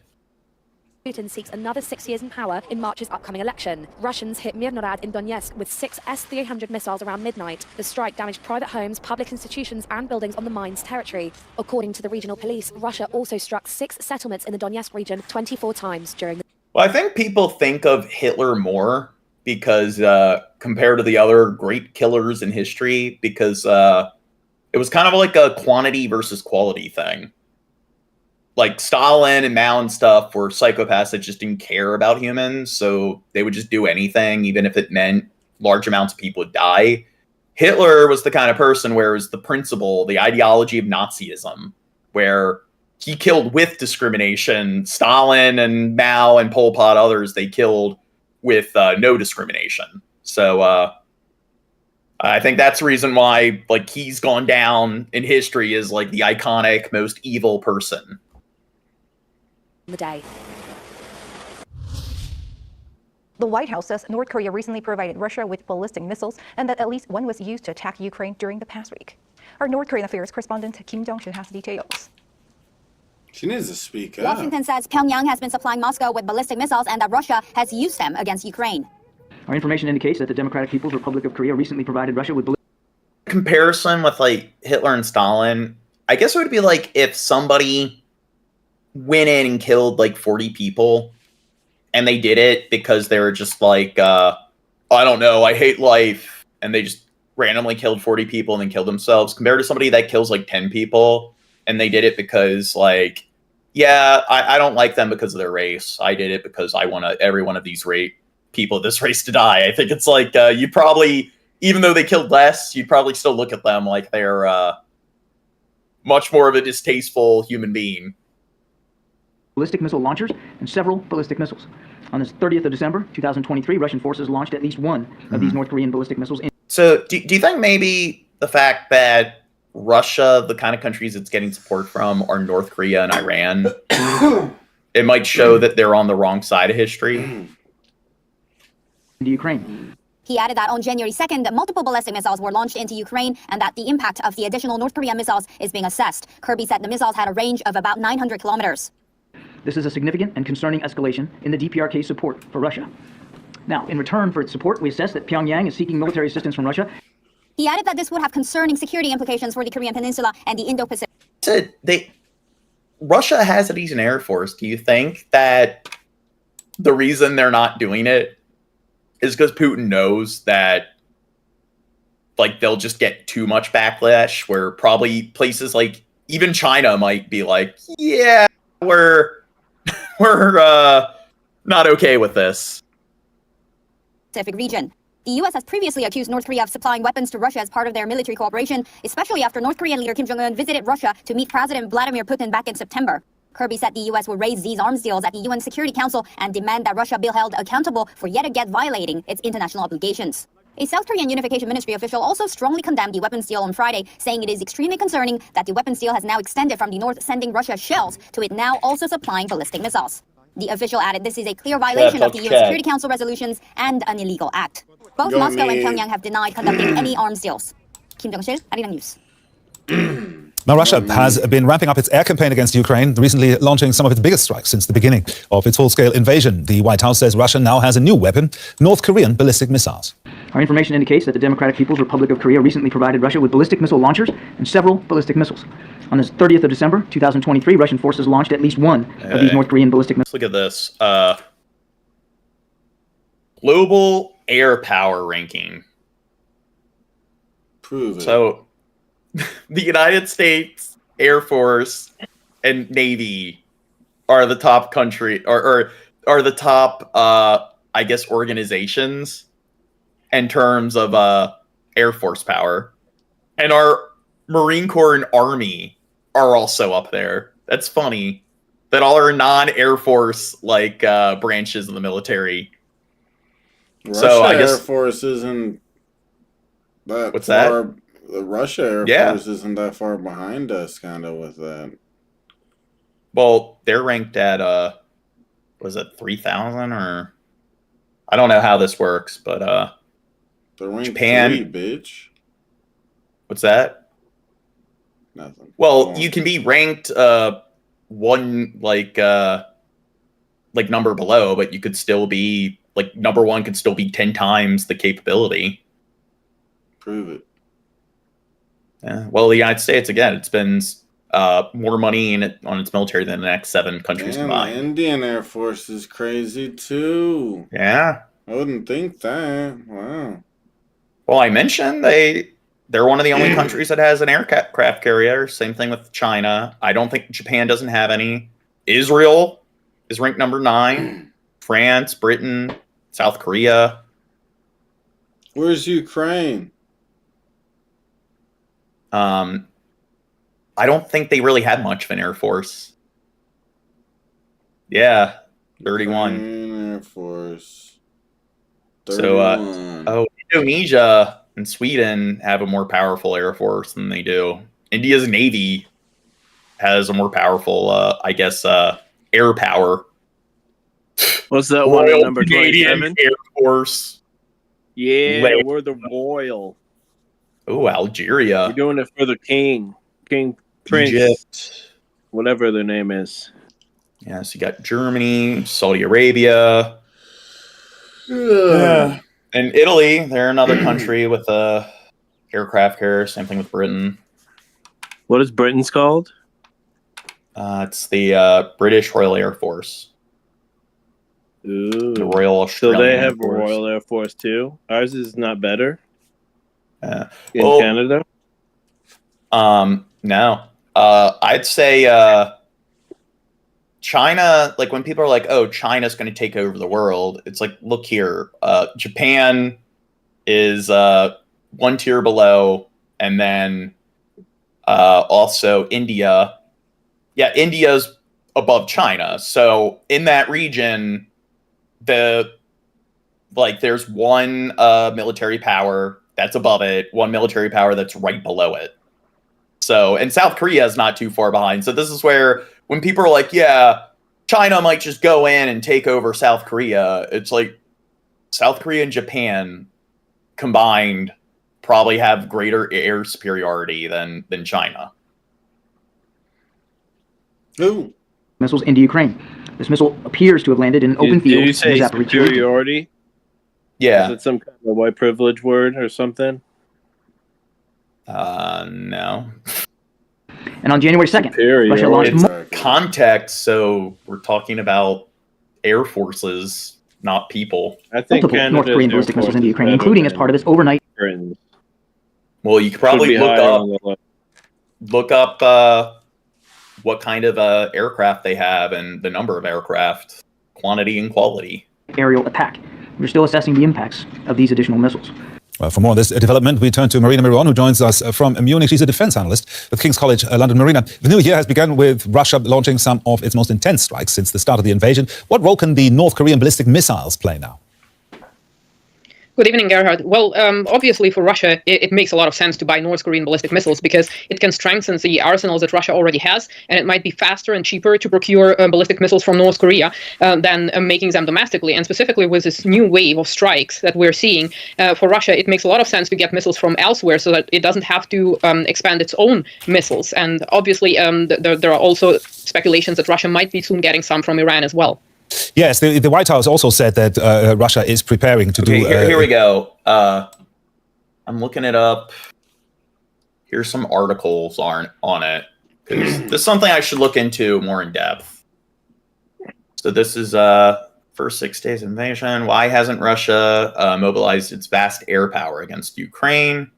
For Russia's invasion of Ukraine, United States intelligence had predicted a blistering assault by Moscow and quickly mobilized the vast Russian air power that its military assembled in order to dominate Ukraine's skies. But the first 6 days have confounded, so this is an older article, those expectations, and instead seen Moscow act far more, delicately with its air force. So much so that U.S. officials cannot exactly explain what it's driving Russia's apparent risk-adverse behavior. They're not necessarily willing to take high risks with their own aircraft and their own pilots, a senior U.S. defense official told Reuters, a new agency, speaking on a condition of anonymity. Vastly outmatched by Russia's military in terms of raw numbers and firepower, Ukraine's own air force is still flying, and its air defenses are still deemed to be viable, a fact that is baffling military experts. So yeah, this is baffling me and the experts. What's Russia doing? After the opening salvos of the war on February 24, analysts expected the Russian military to try to immediately destroy Ukraine's air force and air defense. So that's what I've discussed, like the blitzkrieg. So that's what I would have expected them to do. The first thing they want to do is eliminate their air force so they control the skies. So they should be like bombing their airports, bombing like their air bases.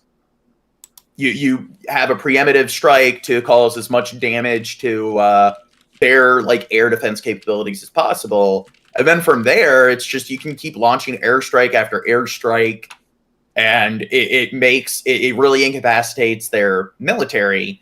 And people will be like, okay, well, it's like, even if it doesn't like destroy all their troops because they're in trenches and stuff, the whole point is their infantry and troops can't really do much if they're constantly being bombarded by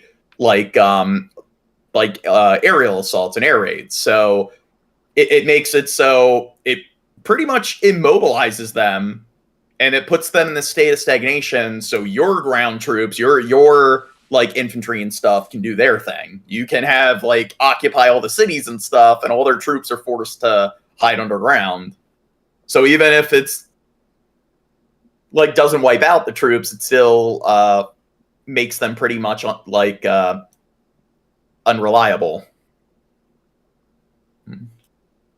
Just that. Is that a further escalation? What do you think? Make of that? Do you think they're gonna? I don't know. I think they're up to something. Do you think they're probably going to conduct a pretty significant airstrike soon? Well, I think for Ukraine, obviously, this is bad news. I mean, we've seen North Korean ammunition as early as June 23. Actually, Ukrainian armed forces claim to have seized Russian stocks of North Korean ammunition, artillery ammunition for Grad launchers. However, now this is a step further, getting short-range ballistic missiles from Iran, getting ballistic missiles from North Korea. It doesn't just mean that Russia will be able to continue its strikes on Ukraine. It also means that North Korea and Iran are benefiting from this financially. They're currently under sanctions, and this way they can ramp up their military production, which is disconcerting for international security in general. God, what's the UN going to do about Russia breaking like international law and not abiding by the sanctions? It's almost like if you don't enforce laws, they are meaningless. Well, I think with Ukraine versus Israel and Palestine, I think we should support Ukraine instead of like just leave the fucking middle. Again, I've said this before. We are not world police anymore. We should not be trying to be the world police. But with Ukraine and Russia, Yeah, we should probably back them so they can get into the UN. Well, the thing is, I think, like, you saw Israel. What was that other list? Like, here, Israel's like number 9. So Israel has nukes. It's one of the top 10 countries in terms of military. And then it gives us that foothold in the Middle East.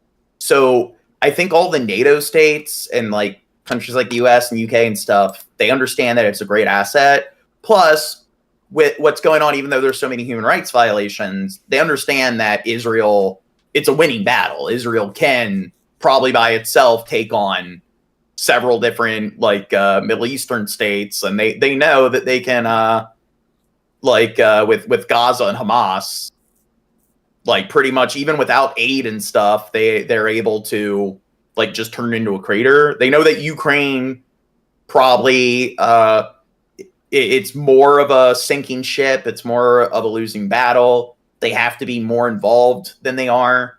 And plus, Russia has nukes and so forth. So I think it's just that. I just think Israel's more of an asset to them, and Ukraine's more of a liability. Ukraine received Skynex system capable of destroying drone swarms. Another air defense system, Skynex, was transferred to Ukraine from Germany along with other weaponry as part of the newly announced aid package. The system is known for its capability to destroy drone swarms, aircraft, and cruise missiles. The developer and manufacturer of the Skynex air defense system is the German company Rheinmetall. The system is relatively new, having been introduced in the fall of 2021. Plans to transfer such weaponry to Ukraine became known from the German press in December 2022 when the arms conglomerate took on the production of the air defense system for the Ukrainian defense forces. It was expected that Ukraine could receive 2 units of Skynex no earlier than 2024. Well, I mean, those are mostly their tanks and stuff that like were broken and sold and everything. So I'm fairly certain that I don't think that was really something that was going on with their like in their Air Force. So I think that was like an issue they were dealing with their with the army. According to Handelsblatt, Rheinmetall estimated the cost of the 2 systems at 182 million euros, with the costs covered by the German government. However, at the end of April last year, Ukrainian Prime Minister Denis Shmyhal announced that Skynex short-range air defense systems were already on active duty in Ukraine. Moreover, in July, Rheinmetall stated that in the second half of 2023, Ukraine would receive 2 advanced Skynex air defense systems. Skynex is designed for short-range air defense, similar to the German self-propelled anti-aircraft guns Gepard, which have long been used by the Ukrainian armed forces. This system is capable of shooting down drone swarms, cruise missiles, and aircraft using 35mm ammunition.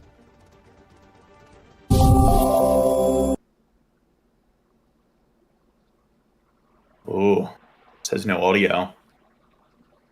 Oh, you're gay. You're gay.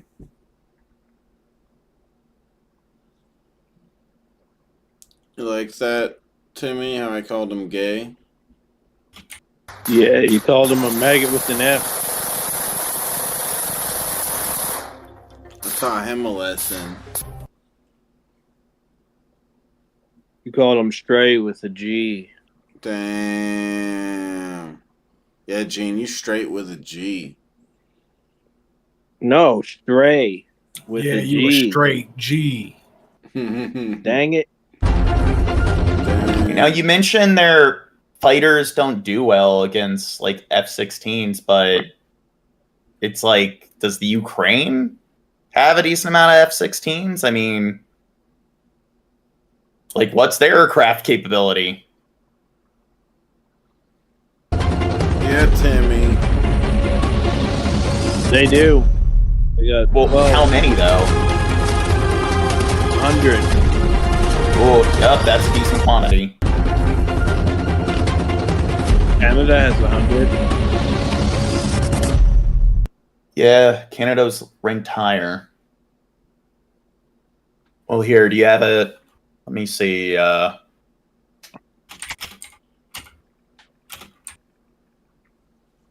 Red Eyes said I look cute.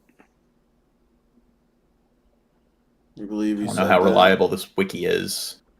All those sort of like Soviet Union era. I like this wiki.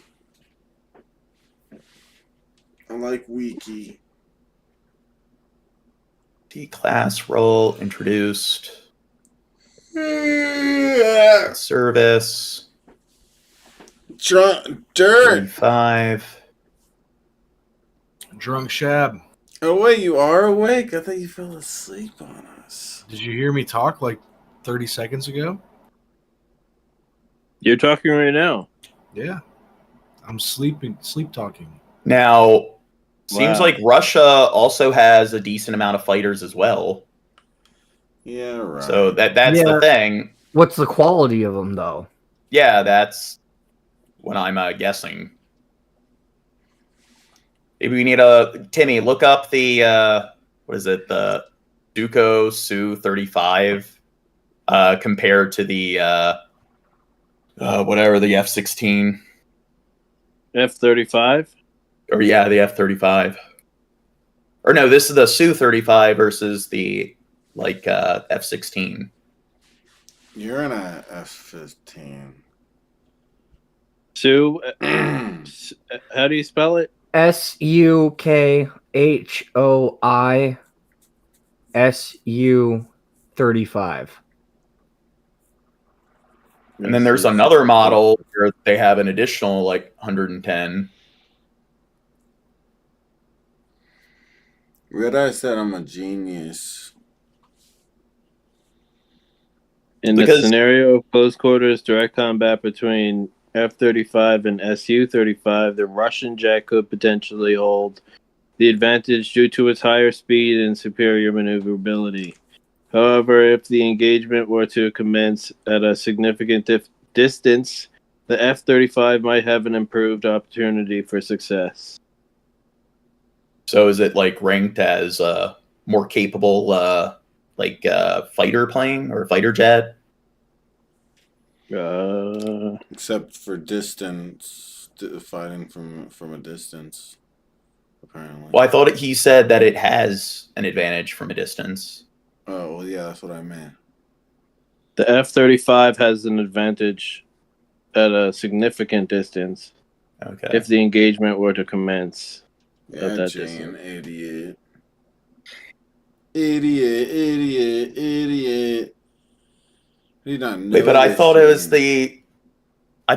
the F 18, not the F-35. F-16. Oh, F-16. you want F-16, okay. Poop and pee and the pee and the poo. Like the F-16, the Sukhoi Su-35 is a multi-role fighter, a twin-engine, single-seat aircraft. It is described as Russia's signature heavy fighter bomber by the RAND Cooperation think tank. While the F-16 can reach Mach 2 or twice the speed of sound, Russian sources say the Su-35 has a maximum speed of Mach 2.25. So, yeah. I think the Russian jet is faster, but the American jet has better accuracy at a long distance. Maneuverability and accuracy. Yeah. Prove it, Drunken Crow. Oh, okay. You, Trubisky, you get in the Russian one. I'll get in the Wait, American so one. the F-16 is more capable than the F-35? Is it? Yeah, it must be. Huh. Oh, Ukraine aircraft list. Says, where's the It's the airplane. where's the F-16? It's the airplane stream. Oh, there it is. So this one says they have 58. I don't know, but it also shows that... Well, yeah, the F-16 is faster. The F-16 can achieve speeds greater than Mach 2. The F-35 can reach a maximum speed of approximately Mach 1.6. But it looks like they have 240, they have 238 fighters. I mean 228 fighters, so it's do you think 50 F-16s can deal with 200 something other fighter jets that are... Again, it's about quality versus quantity. Yeah. Well, that's what I'm asking. Is the quality up to par there? Because if the quality gap isn't that much, if you have I don't know, 50 tanks that are of slightly better quality than 200 tanks, then I'd say would still be at an extreme disadvantage.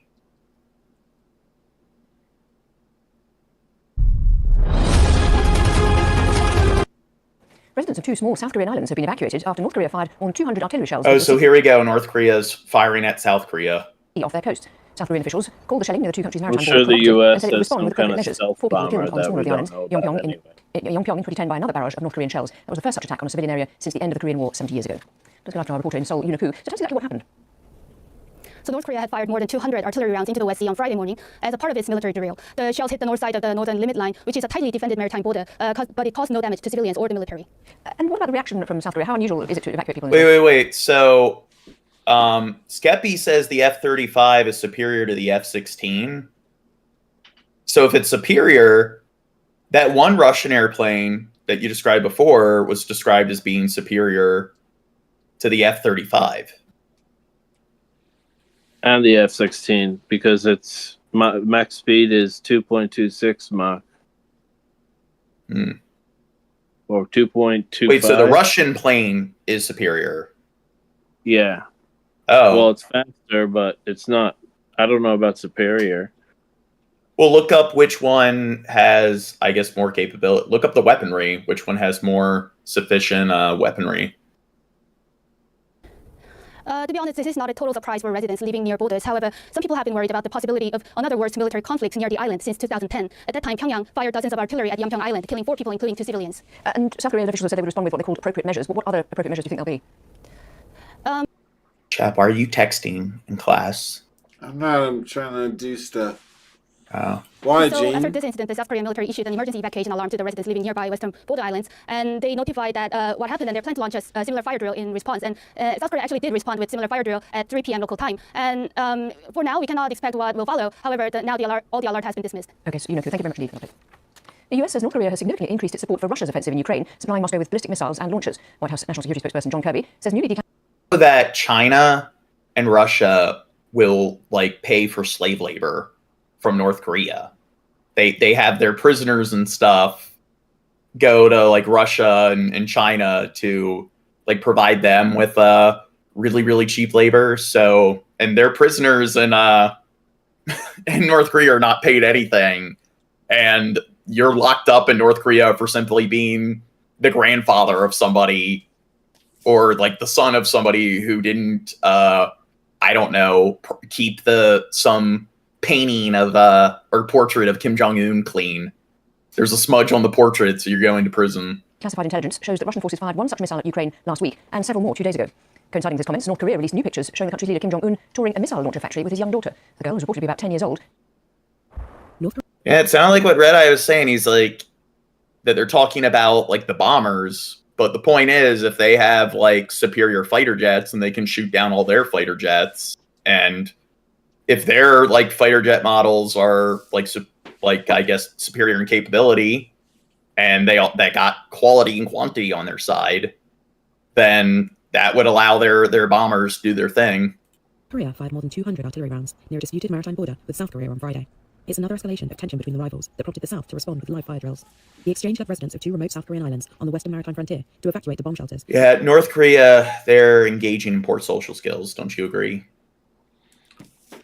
I don't know, Gene. You're not a good judge of that. U.S. court documents naming people who had ties to the late sex offender Jeffrey Epstein were Well, here's what you want to talk about. Wednesday, the names of more than 150 people mentioned in a lawsuit by Virginia Giuffre, one of Epstein's most prominent accusers, were kept on the seal for years, until a federal judge ruled last month that there was no legal justification to keep them private. The documents once again put the spotlight on some of the world's most powerful people, including Britain's Prince Andrew and their ties to Epstein. The documents include extracts of a deposition by one of Epstein's accusers, who alleges the Duke of York put his hand on her breast when posing for a photo in 2001 at Epstein's Manhattan townhouse. The photo allegedly included a puppet that said Prince Andrew on it. The incident has been previously reported by other media outlets, and Andrew has denied it. He has been stripped of most of his royal titles due to his association with Epstein, and in 2022 settled a civil lawsuit with Giuffre. He could not immediately be reached for comment. Epstein took his own life in 2019 while awaiting trial. So, Timmy, Skeptical Jesus, how do you justify what your monarch is doing? What the fuck's Khabibi and Timmy? What? Who has ties to Jeffrey Epstein? Prince Andrew? So why is your prince? Why are they, I don't know, engaging in such heinous activities? Was he on the island? Yeah. Yeah, there's multiple. There's multiple He occasions. was on the island. Yes. Yeah, you weren't paying attention. Then, yeah, people who had ties with the he's late sex offender. probably should be apprehended. Yeah. So your Actually, no, he's too rich. Your prime minister is guilty of blackface. Trump was guilty of it too, wasn't he? Or he wasn't on the island? No, he was, yeah. And well, your president. How do you feel about your president, Donald Trump? He didn't win the popular vote, though. Yeah. Well, it was hacked by the Russians. Not my president. But yeah, your monarchs are. Why haven't you guys overthrown them yet? We're actually sovereign. Jeffrey Gene. Epstein. Do you know what sovereign means? No, you're not. They're still your head of state. No, Canada has sovereignty. Prove it. Prove it.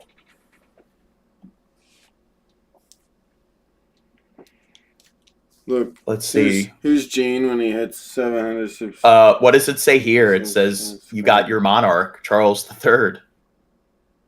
Yeah, this is Wikipedia. This is all lies. Fake news. But didn't say Wikipedia was right about the maritime islands? And why does it say right here? Oh, who's this? It's your Governor General. What does the Governor General do?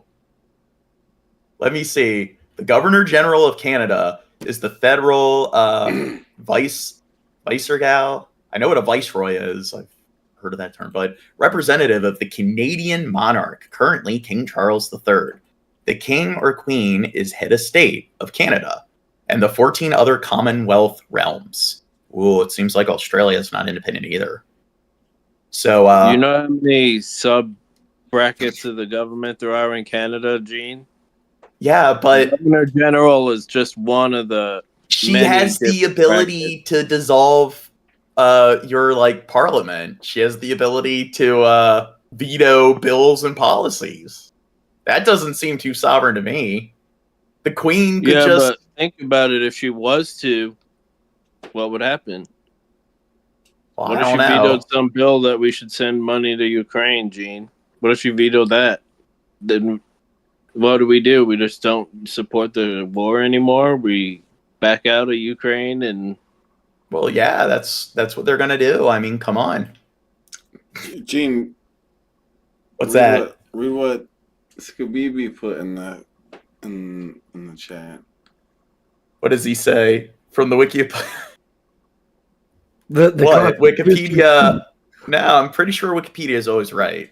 It's not like The anybody Prime can write Minister- something on Prime Wikipedia. Minister is like the president of Canada, so Yeah. he would have the he has the vote too, the veto to do stuff with. I think the Prime Minister has more power because they actually go to the summits and stuff. Governor General might go along. You're saying but she's from the... he's from the the- invited one. You're saying He's from like the Wikipedia article, Skeppy, but the thing is, how's that true when it also says that she can dissolve parliament and veto bills? I still think that, what is it, the Constitution, the Constitution Act doesn't get rid of that power that she has. I still think she still technically has that power. Well, You in know the what, you're future, right, John. when Canada invades Britain, we're going to take Britain. Nah, We're you gonna got it make it ours. wrong, Timmy. We're gonna Britain invade has a Canada superior and military. take it from Britain. Canada and U.S. are going to team up and take Britain. Britain has been doing weird stuff, exiting the European Union, fucking it all up. Look at it. Look at Europe now. They're at war everywhere. We got to go in, take it back. Wait, what does it say there? We need to assert our sovereignty. Yeah, possess, what is it? Not independently possess any powers of the royal, Prerogative, yeah. In accordance with the Constitutional Act of 1982, any constitutional amendment that affects the Crown, including the office of Governor General, requires the unanimous consent of each provincial legislative assembly, as well as the Senate and the House of Commons of Canada. Prerogative. Boring. Prerogative. I mean, it's boring. Prerogative. Can we get on with the stream? This job that she has Unsealed on is Wednesday. self-fabricated, Gene. You made this person up. Prerogative. Never heard of her before. I You didn't guys vote aren't for that, independent. Yeah, because you're We not. have sovereignty, You guys Gene. aren't. You live under a monarch. You live Let's under an go on. authoritarian government. Your vote doesn't matter. Prerogative. The names of more than 150 people mentioned in a lawsuit by Virginia Giuffre, one of Epstein's most prominent accusers, were kept under seal for years. That the Governor General can only end Parliament if it becomes non-functional. They can ask the King to dissolve government and call elections. Yes, but who gets to determine that it's non-functional? Satan. Because if it's just under the interpretation of the Governor General, are there checks and balances to, like, I don't know, go against their decision, or to, I don't know, I don't question? think we've ever had a dissolvement of our parliament, Gene. I don't What's think that's the- ever happened before. She What's might the- have that power, but it's never going to happen. It's like Putin has the power to annihilate the world, but he doesn't press the button. Until a federal judge ruled last month that there was no legal justification to keep them private. The documents once again put the spotlight on some of the world's most powerful people, including Britain's Prince Andrew and their ties to Epstein. The documents include extracts of a deposition by one of Epstein's accusers, who alleges the Duke of York put his hand on her breast when posing for a photo in 2001 There's at nothing- Epstein's Manhattan. Oh my God, poor I put social my- skills. I put my what a hands on spoiled people- little prince. I put my hands on townhouse. people's The photo allegedly breasts. included a puppet that said Prince Andrew on it. The incident has been previously reported by other media outlets, and Andrew has denied it. He has been stripped of most of his royal titles due to his association with news. Epstein, and in 2022 settled a civil lawsuit with Giuffre. He could not immediately be reached for comment. These Epstein took his own magazines life are in all 2019 bullshit. while awaiting trial on federal sex trafficking charges. Giuffre's lawyer Sigrid McCauley said some questions about who enabled Epstein remained unanswered, but that the release of the documents, quote, gets Have us you ever closer to seen that goal. those More documents magazines, are expected. Gene, that say, like, sex scandal, this person? Oh yeah, Or this the person is an tabloid alien. magazines. Yeah, to be unsealed or unredacted in the coming days. I've never purchased or read one. A but second you batch see of them court documents connected at like 7-Elevens and Royal Farms, CVS's. Jeffrey Epstein was unsealed overnight. NBC's senior legal correspondent Laura Jarrett joins us now with what they're revealing. Laura, good morning. So, what if any, are there new revelations here? So this latest batch, roughly 300 pages of new documents, and they're primarily deposition transcripts, court filings, motion practice emails. Remember, this is all part of the underlying record from an old civil case related to Ghislaine Maxwell, obviously Epstein's longtime girlfriend. And so in the files here, you see a lot of allegations about things that Epstein and Ghislaine Maxwell were both accused of. All of that obviously been out there for a while. This is not as much about other men. Obviously, we've heard a lot about that this week. This is much more focused on what actually Virginia Giuffre, the plaintiff in that case, had gone through. Do you expect to get more? People keep calling this a list. It's not a list. It's not like it's something. It's not a physical list, but we're going to get a lot more documents. I think people have thought, okay, is this all there is? This is a small fraction of what we're talking about here, right? The first day we saw maybe 20 documents. Last night we saw another 20. This is really a small pool. 20 documents, not 20 pages. Exactly. Could be So hundreds of one pages. page could have a 100-page deposition transcript. So that's sort of the back and forth here. Obviously, all of the men. God, you guys wanted to cover this. You don't have much to say. Well, do you think he actually killed himself, or do you think the Clintons had something involved?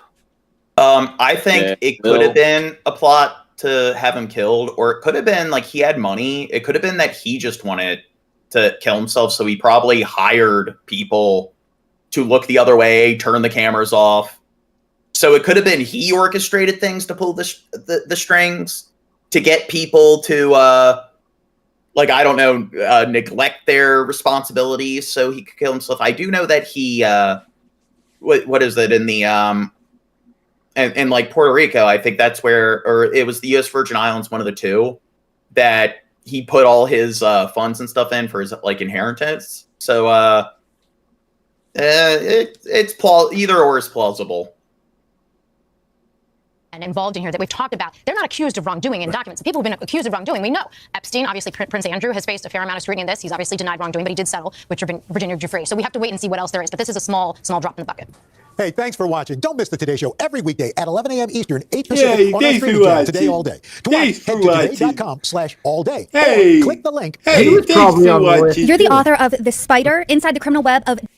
What, you think Shabisky was on the list? No, I I think was. the other. I was. He claims in. Okay, this is Thought Catalog. Another really reliable source of information. I mean, I don't know. Oh, I'm not going to. Probably not as good as Wikipedia.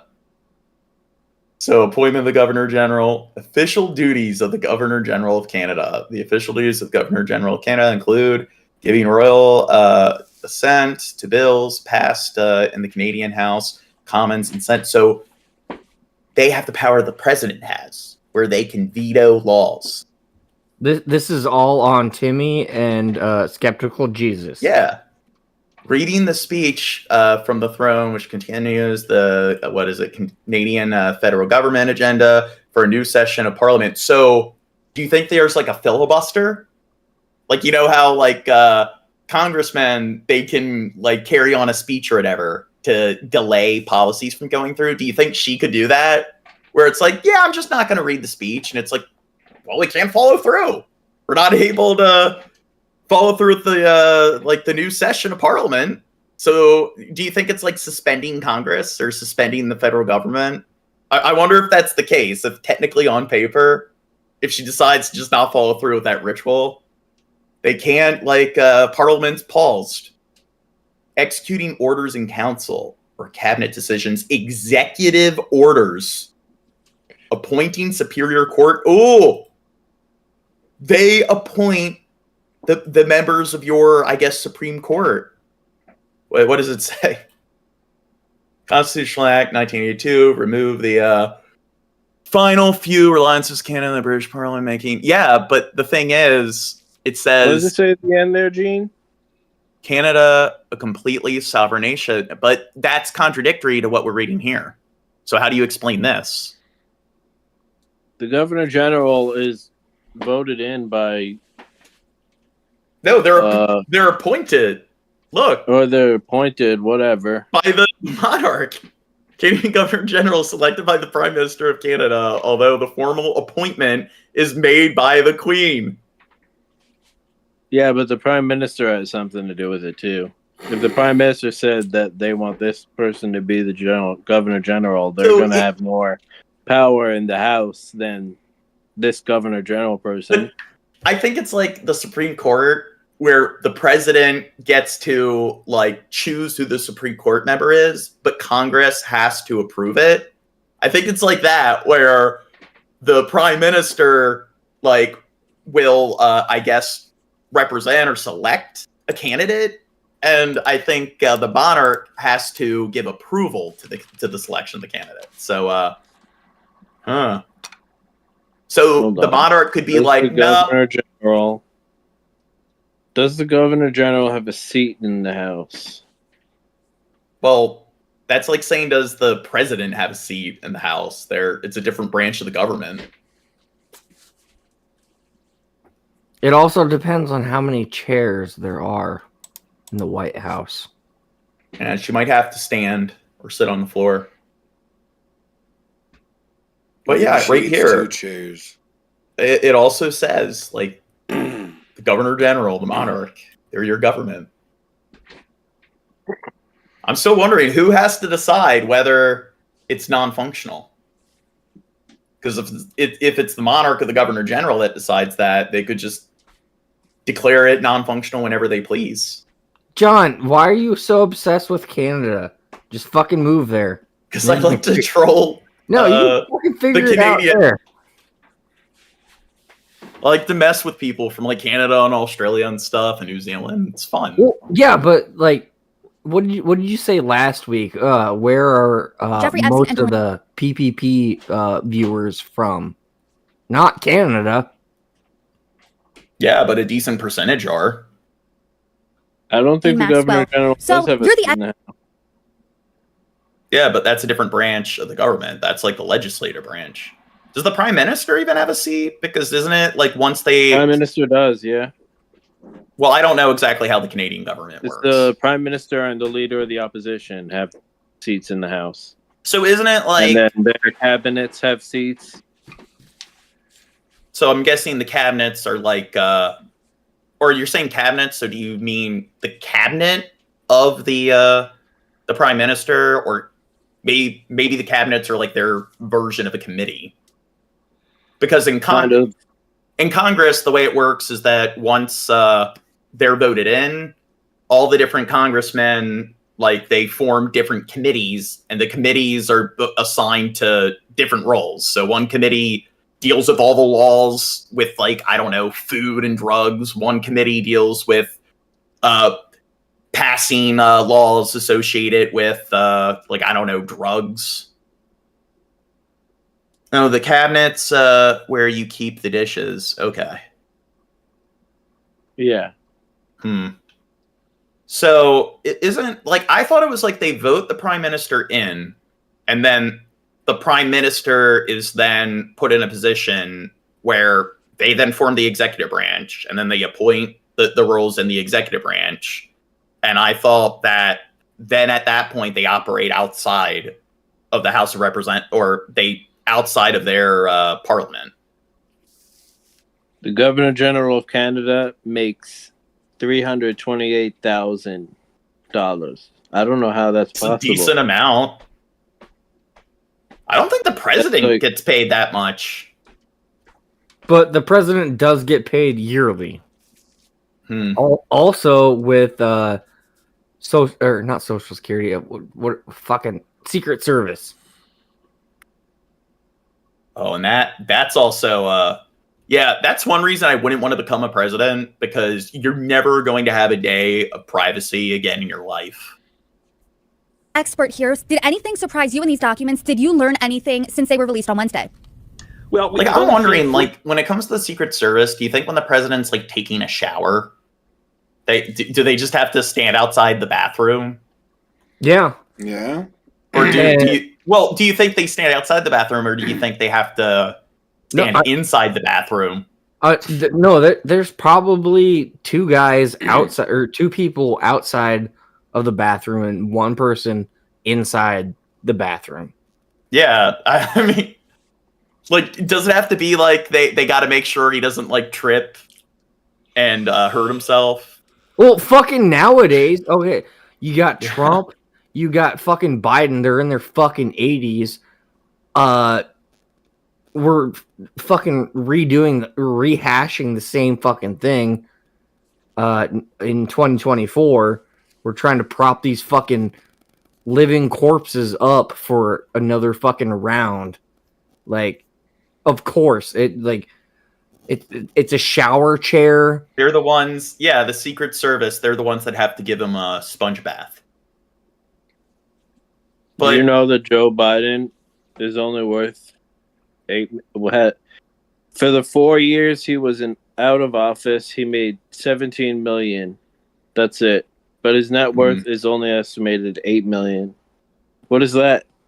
It's drunken crow. I mean, outside the bathroom, secure enough, yeah, but I don't know. They might actually have somebody inside with them. 35 documents thus far. We have. It goes way dozens more further to than come. that. Like, every single time he tries out like some soap or something, someone else is in the shower with him, and they have to test out the soap first. Yeah, like they need to make sure. Well, they need to make sure nothing. I'm gonna shampoo. It's like, okay, sir. Do you think All maybe right, they got all right, cameras everything in the checks bathroom out. and they have to watch him on a monitor, or maybe like they just need one person to sit there? Like, I know they do that with people who are on suicide watch. They need like a person in the room with them, and they need to like watch them, supervise them as they're in the shower with no curtains. So maybe they got to do that. They wash his bum. You think Donald thousands Trump? of pages of documents.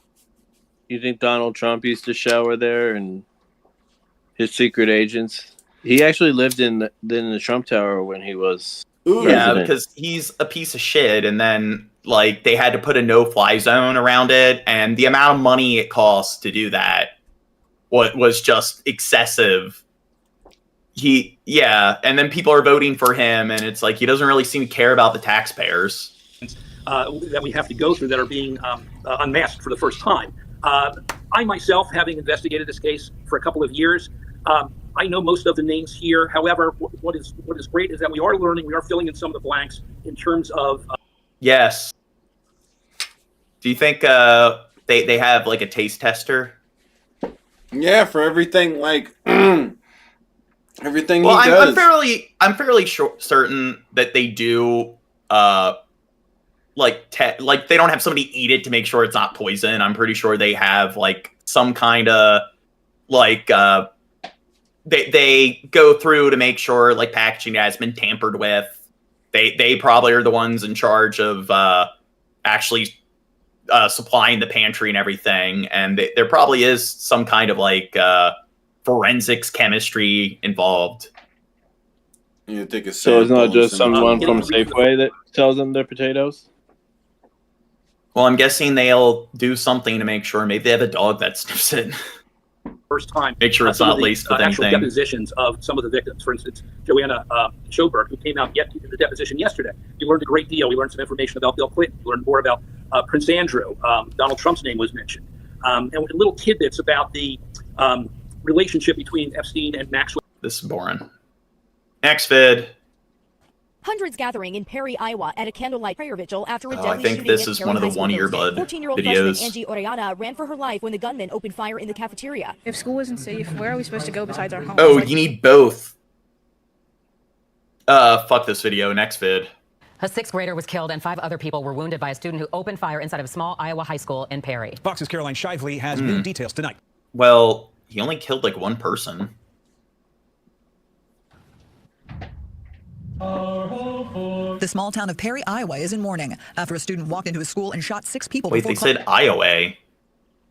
classes started Thursday morning, killing a 6th grader. Isn't it Police Iowa? did not name a motive for the shooting. But the boy's friends say he and his younger sister had been bullied. I've been going to that school my entire life, and those kids would do horrible things to him. He got tired of the harassment. Was it a smart idea to shoot up the school? No. God, no. And I am mad at him for that. Lord knows I am mad at him for that. 4 of the injured are students, and the 5th is the school's principal. Police Don't bully kids. They might bring a gun to school. say the shooter was armed with a pump-action shotgun and a small-caliber handgun. When they searched the building, authorities found the suspect dead from a gunshot wound. They also found an improvised explosive device. The state fire marshal and the Bureau of Alcohol, Tobacco, and Firearms rendered the device safe. Police say the shooter had posted videos on social media in and around the time of the attack, but would not give specifics, noting they're still gathering evidence. White House officials report President Biden was tracking the shooting, and federal officials are helping support the investigation. They also said it was another call to action for Congress. Congress must act to enact universal background checks, ban. I think Hamas did it. What do you think, Shab? I think it was ISIS. I think ISIS, they gave him the gun and they gave him training. I think it was This those was a day of damn mourning in Perry, libtards. Iowa, one day after a teenage gun. What is that? In defense of psychopaths, an essay. Well, I don't think, like, a lot of these kids that commit these shootings, they might not be psychopaths. Some of them are, but I think there's a lot of other mental issues people could have that could lead them to commit a shooting outside of psychopathy. Gunman shot and killed a 6th grader and injured. And the problem with that is, in order to be a psychopath, it is congenital. You need to be, like, it's something you're born with. So psychopaths are born, sociopaths are raised. So antisocial personality disorder is the same thing as sociopathy. And of course, personality disorders aren't congenital. It's genetic and environmental factors. Psychopathy is exclusively genetic factors. And the thing is, a lot of kids who are psychopaths, like, I would probably argue that a large percentage of school shooters aren't psychopaths because they're, like, psychopaths usually are very Machiavellian and they usually are good at manipulating people, and they probably are the kids that are bullying.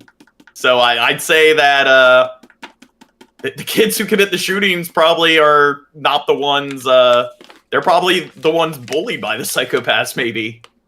Well, in this high school. case, I blame the kid just for living in Iowa. Oh my God! Look at you, being a bigot towards Iowans. It's next door to South Hawaii. Dakota. Yeah. We're learning more It's one of the Mimmel states. Do you know why? Hawaiians. What? Do you know why it's called Mimmel? Why, baby? It's Minnesota, Iowa, Missouri, Arkansas, and Louisiana. And it looks like a little person on the map, so it's Mimmel. You're Mimmel. Tonight about the victims and also new insights about the shooter, Jesse Kurtz. Anagram. Tonight, new questions about potential warning signs missed before that Ooh, deadly fuck you, Skeppy. You're Canadian. What do you know about Iowa? shooting in Perry, Iowa. One student telling NBC News roughly 2 years ago they told a guidance counselor that alleged shooter Dylan Butler suggested they start a shootout with police. The school district board president declined to comment. I'm curious what your district did with that information.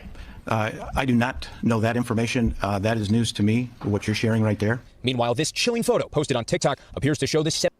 Now, are they going to charge the parents? I think that one case, one of the first cases of them actually charging the spouse, where they were found in a motel, and they claimed that, they were planning on turning themselves in. Now, I wonder what's going on. I don't think all parents should be charged when their kid does something like this, but I think in a lot of cases they should be. 17-year-old suspect in a bathroom stall before the rampage. And as some collect their belongings from the school, we're hearing more stories of survival. 15-year-old Isaiah Christensen and his 16-year-old sister Olivia were at jazz band practice. No rehearsal. And all of a sudden we hear this loud pop, people were thinking something fell. I thought someone popped. That was a good pop. Authorities say 11-year-old Amir Jalif was killed, with 7 people injured. The suspect taking his own life. We have a male subject down in the hallway.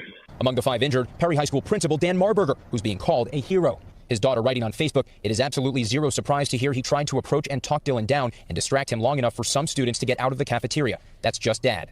Tonight, authorities saying the principal and 2 students. See, they need a mass shooter alarm, like I pitched in one of the previous streams. They got a fire alarm. Why don't they have a mass shooter alarm? Yeah, well, it makes sense for there to be a different kind of alarm for a different kind of situation. Because, like you talked about before, it's like, I don't know, if I was in this situation, I could imagine one of my first thoughts being, I should pull the fire alarm because there's a shooter, but then that's a stupid idea because everybody comes running out and gets shot. But not everybody's going to think real clearly in that situation. There should probably be some sort of other emergency lockdown the mass shooter alarm should be adjacent the other side of the hallway from the fire alarm. It needs to be painted blue instead of red. That way you can clearly distinguish the two. Yeah.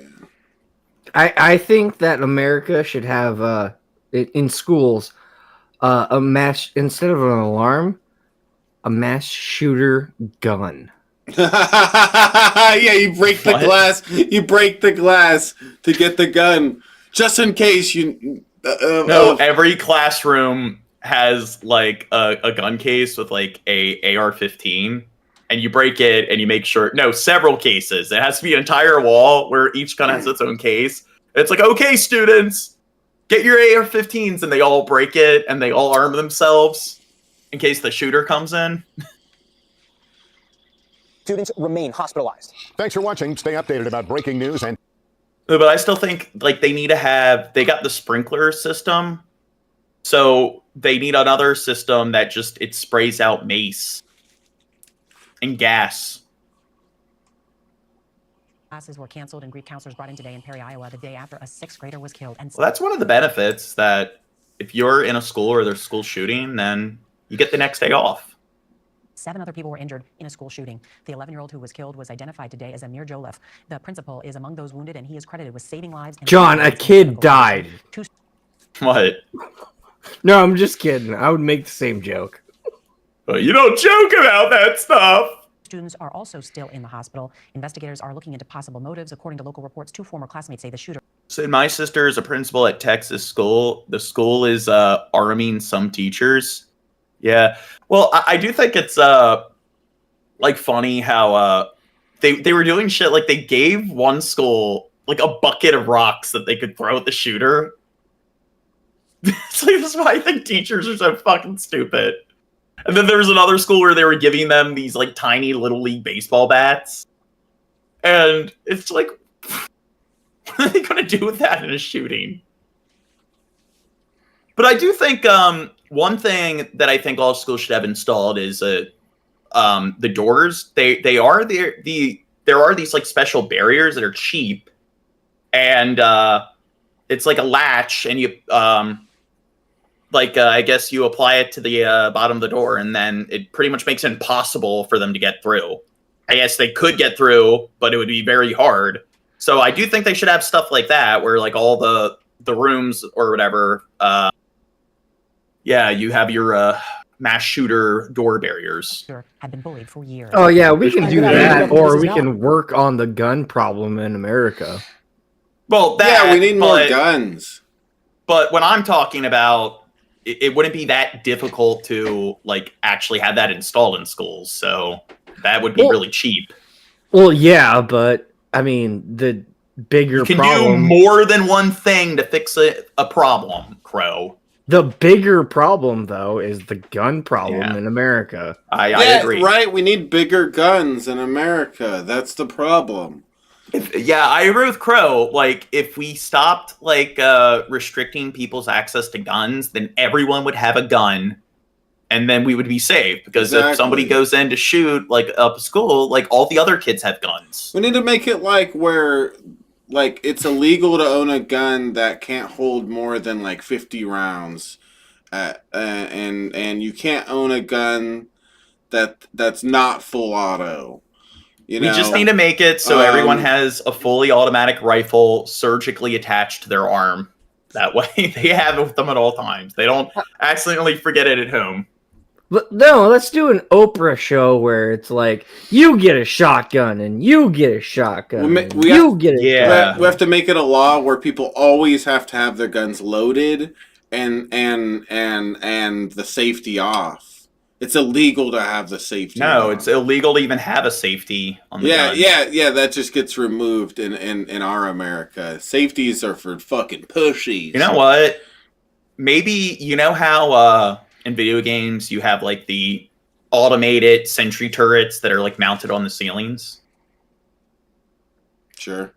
We need that installed in all our schools, in all the hallways. Yes, it'll be You pull the mass shooter alarm, and they come out of the hatches, and they immediately lock onto the school shooter and start gunning him down. No, they just shoot anybody who doesn't have a hall pass. Yeah, if you have, everyone gets a gun, and if you haven't shot a school kid or a minority, you get your gun rights taken away. Oh gosh. I'm Dylan Anchetta. We're learning more details about the school shooting that happened My in jokes Perry, are Iowa good. yesterday. We're not too far, but I don't know about you, Drunken Crow. That just took it. Now, sadly, many of the young victims were children, including a 6th grader who was killed. CBS's Ed O'Keefe was on the... Okay, this video sucks. Well, tonight we're learning new details about the 6 victims of the Iowa school shooting and what happened yesterday. One of the 5 people who survived is the school principal, Dan Marburger. He's being hailed a hero for trying to stop the shooter. His daughter says, quote, "It is absolutely zero surprise to hear he tried to approach and talk the shooter down and distract him long enough for some students to get out of the cafeteria." Morgan Wolf has more on how the community is coping. Still a very somber feeling here in Perry. People across the town have been wearing blue, which is the high school's colors. Meanwhile, community members are stepping up, showing their true colors. Disbelief and, stunned reaction. Heavy hearts. Their in the true colors of Perry. What does that Lindsay mean? Pasuti showing hers by hanging these. Little things like this help us feel like we're helping and showing our support. Down the block. Where's Bill at? People checking in on one another at the local barbecue joint. Grab whatever you can and throw That it all together. kid Now, is when you going to get get asked, David Shepard suspension. just acted. What's that? That kid is going to get in-school suspension. What, for a shooting? I mean, that's the least they can do. I think it's in school they'll even expel kids for bringing pop guns and stuff to school. They'll suspend kids for having little Lego toys or army men that have toy guns. Mm-hmm. And speaking of teachers being stupid, this is something that I didn't get in trouble, but this one teacher didn't like me, and we were talking about video games, and it's yeah, I got this rifle and stuff, and he freaked out. And it's Are you a dumbass? So you're saying like kids talking about fictional violence in movies and games is some rare scenario that never happens? It's like it's an everyday thing. I can guarantee you that most kids on a daily basis in school, at least most of the boys, are talking about like violence in video games and movies. You're lying. But seriously, it's like, don't you think it's stupid when like people do that, where it's like, this has violence in it? It's like, the overwhelming majority of movies have violence in it, you fucking moron. Yeah, you Mormon. They're trying to like virtue signal. No, but you've never known any like adults that have done that?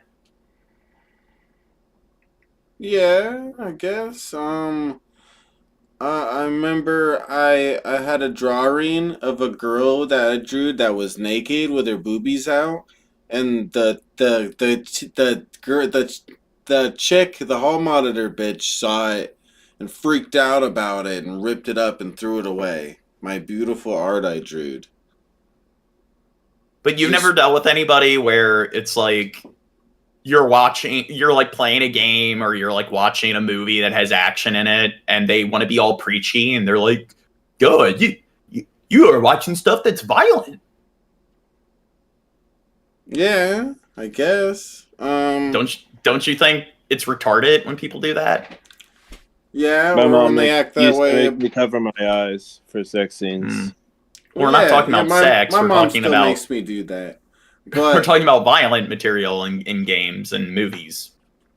yeah, and cuss words. They don't like cuss words. My mom didn't really care about But it's that. okay if it's in books. Like that's another odd thing is that school libraries will have plenty of like fictional novels that have profanity in them. So because they're dumbasses and like books are sacred, like anything's okay in a book. But and that's another thing that's funny is that they'll be doing that with I was watching 1984 and like Bayan, who's a vice principal, walks in and she's like, oh, it's Bayan. I'm like, weren't you an English teacher? This is adapted off of 1984. This is in the book. She's like, well, I don't think the book is that. Excuse me? Most films are adapted off of books. And if you read on a regular basis, you would know that because films are more mainstream and stupid people who are mainstream get offended easily, they usually change things in the movie to make it more PC. They'll tone down the violence, the graphic content described in the book. So that's usually the case where the books are more risque and more like explicit and stuff with the content compared to the movie. And it's just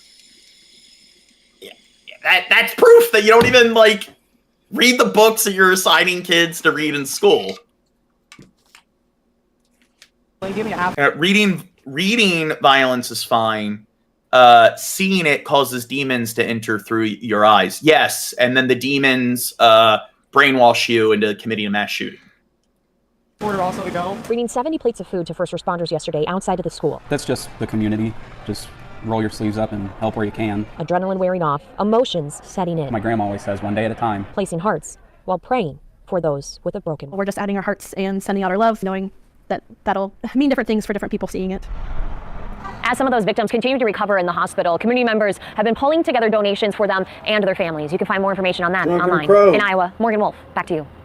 Welcome back to The Factor Uncensored. We're learning new details about the 17-year-old shooter who killed a 6th grader and injured several others at a school in Iowa Thursday. Dylan Butler ended up turning the gun on himself. You're looking at him there. Investigators believe he planned the attack Dylan or after he and Dylan? his younger sister suffered relentless bullying. What is it? Why do you say Dylan at first? Drunken Crow, look, that's a picture of you that I got. That's you watching one of my Fortnite streams. From classmates. We're told the harassment. Now, I don't know. I have the opinion that I kind of just think that schools in general are kind of unethical. Because we should just make jails for children. Well, yeah, it's just schools used to be a lot smaller. So like a schoolhouse where it's like only 20 kids that go to the schoolhouse. It's like, okay, like institutions of learning, but it is sort of like, I don't know, in these buildings where you're just cramming like hundreds, sometimes over 1,000 kids in one building with like the like student to staff ratio is just so fucking high. It's like one adult per like 50 kids. It's just I think a lot of the bullying is just due to that kind of like setting. I think it's like putting a bunch of chickens and like close corridors, like and like factory farms. They're just pecking each other's eyes out. So, like I don't know. And people are like, well, kids need an education, and it's like, here's the thing. What about, I don't know, like more homeschooling programs? Like I'm serious. Like a lot of these schools, kids aren't learning. There's just too many kids. Too much of a distracting environment. They're not really able to like absorb the information. So what if we like internet's a thing? What if we made it more convenient for people where it's like, hey, here are people that do online classes for kids. And like maybe not elementary school, but once they're in middle school and high school, what do you think about stuff like that? Where and I can understand like if the kids aren't testing well, and if the parents aren't like actually making sure the kids are like handing in their assignments and so forth, then the kid has to go to public school and so forth. And they already have that. I do know with a lot of states, some states are much more lenient than others, but the state I'm in, the kids have to be passing like tests in order to prove that they're actually learning at home. So I think maybe they should push like a more like, but the issue is like, I don't know, keeping kids home alone and so forth. And parents might make the argument that they like, oh, they need to work during the day, and schools are kind of used as like a form of daycare. But John, with homeschooling, that's got the stereotype of like flat earthers or like very secluded and all this like stupid parents like Amish. Parents take advantage of it. So there are parents that are unethical and they do shit where they want to brainwash their kids. So they like move out in the middle of nowhere and crap like that. Jehovah's Witness parents, we saw those Mormon communities where they were doing that, where all the kids are homeschooled and like none of the kids could read, and like they pretty much make it impossible for the kids to really go out and venture into the real world because they make it so they're dependent on that community. So that I think, and that's why I think it needs to be closely monitored. But I do think that with the internet and stuff, it makes it more feasible and applicable. And it's not homeschooling where the parent needs to do the teaching. You have educators that they administer the classes online. So it's online classes in the same way university. Like there's like when I went to school, there were like online classes I took where you have lectures. Everyone gets on their webcam and the professor gives the lecture on their webcam as well. And you're given all the tests, the assignments, the bookwork. So, and the other issue is like a lot of these schools, it's just the main subjects are things like it's reading, writing, and mathematics. Those are the three main priorities. And then second to that are your hard sciences, chemistry, physics, biology, and then your history and government. And it's just, okay, gym class, is that really necessary? Like, if kids are into music, like, what do kids learn when they take these damn music classes? If a kid's interested, they'll try to get into guitar and things like that. They'll try to get into playing piano. I think that so many kids that are forced to like play in the school band and shit, they're not learning how to play those instruments. I think that you have all those sort of boondoggle programs. They need to just just give people that option and make it more well known to the public if you do provide that option.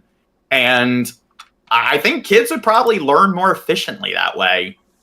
And I think giving kids more free time where it's like, hey, here's your math assignments, here's your reading and writing assignments, and then you don't need to do like deal with lunch break, and then you come back and you got your gym and elective classes.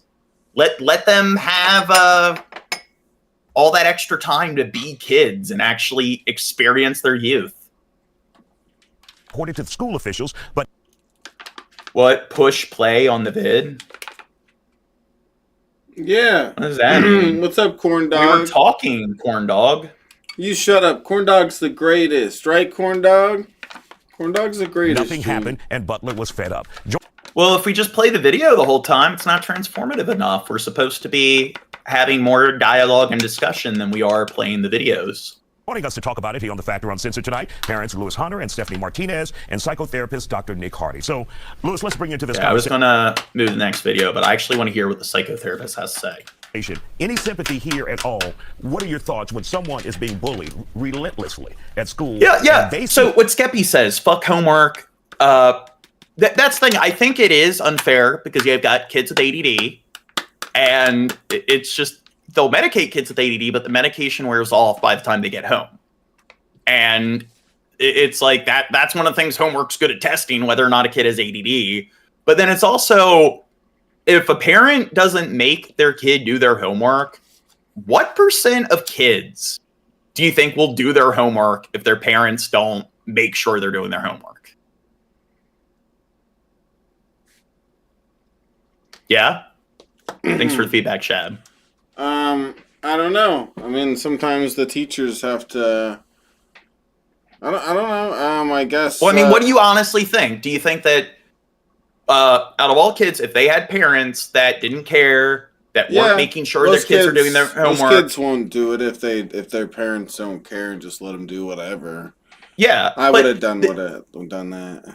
Don't you think that there's kind of that unfairness there, where if the parents don't care, the kid's being punished, but you have idiots that want to be like, no, there are no excuses. Like, if they were like an 8-year-old and their parents didn't try to get them to do their homework, they would take the initiative and do their homework because they're such a perfect saint.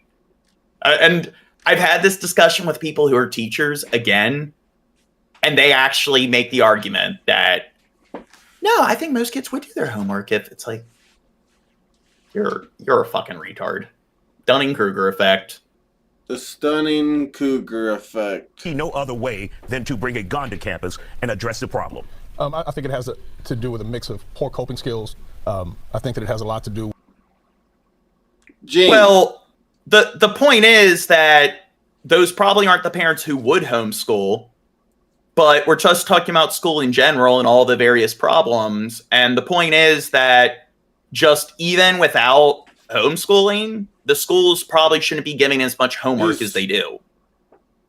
And the other thing Gene was talking about was just them having schools overpacked.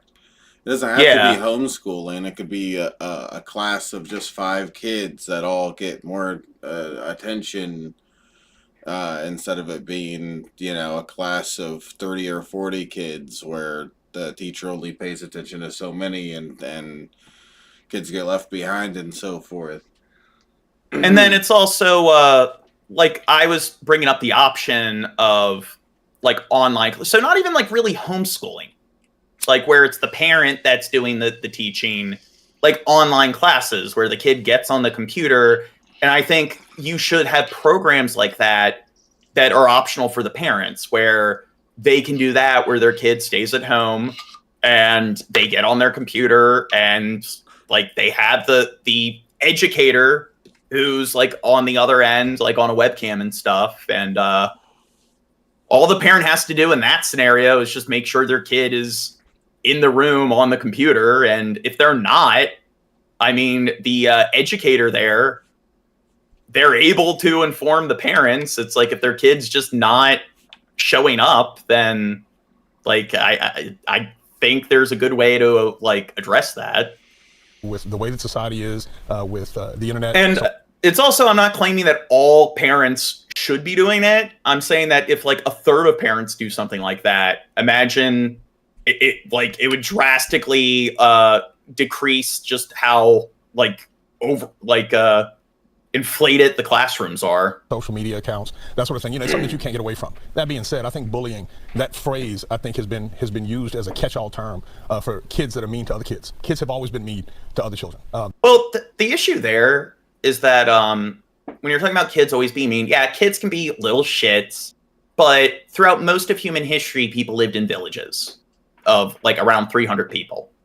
And this is where you have like Durkheim theory, where when people live in more densely populated areas like cities, they tend to be more on edge. It's like noise pollution and so forth. And there's also research that people, just in general, adults or kids, are more apathetic towards strangers. So that's where you have the rude New Yorker stereotype. Because This is like hearing about someone being harassed and being like, oh, well. People have always been harassed. Yeah, people have always been, mess with each other and stuff. And it's like, no, there's a difference between doing that and harassing. There's like different levels of messing with other people. Like But it's also like there's research that shows the human brain is not capable of really processing more than 300 relationships. That's why the average village is had a population of 300. The average tribe is 150, 300 people.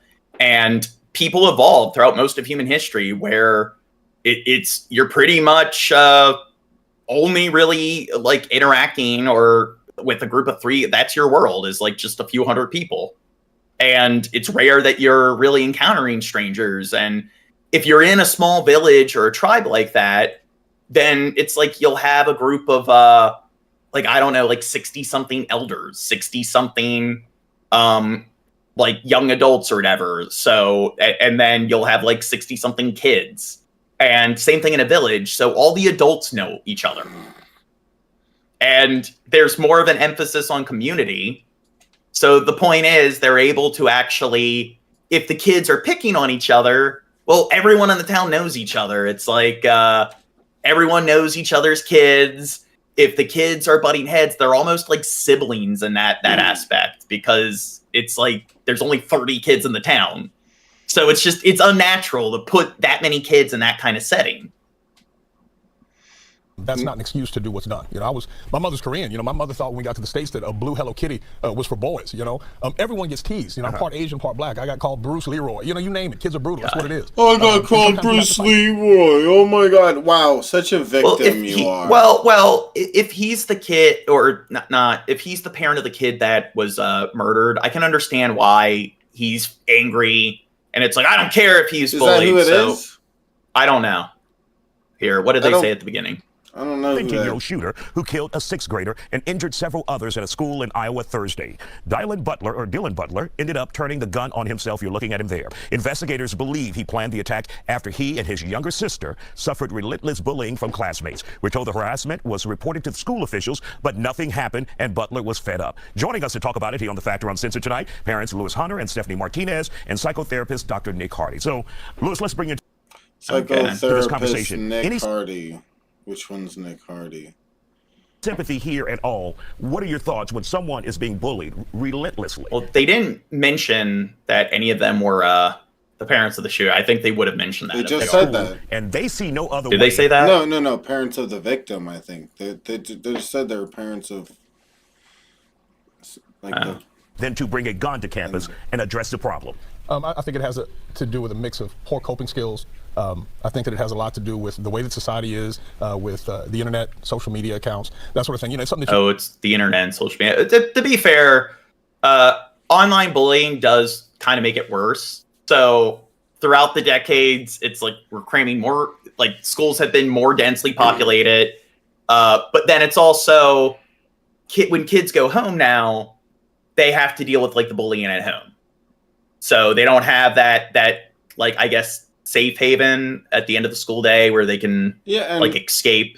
And plus, It's pretty crazy for someone to it's illegal for him not to go to school. He has to go to school. His parents will end up getting in trouble if he keeps not showing up and stuff. So he has to go to school. And when he goes to school, who knows how bad it was, but let's say he's being harassed really bad and the school's not doing anything about it, and he's forced to go there. It's not justifying what he did, but it's like, it's kind of, if it was really bad like that, maybe we need to point the finger at the school. Yeah. The thing is, when and I do think maybe they should be charged. Like if there was notable like evidence, documentation that he was being harassed, they knew what was going on for a while, and it shows that they were having carelessness. I don't think they should be charged with like murder, but they should be charged with something else, or some whatever, high amount of neglect or something. Yeah. And I do think, I don't think maybe they should face prison time for something like that, but I think that they should lose their license to teach. I don't know if there's a teaching license, but I think they should lose the ability to teach. So they gotta start a new career and everything. And yeah, I also think that one thing is, did you know that you're more likely to commit suicide than to die, or people are more likely to die of suicide than homicide? Doesn't surprise me. You think like, okay, for how many kids there are that commit a mass shooting or kill another kid, which mass shootings, they happen more often than they should, and it is like a very sort of American issue compared to other developed countries, but it still makes up a very, very, very, very small percentage of kids are likely to commit a shooting in their life. So look at suicide rates and how many kids probably kill themselves because of the bullying. Yeah. And stupid ass teachers and shit won't fucking do their job. I mean, I've dealt with it growing up. It wouldn't surprise me that was the issue here, because I've dealt with it. Fucking, I've said it before that when I was in the 5th grade, my teacher, Mr. Zana, would touch get way too close with all the little girls what's his name? And stuff. Mr. Zana. Do you think we could find him on the article, because you said it was in the news? Yeah, type in Mr. Zana. How do you spell Zana? Yeah, just another A. Elementary school, maybe Henderson, Nevada. Let's see what comes up. No, with a E.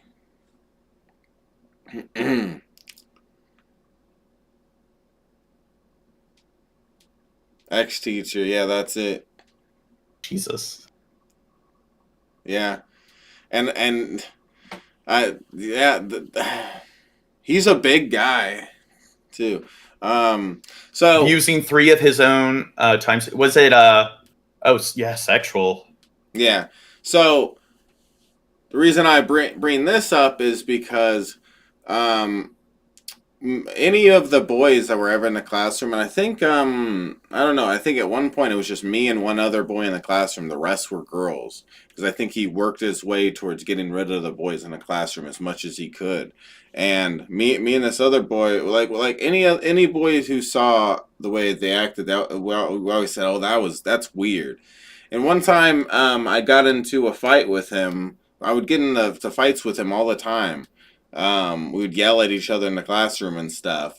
And he sent me up to the office, and I told the principal that it's weird the way he is with the girls. He's way too close with them. Don't allow that to happen. He's a teacher. He can't do that. I told her how weird it was, and she told me, "Oh no, he's been a teacher for this long. Both his parents were teachers, blah, blah, blah," and just shrugged it off. Saying that a teacher did something wrong is like saying the earth is flat. I mean, yeah, they're it's just as absurd. And then I was in trouble or whatever and sent back, whatever. I don't remember what happened after that. I got sent back to the class or something. But he, like, what would happen, you were talking about not doing homework. If I didn't do my homework, he would give me detention. And then detention was during lunchtime, I had to just sit at the table and just watch all the other kids play. Do you think he had ADD? He did? No, do you think you have ADD? I don't know. What does it mean for me to have ADD? I'm not sure.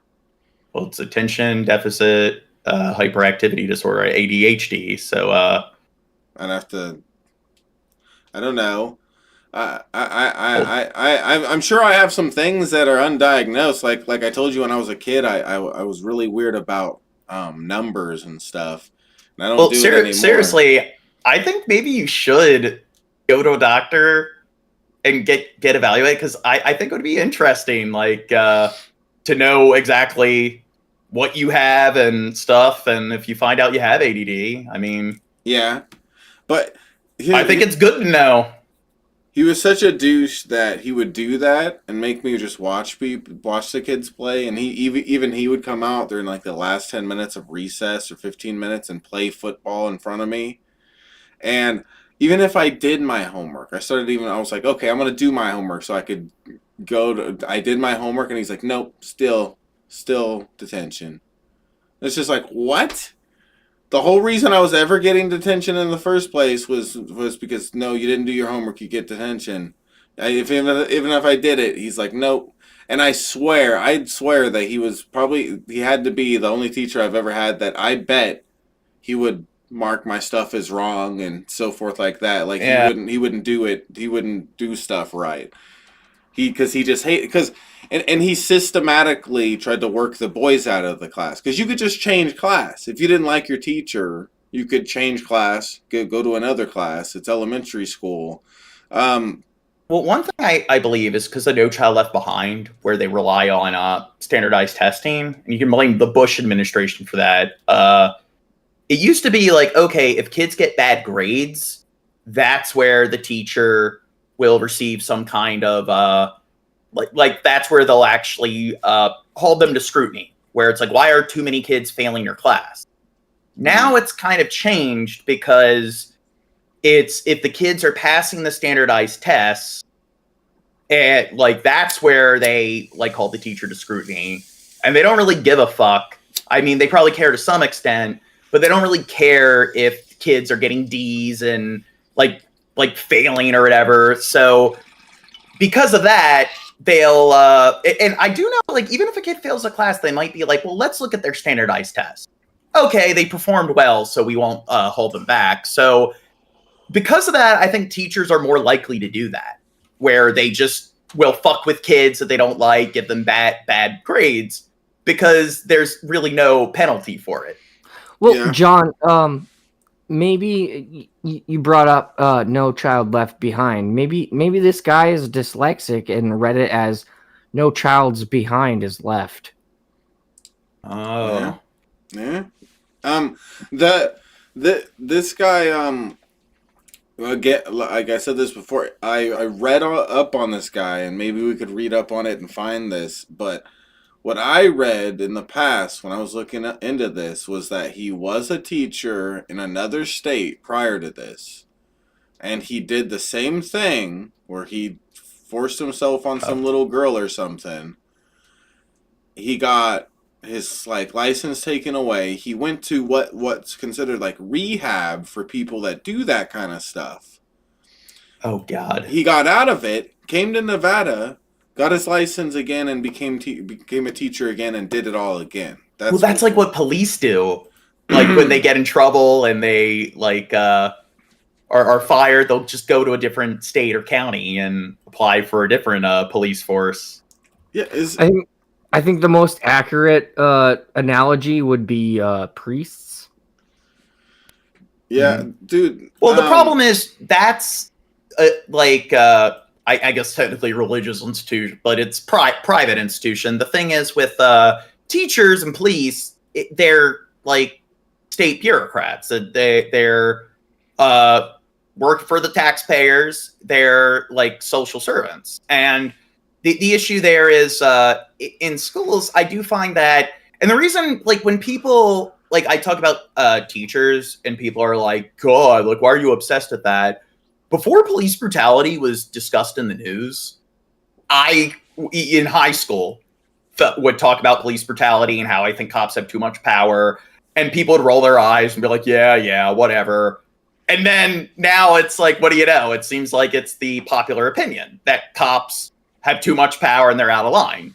And the people that acted like, yeah, okay, cops, I don't know about that. Cops doing what they shouldn't do. I constantly hold it over their head and remind them of it to make them like feel stupid. But it's the same thing with teachers. It's just, I find that they have to, like, absolute power corrupts absolutely. I find that's another area of state institution that needs a lot of reform. And it's like what people have said, schools are kind of like prisons. And I kind of feel that if kids treat other kids like complete and total horseshit, they don't care. If a teacher treats a kid like complete and total horseshit, they don't care. What if a kid is rude to a teacher? That's the biggest crime of all. It's heresy. And that's the thing. So when I talk to educators and I mention that to them, it's like, well, what if a teacher tells a kid, cusses out a kid? It's like, well, like the kid must be doing something. It's like, isn't that the fallacy of a single cause? So you're saying that teachers never act unprofessionally? So, I mean, you can find stories of teachers sexually abusing kids. So if teachers can do no wrong, I guess you're okay with that. No, I'm not. It's like, well, there you go. You're admitting that it can happen where they act out. So if there are teachers that do things to the extreme of like sexual abuse, you're saying they can't do something where they're just verbally abusive? So sexual abuse is possible, but verbal abuse is. And then it's like, okay, well, and it's like, but here's the thing. How come if a kid cusses out another kid, that's nothing? It's just like, whatever, go to class. Hey, apologize. But then if a kid cusses out an educator, why is it treated like it's some really like notable extreme? Like bullying another kid and like harassing other kids is like they take it less seriously than a kid just cussing out a teacher. And it's just like explain how you're not being a moron by like justifying that. And it's like, okay, like at the school I went to, they would suspend kids. I knew kids that got suspensions because they cussed out teachers. And it's like, okay, if you want to do that, fine, but teachers need to be suspended without pay if they cuss out a kid. And you need to suspend kids every time they cuss out another kid. And here's the thing. They're not going to do that because then it's like every day they have like a fourth of all the students suspended. So it's like, well, here's the thing. If you can't suspend the kids for cussing out other kids, then you're just not, you can't suspend them for cussing out the teachers. Yet it needs to be like proportionate. And can we get this guy off the screen? No, hold on. One last thing I wanted to say about him is I'll never think of Jolly Ranchers the same way again because of him. You know how teachers will have like a candy. Sometimes they'll have like a specific candy that they always got, and they like will give it to the kids. Yeah, and PDF stuff. Files usually like candy. It was Jolly Ranchers with him, and there was times where I was eating a Jolly Rancher in his class and stuff, and I read that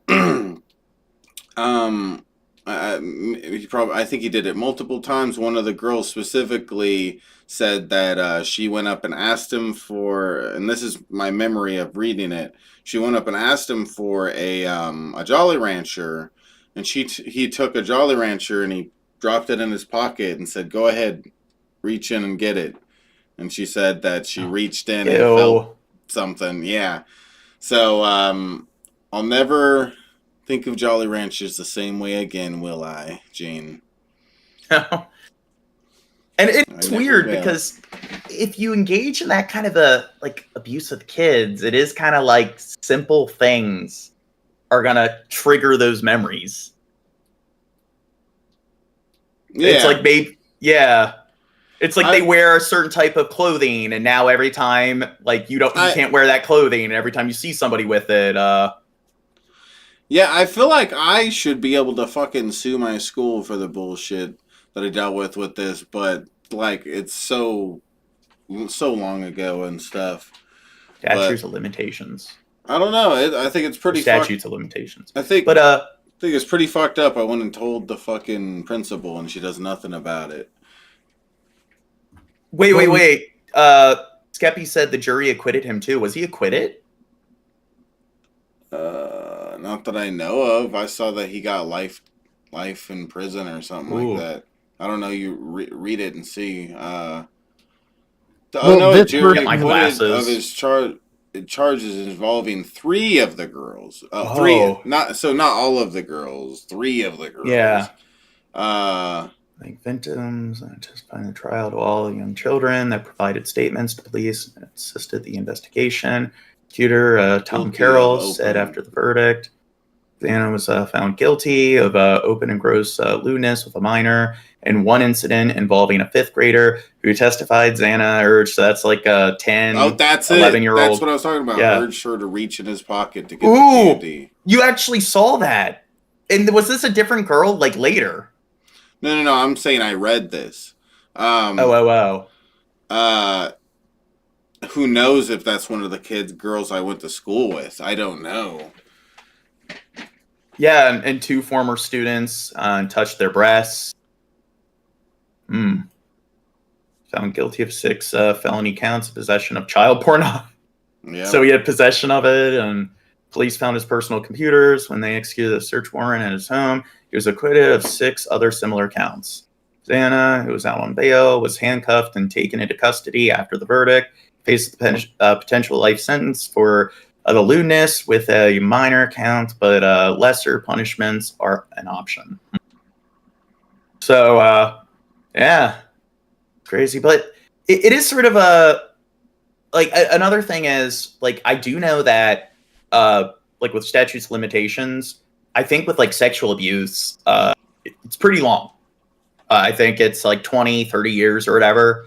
But when it comes to physical abuse, I think it's only a few years. Like 3 years. And it's just, like, what? Like, I don't get it. Like, I'd say they're equally as bad. If you're beating the shit out of your kid, why don't people treat it as if it's just as disgusting and irredeemable as, like, sexual abuse? I'd say that you probably should, if you were physically abused as a kid in your 20s and 30s, be able to, like, come out and be like, yeah, I was physically abused. And then file charges against your parents. I think that, I don't know. or the adult. I don't know. Dirt, what do you on your rate from 0 to 10? What numbers do you give each one of those things? Raping the child versus beating the child. Well, of course, there's a different extreme of I know of physical. Kidding. Yeah, I'd say probably a 7 and a 10. 7 and a 10. So he thinks that the graping is only a 7. Oh my god. Dirt's a little weird. Oh my god. Dude, I fell asleep. I sat here and fell asleep. This is not an easy chair to fall asleep in, John. Yeah. Are you saying I bored you to sleep? No, I'm just exhausted. Now, Dirt, do you think, God, what is it? Yeah, it's 3:45 where I am too, so I'm starting to get brain dead. But what was it? Do you think spanking? So if a parent spanks a kid in their rear end, why isn't that like a form of sexual abuse?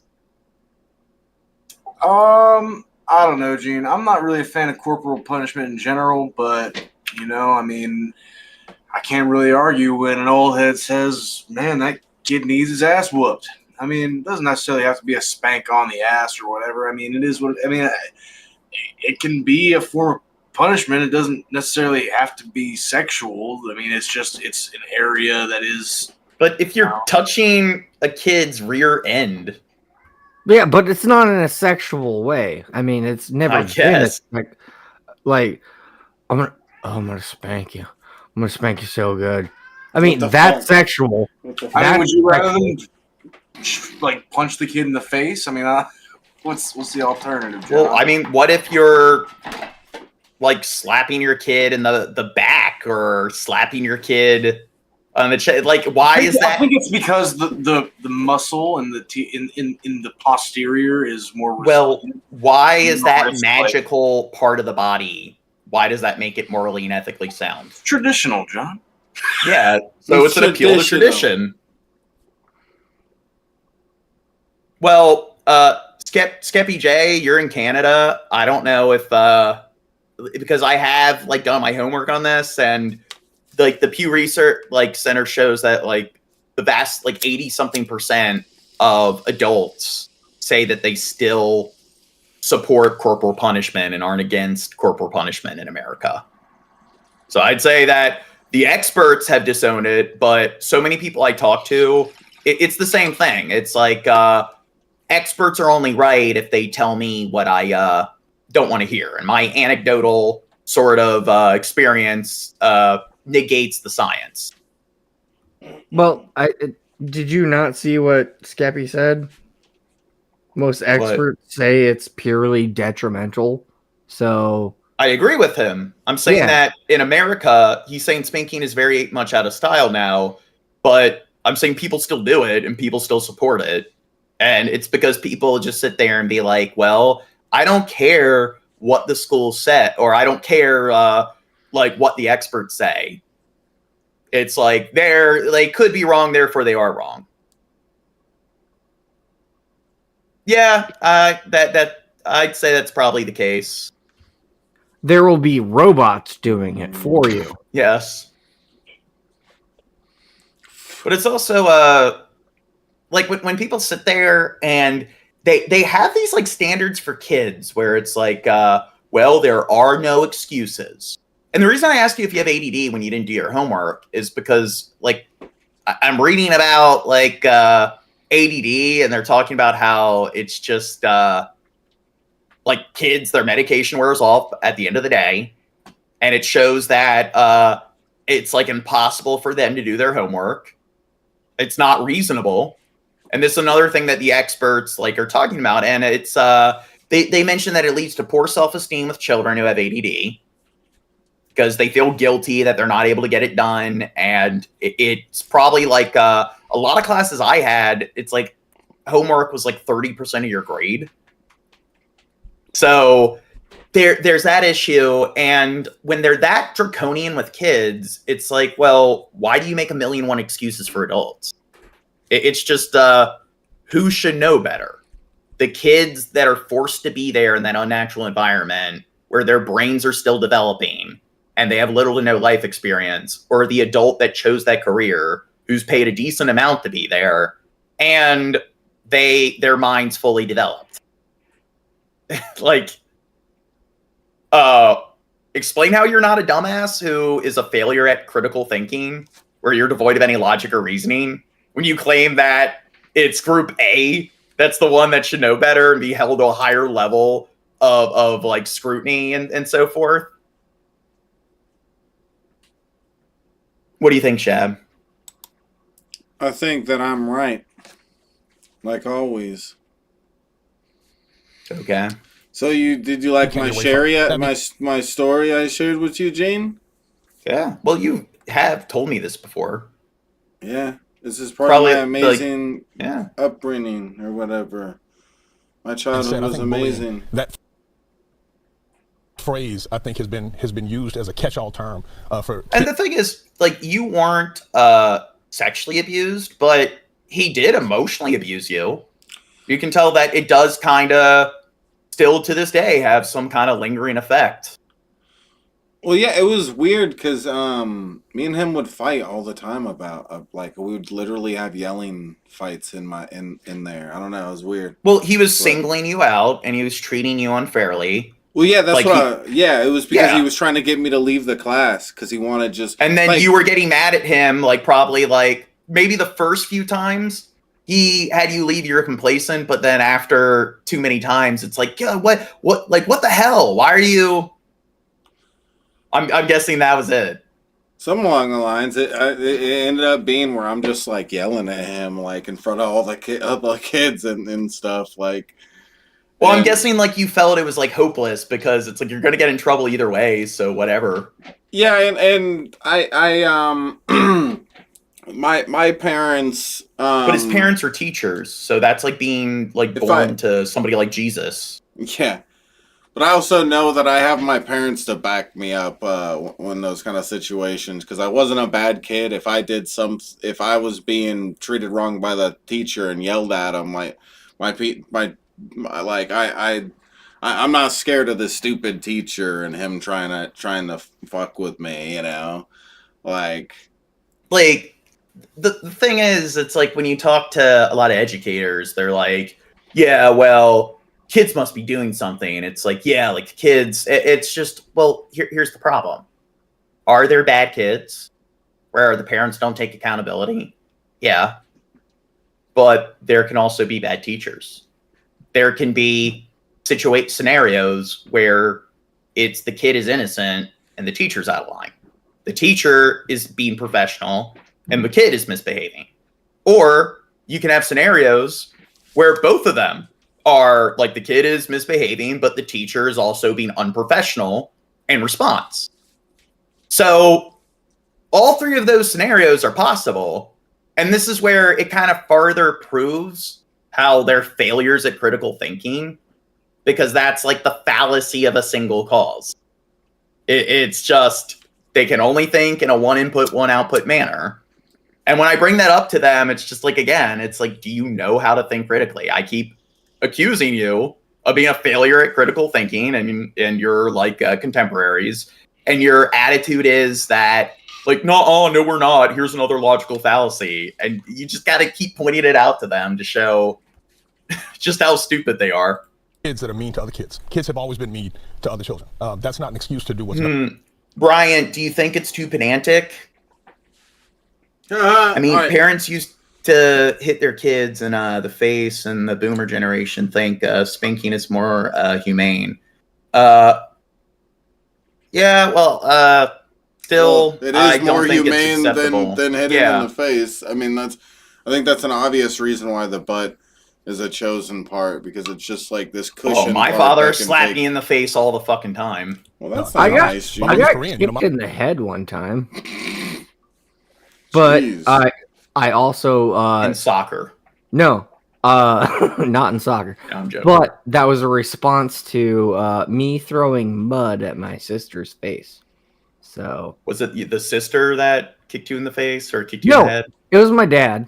Oh, my mother thought when we got to the. Well, did he like? What's his logic? Like, hey, like your sister's a girl and you engaged in some kind of like no, I was a piece of shit kid. I was a violent kid, and I own up to that. And yeah, some of the stuff that I did as a kid, some of the violent stuff that did happen to me, and I'm not advocating for hitting your child, but in my case, I agree, I deserved it. Yeah, I didn't have a normal childhood, so don't listen to me. I agree with that. I'd say if that like you deserve to be punished in some way, I don't think that you deserve to have your dad kick you in the head. And I think you do need to have a zero tolerance policy towards it, because you give a lot of like emotionally immature and neurotic adults, you give them an inch, they go a mile. So if it's like, well, you're allowed to spank them. One of the other reasons why the professionals are vehemently against it, like what Skeppy said, is because part of the research is that parents use it as self-justification. It's mental gymnastics. The kind of parents who hit their kids usually have things like narcissistic personality disorder, like histrionic personality disorder, borderline personality disorder. And one of the big tropes of those conditions is just like chronic clinical dishonesty. So they're masters at just lying to themselves and compartmentalizing their bad behavior. So one of the things they'll do is it's like, hey, if I shake my kid around, wring them by the neck, slap them across the face, and then throw some pats to the butt in the little abuse concoction, then you can just call it a spanking and it's legal. And because it's legal, it's okay. So one of the things they find is that like a lot of parents that are charged of like assaulting their kids and battery, that they their number one excuse is they just spank their kid. That's always the excuse. So it's like by allowing it to any like extent, a lot of those people think it's okay, and then they will use it as a gaslighting tool. Well, in my case, no, I technically was very violent towards my siblings, and like I said, I'm not advocating for violence against your kids, but that's pretty much what I needed. I needed a fucking boot in my ass. In what way? Like my sister and I, when like I was really young and like I guess like preschool, elementary school and stuff, like we would get into like physical confrontations, and I think it's normal for siblings, especially when they're young, to get into fights where they're rolling around on the floor, pulling each other's hair. I was worse. Yeah, I would throw temper tantrums. I even have a scar. I don't know why. I can't remember why I have this scar, but I was in the car. I was left in the car because I was throwing a temper tantrum, and I just like threw a bigger temper tantrum because I was left in the car, and I just like head-butted the fucking seat of the driver, the driver's seat, and I have a fucking scar from it now. And how old were you? I was like 6. And like when my mom remarried, that's when I got, the shit beat out of me. Or actually, not really. I got Bill stream now.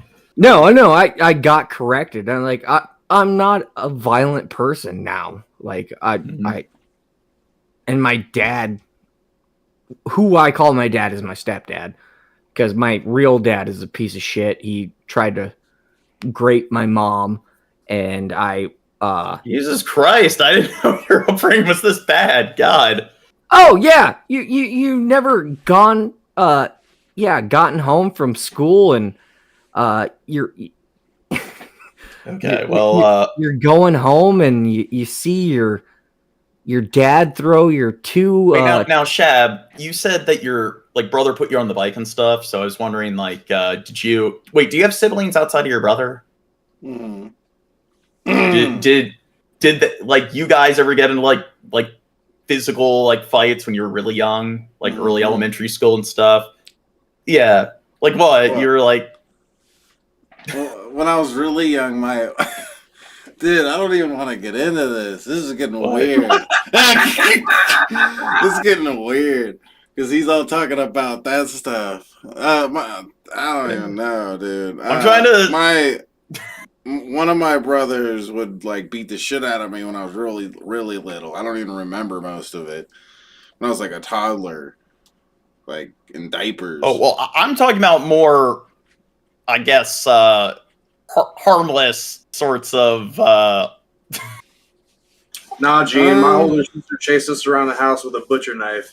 We didn't have that harmless sort of. Yeah, I'm thinking of like you're watching cartoons and it's like, no, I want it, and just like hitting their arm and tug of war over the remote. I'm sure that should happen too, but you don't remember that. Yeah. You don't remember the knife, John. Okay, never mind. States that a blue Hello Kitty was for boys, everyone gets teased. I'm part Asian, part black. I got called Bruce Leroy. You name it. Kids are brutal. That's what it is. Now he needs to shut up about that. I heard this shit. He said this already. What's going on? Yeah, here? well, he reminded earlier. But it's silly. He says that. Everybody gets that. Like we call Gene nerdy, and we make fun of Dirt's long hair and whatever. Like we just do that kind of shit. Like he's acting like some little thing like that was him getting bullied. It's like no, that's you being called something. Just like everybody gets called a little thing. Like it's not that big of a deal. Like everybody gets a little. Like what do people call me? There's random crap people call me. That's another example where I think of bullying. People will use this to gaslight bullies, where it's just it's like 100% of people have dealt with this in school and have done the kind of thing that he's talking about. Just like really minor insults. Like everyone has been a prick to another kid from time to time. So if just being an asshole to a kid is bullying at like any extent, then you could classify any. So this is where the semantics comes into play. It's like by that logic, every kid is a bully. Is a victim of bullying. Yeah, that too. Yeah. And then the people will use that to be like, well, see, this kid did something all kids did, so that makes him a hypocrite. So therefore, he deserves to be bullied. And it's like, well, there's a difference between being an impulsive little. Yeah, there's obviously some sort of spectrum here. There's nuance. That's being ignored. It's like, what if they just constantly picked on him every fucking moment of every day and made his life a living hell? They're always fucking with them. Like, you could see some. Yeah. Like, there's some crazy fucking stories with them online crap. I mean, like, just constantly harassing them and making their life a living hell, and then the teachers aren't doing anything about it. It could be like that, or it could be like they're just kind of jerks that kind of say mean things every now and then, just like anybody else like has to deal with that school. Who knows? But he's acting like it's just that. Like, oh, they just said something mean to him. Like, you're on the bus and this kid has like a weird haircut and you're being impulsive and you're like, your haircut's ugly. It's like every kid does shit like that. Yeah, exactly. And if you're doesn't make mean you're bullying that person, and people will point to that, like, hey, there's an example of you doing something that all kids do, therefore you deserve it. You might in that moment be bullying, I guess, but that's not. Yeah, you're not a bully. That's like in the way we're talking here. High school, and to make TikTok videos the morning of and weeks prior to the event, I think it's a cop out. And that is a problem because this has happened a lot where bullies have gone online. Like the kid that shut up the University of California, he went online and talked about how he's going to go and shoot up the school and everything. They knew he had guns. He was talking about doing it on the internet. People actually called the police. People saw the videos. The police actually did an investigation, showed up and talked to him. And he's like, oh, no, I'm just kidding. And he ended up committing a shooting and everything. And it's like, I think it was Elliot Rogers. What was the kid? Or he was a college student. So well, the thing is, with that kind of case, I don't know how bad the stuff he was doing prior to it, but I kind of can't blame him because look at the jokes we make. People could claim we're gonna do something crazy or something because we made some joke. It's like, what are they gonna do? Hold us hostage? Like they can't arrest us. We didn't do anything. We just they can take your guns away. Though he has guns and stuff. Yeah, maybe that. I think maybe if you don't be taking my guns away. Not all. I mean, guns. We'll make jokes where there's some semblance of a joke there, but like if you do a video where it's like, this is what I'm going to do, and this is how I'm going to carry it out, and it's just a video of you talking for like 5-10 minutes about going to the school and killing a bunch of people. How would anyone expect that to be a joke? If you're just doing it to troll, whatever. You just don't get the comedy, Jane, okay? I'm saying if you do that, it's like, I don't think, like, let's say you were trolling and just doing it to be edgy and stupid. I don't think you should go to prison and stuff, but you definitely, maybe you need to lose your guns for a while. It's like it's your fault for doing something stupid like that. The minute they saw him, luckily. I'm just saying, it's just, I kind of don't blame the cops a bit because it's kind of that kind of thing where they can't really do anything until they do something, until they break a law, until they do something wrong, I do think that this kind of like an aside, but I do think the government does spy on people's information, at least digitally, where everything's put on some database, but that's a good example of people that are so paranoid over that. Like, I don't want the government seeing what I'm doing. It's like, there's examples of people going online and talking about committing crimes and stuff. And usually it's people reporting it who are just bystanders. They come across the video and like the local government is more likely to get involved than the state or federal government when it comes to stuff like that. So it's just how many scenarios was somebody arrested because of what they were doing online by the feds? It's rare. And when it does happen, it's usually because they are doing something really significant. Like they're going to websites about like how to make like, you know, explosives, and they're buying all the materials. So it's like they're actually going to websites with like criminal organizations. So, well, John, can't you still buy the anarchist cookbook? Yeah, I think so. But there are people that will get paranoid. Like when I talk about the stories that I watch, like what we're doing on the stream, people are like, God, like the government's going to come to your place. It's like, so me watching these stories on CNN and like ABC's YouTube channel. What story? It's going to have the government. Like when I talk about how we're like, I'm like watching like stories on like the Ukraine or coverage. So when I'm watching videos on this kind of stuff, like when I talked about the stream we were doing on like the worst serial killers in history, and I talked about like seeing videos on it, people were like, "Oh, the government's going to come to your place," and it's like, they're serial killer like documentaries. Do you know how many people like watch that crap? Mm-hmm. It's one thing if you're looking up stuff on like how to do it, but yeah, play more. I think it's unfortunate that we're seeing this a lot more often. It's happening a lot more. And, I don't know. I think the last like hour of discussions we had is pretty good. We got a lot of content and stuff, so I think sometimes the videos are just good conversation starters. No way I think it her comes down lips are real. to the bullying. You know, we need to hold these kids accountable. It's they real.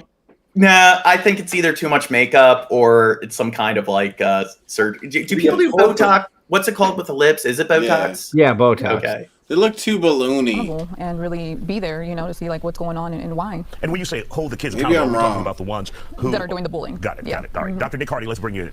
Absolutely. I mean, I think it's so many layers to it. I mean, one, you have the bullying that occurs at the school, but then you also have, access to, the firearms. You also have the individual himself, is there. It's a multifaceted issue.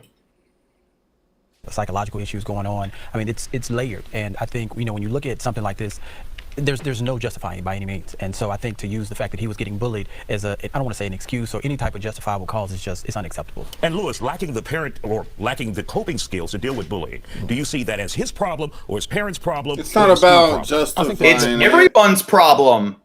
That's the thing. Like that's kind of stupid where it's multifaceted. I mean, yes. There's like a bunch of different variables and you just can't pin it on one. And you can hold multiple people accountable. You could hold the killer accountable, the parents accountable, the school, and the bullies. And plus, it's not always just about like accountability, but rather just figuring out the problem that led up to this. Like, well, can we do anything to help lower the chance of this happening in the future? And this is a good example of how, like, I mean, this guy, he's a doctor and he's shown that he has good critical thinking, but it shows how like 4 in 5 people have poor critical thinking in the country because so many people, it's like when you talk about anything, it's always just one, they think in a one note kind of manner. It's like, well, what's the problem? We got to find the one thing. And they're too stupid to understand that, you know what, you can have multiple different sort of elements that need to be addressed to fix the problem as a whole. And it's like most issues aren't that binary. They're not that fucking linear. So there's so many people that's how their brain works, is that there has to be one reason for something.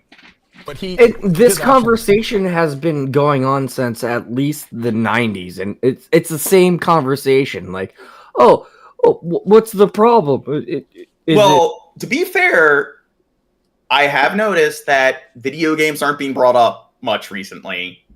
So I would argue, like, the 90s and the 2000s, it was always video games that were the only thing discussed. And you know why I think that is? Why? I think it's because the older generations didn't grow up with it, and they just want a reason to hate it because, like, the science showed that there's no connection between video games and violence, but science has proven that people aren't used to, like, once your brain develops around the age of 25, you're usually set in your ways. And it's shown that, like, throughout most of human history, like, the lifestyle that you live when it comes to technology is not going to be any different than the kind of like lifestyle your great grandparent, your ancestors 3 generations forward or back. So when it comes to now, where technology is developing at a rapid pace, it's like in 20 years, like things can be notably different, and people aren't open to new experience. So I think the media was just giving people what they wanted. What's that, Chad? The reason, I don't know if you were, I don't know. Maybe I don't know what you were just saying. Sometimes I have a hard time listening to you because I'm thinking about thank you. Outer space and stuff. But what was I gonna say? I think the reason for that is because there's a lot more adults that play video games now. Yeah. The reason why you don't say that. Is that what you were saying? Well, yeah, because back people have 20 years ago, yeah. most adults were like, video games, but like my dad was playing video games not long ago and stuff, and he loves video games, and I grew up playing that kind of stuff with him, and he's pretty old. He's like in his 50s or 60s or something. I don't know his exact age. This is an example, like when I was a kid and I would have disagreements with people, like adults, and it's like, I don't know. And it's like, you do know that violence amongst youth has declined by over 80% since the 90s. It's like, you do know that, like, these game units sell tens of millions of units, and 93% of Americans under the age of 30 identify as gamers. You do know that kids in all other developed countries play video games just as much as people in America, and they don't have the shooting. So you bring that up to them, and they're just like, well, it's like, yeah, you're a dumbass. Yeah, because in video games, if they had a gun in real life, they can act that out in the video game. Well, to be fair, that's why I play video games. Well, no, like I do think that games do give people some kind of like avenue or whatever if they do have issues with rage and aggression. It doesn't have to be like a shooter or anything, game with killing, but I do think that there's that component. It gives people something to do, and games are kind of cheap. So even like poorer kids seem to have access to video games. And same thing with the internet. I'd say that's one of the positives, is that it's kind of hard to be bored in this day and age, because things like video games and the internet give people endless entertainment. So I'd say in that regard, it probably keeps kids out of trouble. Or a manifesto Not of the way that his Canadians. parents probably raised him. He was probably raised in a I'm gonna give him the benefit of the doubt, in a good home. But I don't think that he was given the coping skills necessary to get through what every child goes through. Schoolyard fights, bullying, teasing, that's a part of growing up. It's almost a rite of passage. A lot of kids don't get into schoolyard fights. A lot of kids, that's not a rite of passage that they go through. And he's talking again. He's talking in a way where he's assuming that it was just at a moderate level or just an average level.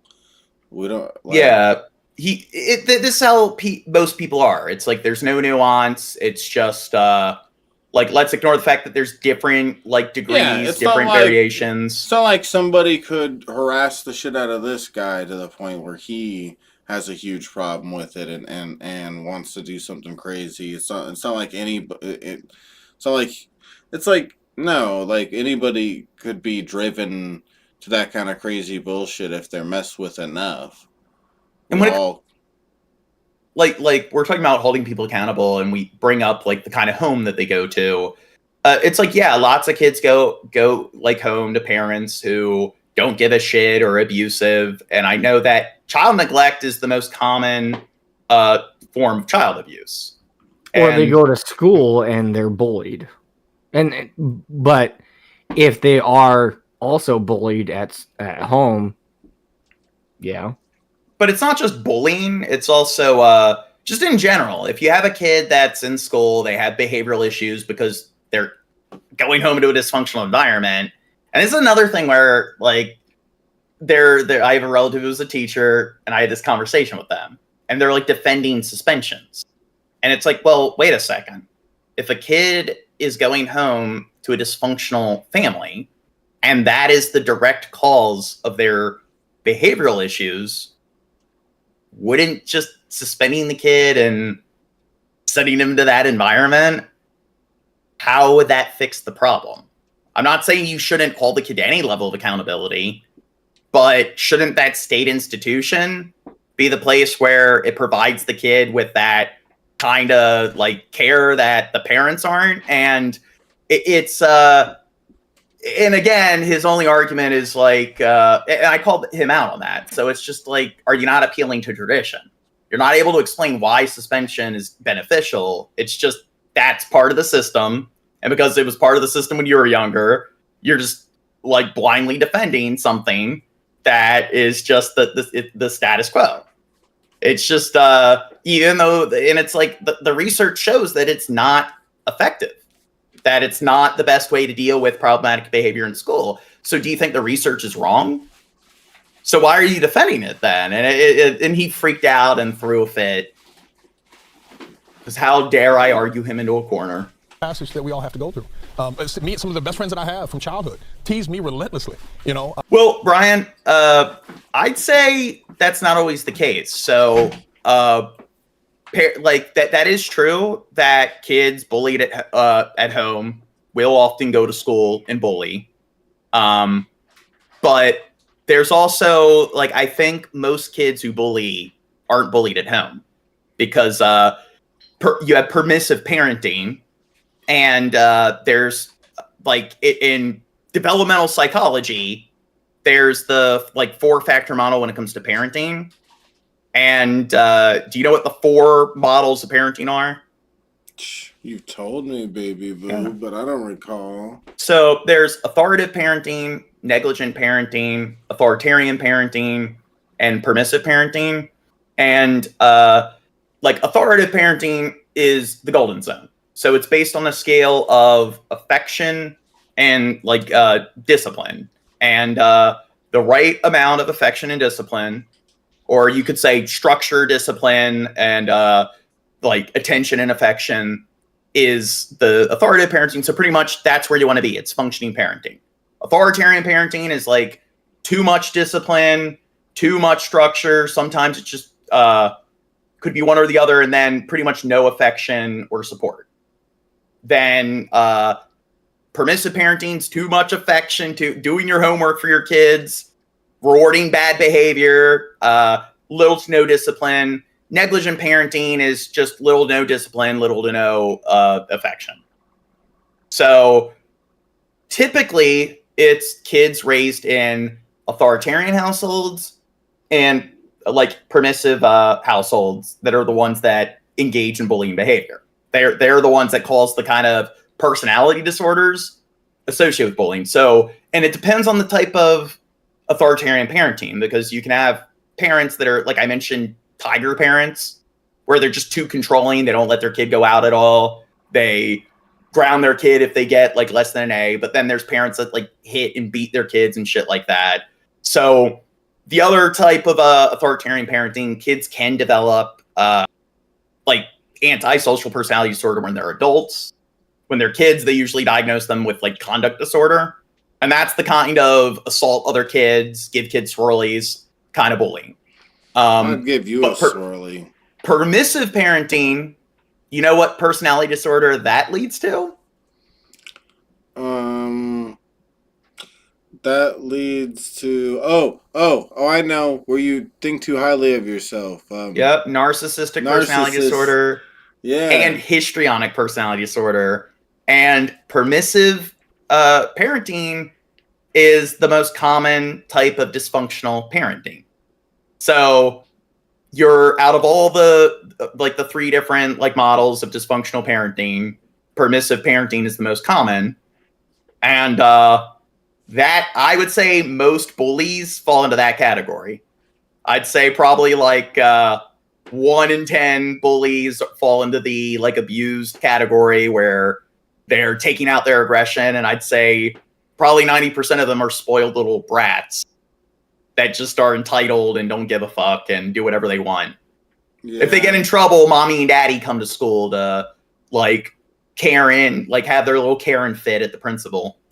And I did the same with them, and it's okay. But that gave you the experience. It is, but I'm very reluctant. But let's bring in Dr. Hardy. If your child doesn't have the ability to cope with something like that, what should a parent do in the last 40 seconds we have here? Absolutely. I think the first thing, the parent needs to go to the school, and demand some type of action from the school, creating a safe environment. Also, I think that the parents need to communicate with the children because they create that safe place when they are getting bullied, that they can have someone to talk to and be able to process whatever it is that's going on and develop the resilience to be able to speak up, defend themselves, and advocate on behalf of whatever is happening. All right. We want to thank you guys for joining us here on The Factor. Also, kids need to stop doing stuff to give the bully a good reason to bully them. I mean, because it's that black and white. Well, the shooting in Perry yesterday, it happened so quickly, but doctors and specialists offering trauma services are still working to treat and help the victims who were shot recover. Local 5's Connor O'Neill Nowhere is safe, says Jay Trudeau. Spoke with the medical director for trauma services at Iowa Methodist Medical Center about what it's Yeah, like inside not the even hospital the Shat and casualty Fam events. meetups are safe. You never know. Scotty might show up. You gotta look around like. Okay. Or Raisin. She was also talking about showing up. Yeah. Chat. Oh, you froze for a second. Thursday's school shooting in Perry. Yeah, Stephanie, Dr. Plies told me earlier today that he's had a chance to reflect on everything, but it's been really difficult for his entire staff. Again, as we have the opportunity to understand what all happened and process the information, it becomes, the reality starts setting in and emotionally more difficult. Not just me, but for the entire team. Dr. Plies said he's never dealt with a mass shooting event like this. The closest thing trauma services have responded to are fatal car crashes. It's hard. It emotionally has become more and more difficult as the hours go by. For hours after the first call came into the hospital, shortly after 8 Thursday morning, Dr. Plies' team implemented their mass casualty plan. With the strategy, their first priority was to stop the patient's bleeding. After that, a team of surgeons and nurses worked to address removing the bullets. We practice and we do it over and over and over. So when these events happen, as I said, we were ready and prepared. It's weird how there'll be like stories of like some guy. Dude, like say somebody saves a kid from getting hit by a car or something, it makes big news and stuff. But like people like him are saving people all the fucking time, and they don't really get much praise for it. I'd say. Well, I think society has a lot of respect for doctors. Obviously, I'm not saying he's not respected, but I'm just saying they're heroes. Yeah, it's their job. And yeah, I think it's also kind of like if you had like a news story every time a doctor saved a life, it's like I don't know, it'd be the only thing you're covering. Obviously, yeah. But it's just like think of how crazy people will treat like one person saving a kid or something one day, and this dude's probably saved fucking 50 people in his life or 100 people's lives or something. I don't know. You tell me what the numbers. Maybe far more than that. You know what I think? You have like a Veterans Day. We should have like a Medical Workers Day. We should have a like suck a doctor's dick day where we all just not just that, but like an appreciation day for not just doctors, nurses, nursing aides, first responders. They did that during COVID in England where they like at a certain time you had to go outside and like clap or some shit. I'm talking about like a holiday.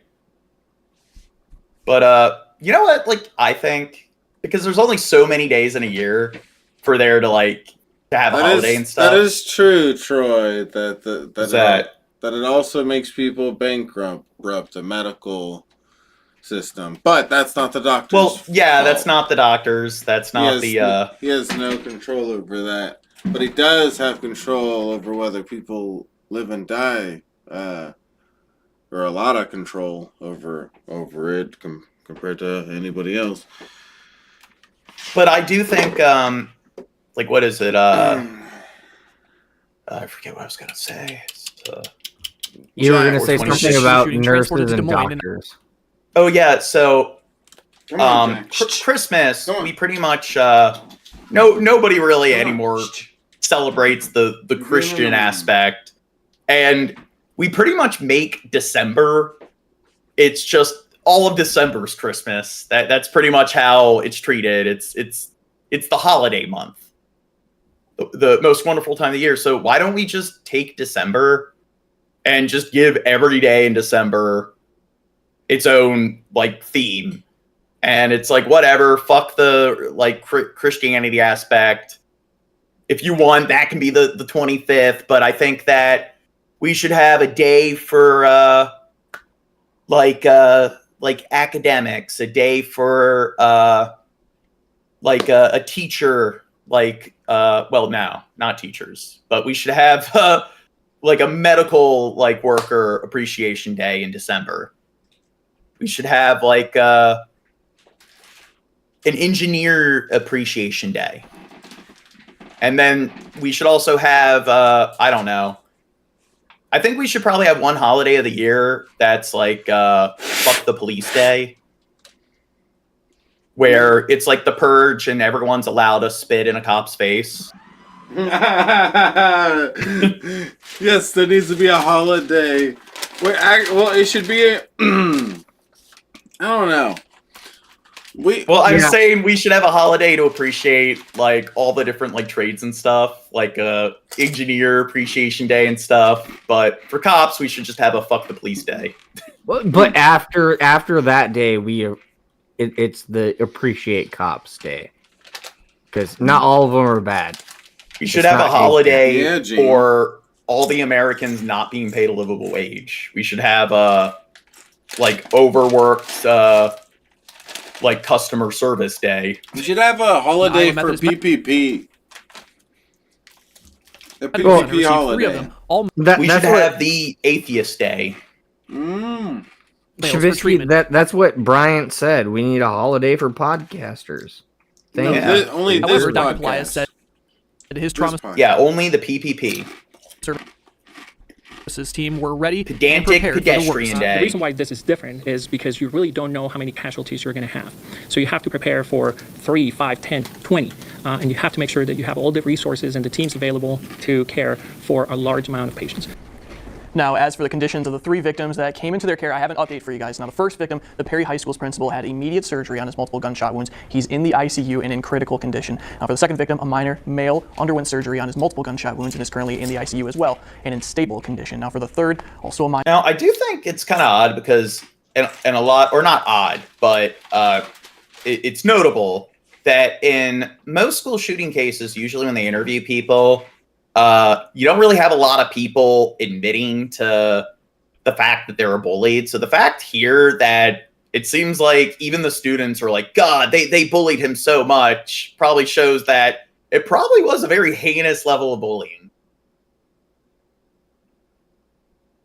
Police in Iowa are trying to pin down what motivated a high school student to open fire on his classmate. Now, what do you guys think? If you are mistreating somebody, abusing them, harassing them to the point where they kill themselves or do something like this, do you think there should be like some kind of, because I do know there are cases where they've charged people for murder because there's one husband who like was abusing his wife for years, and he did crap where she wouldn't get out of bed to like clean when it was like 2 o'clock at night, so he poured olive oil on her, and he did crap like that all the time. She killed herself, and then they actually did charge him for murder. And there are cases like that. So do you think that if kids are like that one story where it was that one girl and the 3 kids planned on like getting together and beating the shit out of her. They all got together and attacked her, and then she killed herself. And then they were harassing her on social media after they all got together and collectively assaulted her. So yeah. Do you think in scenarios like that they should be charged for like manslaughter, second-degree murder? Yeah, if you are part of a group or just yourself bullying someone to the point where they end their lives, yeah, you're gonna get charged. You should get charged. And I do think that it's something that it has to be extreme. So of course it's like, hey, what's that? I don't like to use laws like that. I don't like laws like that aren't accurate. Well, most laws aren't that. You'd be but I mean, we surprised how need to many make a new thing because there needs to be there should be one. If we're gonna charge them for it, anything, we need to charge them for what? Well, I do think it should be someone to extent. Well, whatever you call it, suicide. I still think it should hold the same weight as things like second-degree murder. It should be up there in terms of the penalty. Should be or manslaughter harsh. or anything Yeah. like that. It should be harsh depending on the context. And I do understand that it would be very difficult to decide, because based on that logic, if a person kills themselves, it's we don't know what was going on. But I do think if they investigate in something extreme, like that one story where the three of them got together and engaged in notable battery, they beat the shit out of her, and then they were harassing her online. I think I think something like that, it's pronounced enough, and it's just so explicit that they should go to prison for, I think, a good 20 years. And verbal abuse is just the same. I mean, it doesn't matter if you lay a finger on them. If you are verbally abusing someone and being like, hey, you're fucking ugly, you should kill yourself, and you're doing that for a year or two, and you're 13 or 12 or 13 or whatever, and you're still mentally developing, and you're just like, hey, I can't deal with this anymore, and then just off yourself. Yeah, you should fucking, no. I think going to jail. In a scenario like that, if you're doing that to a person and that they're suicidal, or whatever, they that's told where you. Context matters in these. Yeah, context matters. And, but I do think that if it's just verbal abuse and it's persistent, then I think there should be a harassment charge. But I also think when I'm talking about charging them for some kind of murder manslaughter charge, something where it goes beyond just verbal abuse. It's you're harassing them on the internet, sending things to their house.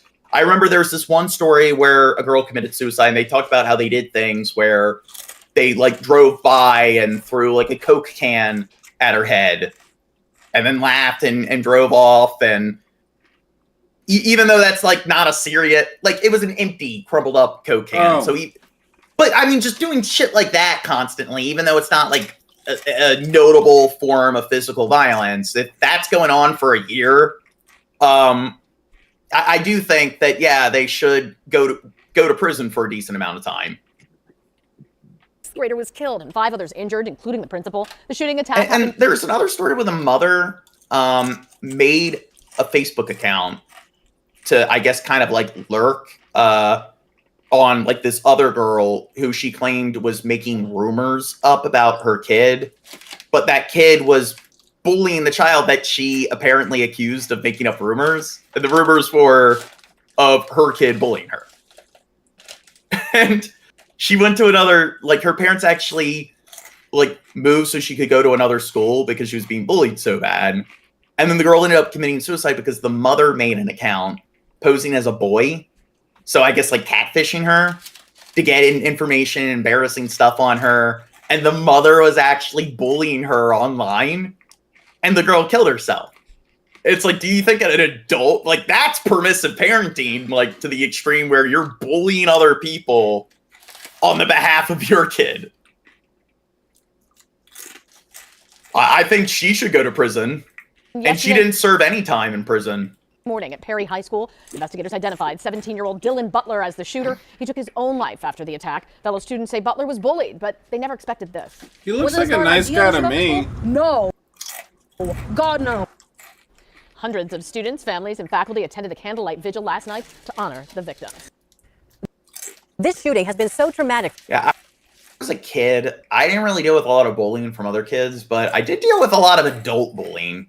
Like the kind of shit that Shab's talking about. I dealt with a lot of adults like that. For the families involved, including the kids. ABC 10 talked with an expert on post-trauma care. She tells us processing. Yeah, what I felt was kind of weird is when I was younger, the mother, like I never had issues with like other kids, like moms, but the dads and stuff, if I'd go to other kids' houses in the neighborhood or like spend the night at kids' houses, it was usually the dads that really fucking hated me. And it's just they would do crap like, I guess because I was the brainy kid. I was I guess a few years ahead compared to some other kids. And I think they were like intimidated. So even though it's like I got along with their kids and there weren't any like issues between me, like I was friends with them. They would sit there and if we're having a conversation, they'd like come in and be like, no, that's not true. And they'd try to like, they'd be like lurking outside the room as I'm like having conversations with the kids. And then they'll like walk in to try to like, I guess like diss me or like in front of the children. I think they didn't like how, I don't know, articulate I was on certain things and how if I was like talking to their kids, I could explain things more thoroughly. So I had a lot of grown men who were just very like kind of childish. But here's the thing, like I'm arrogant for thinking that. What do you think? Well, I picked on kids when I was in high school, but I mean, it's the same way that No, I'm talking about adults who... no, adults are stupid. Like 30, 40-year-old adults, where it's like... Oh, they're picking on you? That makes it kind of weird because they're getting an interest in a kid for some weird reason. I mean, you're probably joking. Well, you're saying it's arrogant, but... To be fair, it's like there are gifted kids and that's the term they use in the schools. Like they're gifted kids. What term should you use? And this is something where you have the science and you look at the research and there are certain things that gifted kids do deal with where like it's just a reality. There's kids that they do develop more quickly compared to their peers. They're like a few years ahead in terms of emotional development and so forth. And there's that fish out of water effect. And it is true that the adult bullying that I'm talking about, that is something that like there is research that shows that is something that's common with kids who are like legitimately gifted kids. They're in gifted programs and so forth. A lot of times parents will single them out and try to like be like disrespectful to them and stuff. And they usually try to do it in front of other kids to, I guess, I don't know. They do it to try to put their like they do it to boost their kid status or something. And what I found is when you read about it, they'll show that it's usually mothers that do it to like other girls, and it's usually dads that do it to like younger boys. So, and that's one of the things to do. And it's not just gifted kids who are like intelligent, like sports. They've also found that like parents will do things where, let's say there's a kid who's gifted when it comes to baseball. They're the best kid on the little league team. You'll have parents that will try to like bully that kid to kind of give their kid an edge. Gene, Troy said yes, arrogant. Was he talking I already about read that. Yeah, but is he talking about you? Is he saying you're what you're saying is arrogant? Or about yourself? Well, yeah, because the thing is, if you talk about what I'm talking about, there's no way to talk about it without being accused of arrogant. And isn't that that would be a fallacy of a single cause, that kind of logic of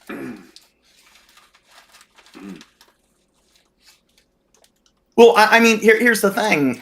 you don't think that's the case with people who, when it comes to intelligence, you don't think that in the same way kids who are below like average, like they deal with like the kind of fish out of water thing. You don't think they kind of deal with the outlier issue. You don't think kids that are the reverse deal with the same thing. And the research shows that they do. But the thing is, you're automatically arrogant if you claim that. And you don't think that probably makes it hard, not being able to talk about it because you deal with that nonsense, that kind of straw man. An event such as a shooting can be. Gene says that about him being smart. I say I'm really good at rapping and stuff. It's that those smart kids bully kids like Cobes when I was in school. Well, what smart kids are you talking about? I mean, like when I was in school, like all the gifted, like in the GT programs in high school, it's AP, advanced placement. They were pretty, like a lot of them were like pretty shy and soft-spoken, and they were all pretty like reserved and stuff. And one of the things I noticed is that the kids who are legitimately smart, not the kids who are in like gen ed and act like who do the neckbeard pseudo-intellectual thing. The kids that are legitimately smart, one of the things I found is that they really didn't care about what was going on around them. They didn't care about the drama, the gossip, the social circles. They kind of just detached themselves from that, and they didn't care at all. And a lot of them, you talk to them, they had, it's like me. I like had so many of my own projects, things that I was doing in my own free time, that's the kind of stuff I was focused on. So I just didn't involve myself in that kind of stuff. And that's one of the reasons I probably wasn't bullied, because I just didn't worry about that stuff and get involved in that kind of drama that would have led to it. And I also found like a lot of the classes I was in, there would be like 2 or 3 white kids in the class, and pretty much all the other kids were Asian or Indian, and most of them were like not like they're like the first generation born there, or their parents they not foreign exchange students, but they were, I don't know what word to use outside of immigrants. The uncharted territory. Aliens. For kids, and they need all the help they can get. Mindy Russell is a local chaplain with years of experience working on post-trauma care. Most recently, she worked with students in Uvalde. And like I mentioned, like tiger parenting, a lot of those kids I knew in my AP classes, I'd say that they dealt with a lot of that, where they are always really busy, and their parents just pretty much gave them no time to really socialize at all. Texas. And what we hear is that if you can imagine it, you can feel it. So yeah, but even the term foreigner, like people can brand that. That's another annoying thing with like people where they do the like that's racist, that's bigoted. It's like they don't care about context. So even though you're not even using it in a negative way at all, it's like foreigner, immigrant. Oh my god! It's like, well, what other word am I supposed to use? You fucking moron. Yeah. They were very traumatized by just what they imagined. It was horrific, but we were able to address the children by letting them tell their story. That bitch was and tell it well, blurry. not just for the area where it was horrible. Bitch don't know how to use a camera, damn. She says support from teachers, parents, and other important adults in kids' lives can really help them cope. Parents being the safe. But what J. Troido, do you what is it? Do you not agree that, or do you still think it's arrogant? Person being the reassuring, helping them understand that this is not something that happens every day, and that they are safe. All of these things reframe that horrible thing that happened to the children moving on and grieving correctly with good grief instead of bad grief. In a statement, the Twin Rivers Unified School District says, in part, quote, "We are heartsick by this senseless and tragic loss. Losing a child is an unspeakable tragedy, and our entire Twin Rivers school community is mourning alongside Keith's family and friends. We are part of an incredible community that will pull together to support the family and each other through this difficult time." To help students process all this, the district says counselors will be available to KJ's classmates next week when they return from winter break. I mean, what did he, I don't like this Gene kid coming around our son. None of them were like that. So I didn't deal with parents that didn't want me like around their kid. They would just be douchebags. Like if I was hanging out, like they'd come in, make rude remarks. And they'd usually try to do it around like a group of kids. So it wasn't like, oh, I think he's a bad influence. There was one mother who didn't want me near her kid. And this was the reverse case. Because like I said, it was usually the fathers. Like the dad actually liked me. And this was one of my good friends. So I would say he was in my circle. So I guess he was one of my best friends in high school. So his mother didn't like that I was an atheist.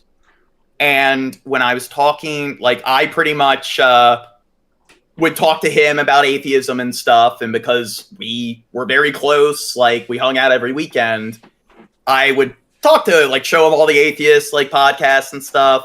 And they didn't like how he didn't want to go to church anymore. Or at least his mother didn't like how he didn't want to go to church anymore. He told them that he's an atheist. And one of the things that the mother did is they had a dog, and him and his siblings, and I was also kind of friends with his siblings as well, but they would joke about his dog being gay because his dog was really feminine and stuff. So the stream will end shortly. It says there's no data. What just happened?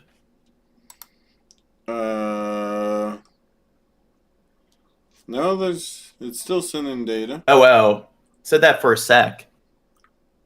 What is it? A spec? Oh, it's not an A, Skeppy. Origin, the kind of people who would condescend over trivial displays of knowledge. Yeah. Well, I don't know why I was saying that. It went away real quick. But God, what was I saying before? Yeah, she they were making the dog being gay joke, and then she's like, dogs can't be gay. And I said, well, actually, dogs can be gay. And then she freaked out. God, that is bullshit. I've never seen a dog fuck another dog. And after that, yeah, she didn't want me near her kid. And he came out as bi, and she blamed me for that. And I never talked to him about sexual orientation. That was something that we never discussed. And the only thing that ever came close to that was me making the comment about the dog. So she was blaming me for him coming out as bi. Yeah. And so that was the one parent that didn't like me hanging out with her kid. Well, I agree with her. It was a bad influence. I agree with her. That bitch was right. You're a piece of shit, Gene. Fuck you.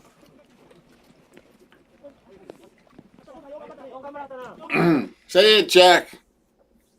Fuck you. Fuck you, Gene. Yeah, but that's the kid I talked about where he ended up becoming a heroin addict. He did the same thing I did where he moved out when he was 18, but he ended up... His parents were pieces of shit as well. And I blame them for that because... Talking about my pimp juice. My pimp juice. My pimp juice. Think I need a little loose. Oh, this is the earthquake in Japan. Dirt fell asleep. What a girl. Who falls asleep these days? I've never fallen asleep once in my life. Talking about my pimp juice. Here's more people getting arrested. Tomorrow marks 3 years since the January 6th attack on the U.S. Capitol, and investigators are still making arrests. 2 Bay Area men have now been charged for their alleged involvement in that attack. The men are from Bradenton and Northport. According to this indictment, both interfered with law enforcement officers performing their official duties. Documents show one of the men used a chemical to assault officers. It's been exactly 3 years since the siege. What? That was a poorly edited video. The U.S. Capitol on the day. Should me edit Congress was to certify the 2020 election results. On Friday, President Biden... What? Had me edit it. Well, they should have had you edit. Delivered his first campaign speech of the year and called the events of January 6th the moment when we nearly lost America. He framed his potential race against Donald Trump as a battle for the future of American democracy. Dude, he the said, ride began with the hold outgoing on. president speaking to supporters. What's that? Oh man, that video of him, it looks like some sort of character or something. What, you're talking about the wrinkles on the side of his forehead? Yeah, on the head, yeah, and stuff. He looks like some sort of character of some sort, like for a movie or something. Are you saying in general, or do you think he looks like a specific character? In general, he looks like some sort of kind of over Who's the at the White top, House. wrinkly character. It kind of doesn't look real. And imploring them to march to the Capitol. CBS News congressional correspondent Scott McFarland joins us from our Washington newsroom with Trump a live. looked like a character there. You're a character. He's the. Wait, where is that? I want to see the still of Trump. Yeah, this. See, he looks like at the lectern and everything, the king of the he's like the Oompa Loompa dictator. That's why they all left Oompa Loompa land. Yeah, Willy Wonka gave them asylum. He does look really News congressional tiny correspondent Scott here. McFarland joins us from our Washington newsroom with the lives that were changed that day and the fears about what lies ahead. Scott, good morning. Jeff, good morning to you. More than 1,200 Americans have been charged for their roles in the attack. And even as time passes, the anger, the divisions, and some of the injuries still remain. 3 years to the day, Thomas Lloyd can't shake the images It's just how it came out of nowhere. of the chaos and the carnage. After more than 30 years with U.S. Capitol Police, Lloyd says that one day haunts him. I thought rednecks love police. The pure brutality of what they went through. A sea of rioters swarmed the hundreds of officers trying to protect the Capitol. You're completely outnumbered. By the end of the day, it was tens of thousands against hundreds of officers. Some beat police with poles, bats, sticks, stolen police shields, chemical spray, or their bare hands. Some called police. Like, this is something that kind of shocks me a bit. Like, why did you would have thought that some of them would have brought firearms? Because it seems like the kind of people that are this extreme are like the gun nuts. They're all to the right and stuff. So I'm shocked that like nobody showed up with Eddie. Maybe some people were arrested and they found out that they had like a gun on them, but I'm kind of shocked that that wasn't a thing here. Police traitor chanted hang Mike you would Pence think if rifle all through these the office of people went Nancy. to this extent, somebody would add a gun, to do this crazy shit. You would have thought. And to be fair, I do think that would be less efficient than what they're doing now. Because if somebody started firing, it's like, it probably would have been like, okay, we really need to get cops in there. And I think a lot of people who are there, I think a large percentage would start running. Like, oh shit, I'm out of here. But the thing is, like, what I'm saying is it's a really stupid thing to do, not just an unethical thing to do. And I'm surprised, like, these stupid, like, rednecks, that there wasn't one person that did that. Pelosi. Second floor. Lloyd remembers how the mob confronted a lone officer outside the Senate chamber as the vice president. But I mean, you said that like most of them came like because so many of them are gun nuts. It's like you think that at least one of them would like have like a handgun on them, or like that like they'd have like a rifle in their truck because they love guns so much. Senators escaped. The police lines on the east and west fronts each collapsed. You never forget that. It still hangs on you. Oh, yeah, every day. In the U.S. House chamber, officers were overrun before everyone was evacuated. They came 10 seconds from getting to us. Norma Torres, Dan Kildee, and Pramila Jayapal were among a group of House members trapped in the upper level of the chamber. I remember just being on the floor, unable to move because I'd had knee surgery. Everybody stay down! Get down! And I thought this was it. You think they would have come for you? They would have taken you? They were for sure. They were. Now, if they murdered all of the congressmen or congresswomen, congresspersons, do you think that Trump would have ended up taking control of the entire government? I think Donald Trump would have won. Yeah. Get over it, Jim. Get over What do it. you think, Crow? Crow, do you think if they were actually able to assassinate the entire, like, all of Congress, do you think do you think that would have been it? Trump would have just seized control of the entire federal government? If this happened in the Midwest or the South, everyone would have a gun and it would have been different. No, but I'm saying if they were able to actually succeed at wiping them all out, let's say that happened, do you think it would result in Trump as a dictator? Yeah, Trump would then be able to take control of the federal government. Oh yeah, but these people are fucking retarded. I mean, one person got shot and the other person got tased to death. Yeah, I'm not talking about whether they would be able to do it. I'm saying if they did. So, if they did, yeah, no. Considering how the outcome came out. So, do you think, I don't know, do you think the military would then be like, I mean, that's complete fucking horseshit because the fucking military was there and didn't they set up barricades and everything and still these civilians got through? Well, I'm saying, are you saying that you don't think the military would be able to go in and take out the people squatting in the building? No, they definitely can. The military can. But for some fucking odd reason, these civilians got through, and yeah, this is completely Trump's fault. Apparently, Landon thinks that Trump, it came really close to Trump taking control of the entire government. Yeah, it was a coup. Well, basically. I don't have any issues with calling it a coup, but do you think that it's even plausible that if they succeeded in... Because I believe Landon thinks that if, let's say, they were able to get in there and murder all of Congress, do you think Trump would be able to then, after that, make themselves the head of state and the rest of the country, like all the other branches of the government, would go along with it? Oh, fuck no. I mean, who is Trump gonna... Okay, you get rid of everyone.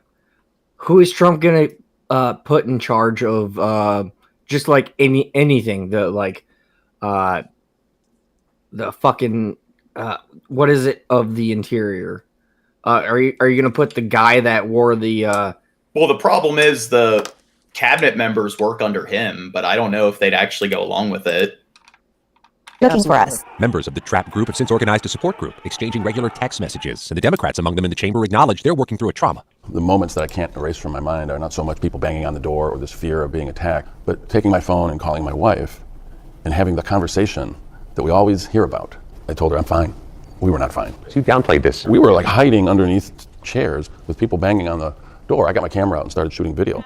And on that video, I catch the sound of the gunshot going off. Yeah. I think we all had a sense that there's never just one gunshot. But it was a single shot fired by police that struck Ashley Babbitt, stopping the surge. Over the course of 3 years, the Department of Justice has arrested nearly 1,200 people, securing guilty pleas for more than half of them so far. This is not only the largest DOJ criminal investigation ever, it's probably the most successful, too. Scott Fredrickson is a former Justice Department prosecutor. They have pretty much a perfect record so far in all of their prosecutions. That's pretty stunning. Sometimes assisted by tips, including from the son of Guy Reffitt of Texas, who turned in his father and testified at his trial, the first of all. Yeah, he hates his fucking dad. All the rioters. Accused of rushing toward police, encouraging rioters forward with his megaphone, and Dude, later... if your dad showed up to this, Shab, would you turn him in? Yeah, I guess. Sure. You would? Well, what if your dad did something like, I don't know, your state capital? What if, people didn't like the governor and there was, a bunch of people that, swarmed the building? And if you knew that your dad did this, would you turn them in? Dude, I don't Would you narc on your dad? I don't know. It'd be a pretty weird situation. It's like, I would tell Dad, you. Are you taking your medication? Messaging, we took the I would capital of knock the on United States you. of America, and we will do it again. Refit was also the first to be convicted by a jury. 3 years later, Refit remains behind bars. What about you, Crow? If your dad... Oh, Crow disappeared. Timmy, are you there? Yeah. If your dad, I guess, went to America from Canada and joined the rally and stormed the Capitol, would you report him? Would you narc on him?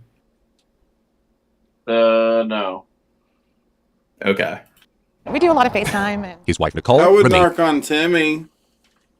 Yeah, I'd say, I don't know. Like, if my parent, if I had a relative that I liked, they did something like this, I don't know if I'd narc on them, but if they're pieces of shit, yeah, I would get back narc at them. in Washington, attending court hearings each day. y'all make this vigil happen. And along with Ashley Babbitt's mother, leads a vigil in support of the January 6 defendants for more than 500 straight nights. What's the goal of doing this thing outside of jail each night? The real goal is to give these people a voice and a platform and to show solidarity. Yeah. What they were doing was justice. They were trying to make sure the right person that it wasn't stolen from the right person. I would narc on In jailhouse just calls Troy pumped Doe. over the loudspeaker. Some January 6 defendants argue they're the victims of overzealous prosecutors, with thousands of viewers watching online streams. Whoa. Some talk about the prospects of future pardons being openly suggested I mean, Trump did have the election stolen from him. by Donald Trump if he were to retake office. I watch a lot of defense lawyers argue that the January 6th defendants think they were sent here by Trump, and that Trump is to blame for this. You ever think People have to that? account for their own actions. One man can't do that. My daughter has a very different opinion of that. She said it outside the court Yes, that she day. did. Yes, she she said did. it powerfully that this is Trump. Trump deserves life in prison if my father's in prison for this long. That was how she feels. And I respect her feelings on that. It's not how you feel. It is not how I feel. We're going to walk down to the Capitol. Yet Donald Do you think Trump should... There's so many different fucking things he should go to prison for, but I do think he should face criminal charges for what was going on here. Trump is scheduled to stand trial for events related to January 6th as early as this spring at the same federal courthouse. Well, he's a Jan 6er. He's an official Jan 6er. And on the 2024 campaign trail, Trump continues to stoke the fires of January 6th. I don't call them prisoners, I call them hostages. Republicans in Congress have echoed his claims. All you hear about is a 3-hour riot on one single day, January 6, 2021. Some toured the jail last year and met with riot defendants or dropped by to join that nightly vigil outside. House Speaker Mike Johnson announced plans in November to post 44,000 hours of January 6 surveillance video. House Republicans trust the American people to draw their own conclusions. We relive it every single day with the actions and the words of our colleagues. 6 hours, Gene. What's that? They said they were gonna release all 46 hours of the camera footage or something. Ooh. We gotta watch it, me and you. And Dirt. Well, a lot of times when you look at that, where they have footage of the entire court case, footage of the entire event, a lot of times it's pretty boring because there will be long periods where nothing happens. It usually is kind of underwhelming. There will be things that you'll see where it's oh, that's really interesting, and that's probably what people will do. People will create a compilation of the more entertaining stuff. You're underwhelming, Gene. So it is a triggering moment every time there is a denial. In exactly 1 year, Congress will reconvene to certify the winner of the next presidential election. Y'all think about January 6, 2025 Jane. much? Yeah. What do you think What's at that? stake or possible that day? We've been going nearly 7 hours, Gene. It's only 7 hours. 7 hours. I think it's about time we talked about Monster Hunter and ending this stream. You want to play Monster Hunter? No, well, not right now, but I'm saying, yeah. I was gonna ask Dirt if tomorrow. Well, here, let's cover this one last story. This is only a minute.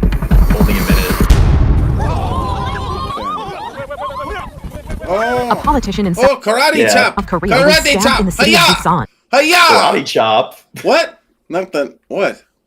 That's racist, Shab. Reports say opposition leader Lee Drunken Crow. Jae-myung was stabbed in the neck Oh shit! That's not. Yes. Cool. That's not. while he was cool. touring the site of a proposed airport in the port city. Video shows the attack. The suspect allegedly approached Lee in a crowd of people and asked him for an autograph before assaulting him. Drunken It's Crow. Imagine somebody comes to the Shab meetup and it's oh, Shab. Or Shab Karate goes to chop. VidCon. Karate chop. No, and they're like, oh, hey, Shab, can I have your autograph? It's like, oh, sure. The attacker was quickly subdued and arrested. It would Lee be could like, seen hey, do you want to see my knife up close? Okay, I didn't see any like actions there that resembled a karate chop. That wasn't the joke, Gene. I know. That wasn't the joke. Drunken Crow, did you like my joke? Yeah, lying on I the ground did. while people I thought you tried liked to my control the joke. bleeding. He was airlifted to a hospital. Reports say he made it through surgery and is stable. Oh, okay. That's good. He's safe.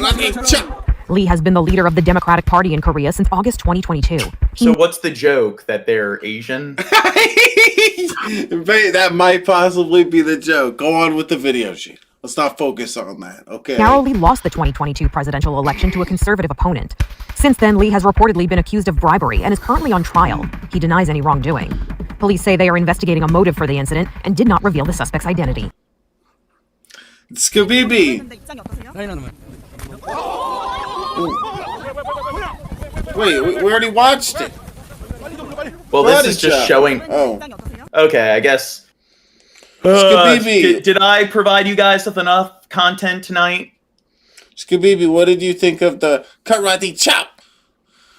Karate chop. Karate chop. Wah, wah, wah. So, what?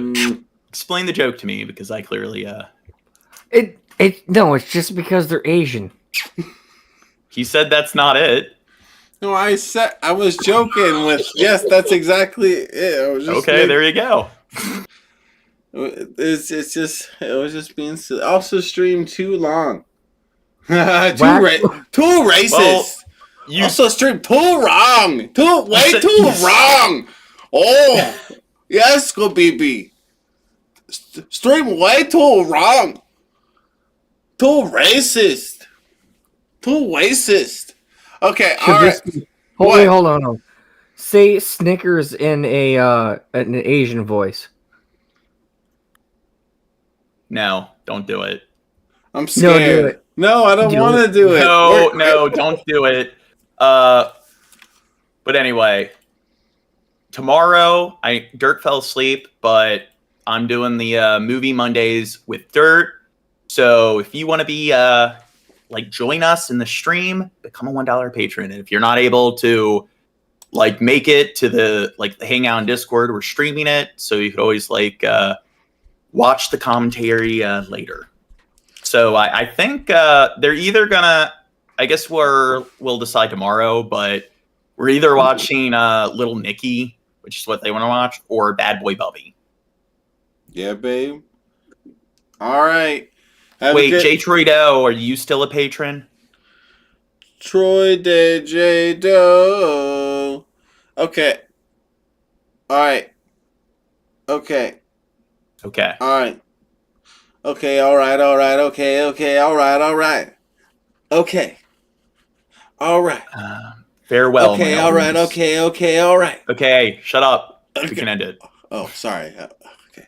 All right. He said bye. No. He's having money issues. I'm sorry about that, Jay Trudeau. Yeah.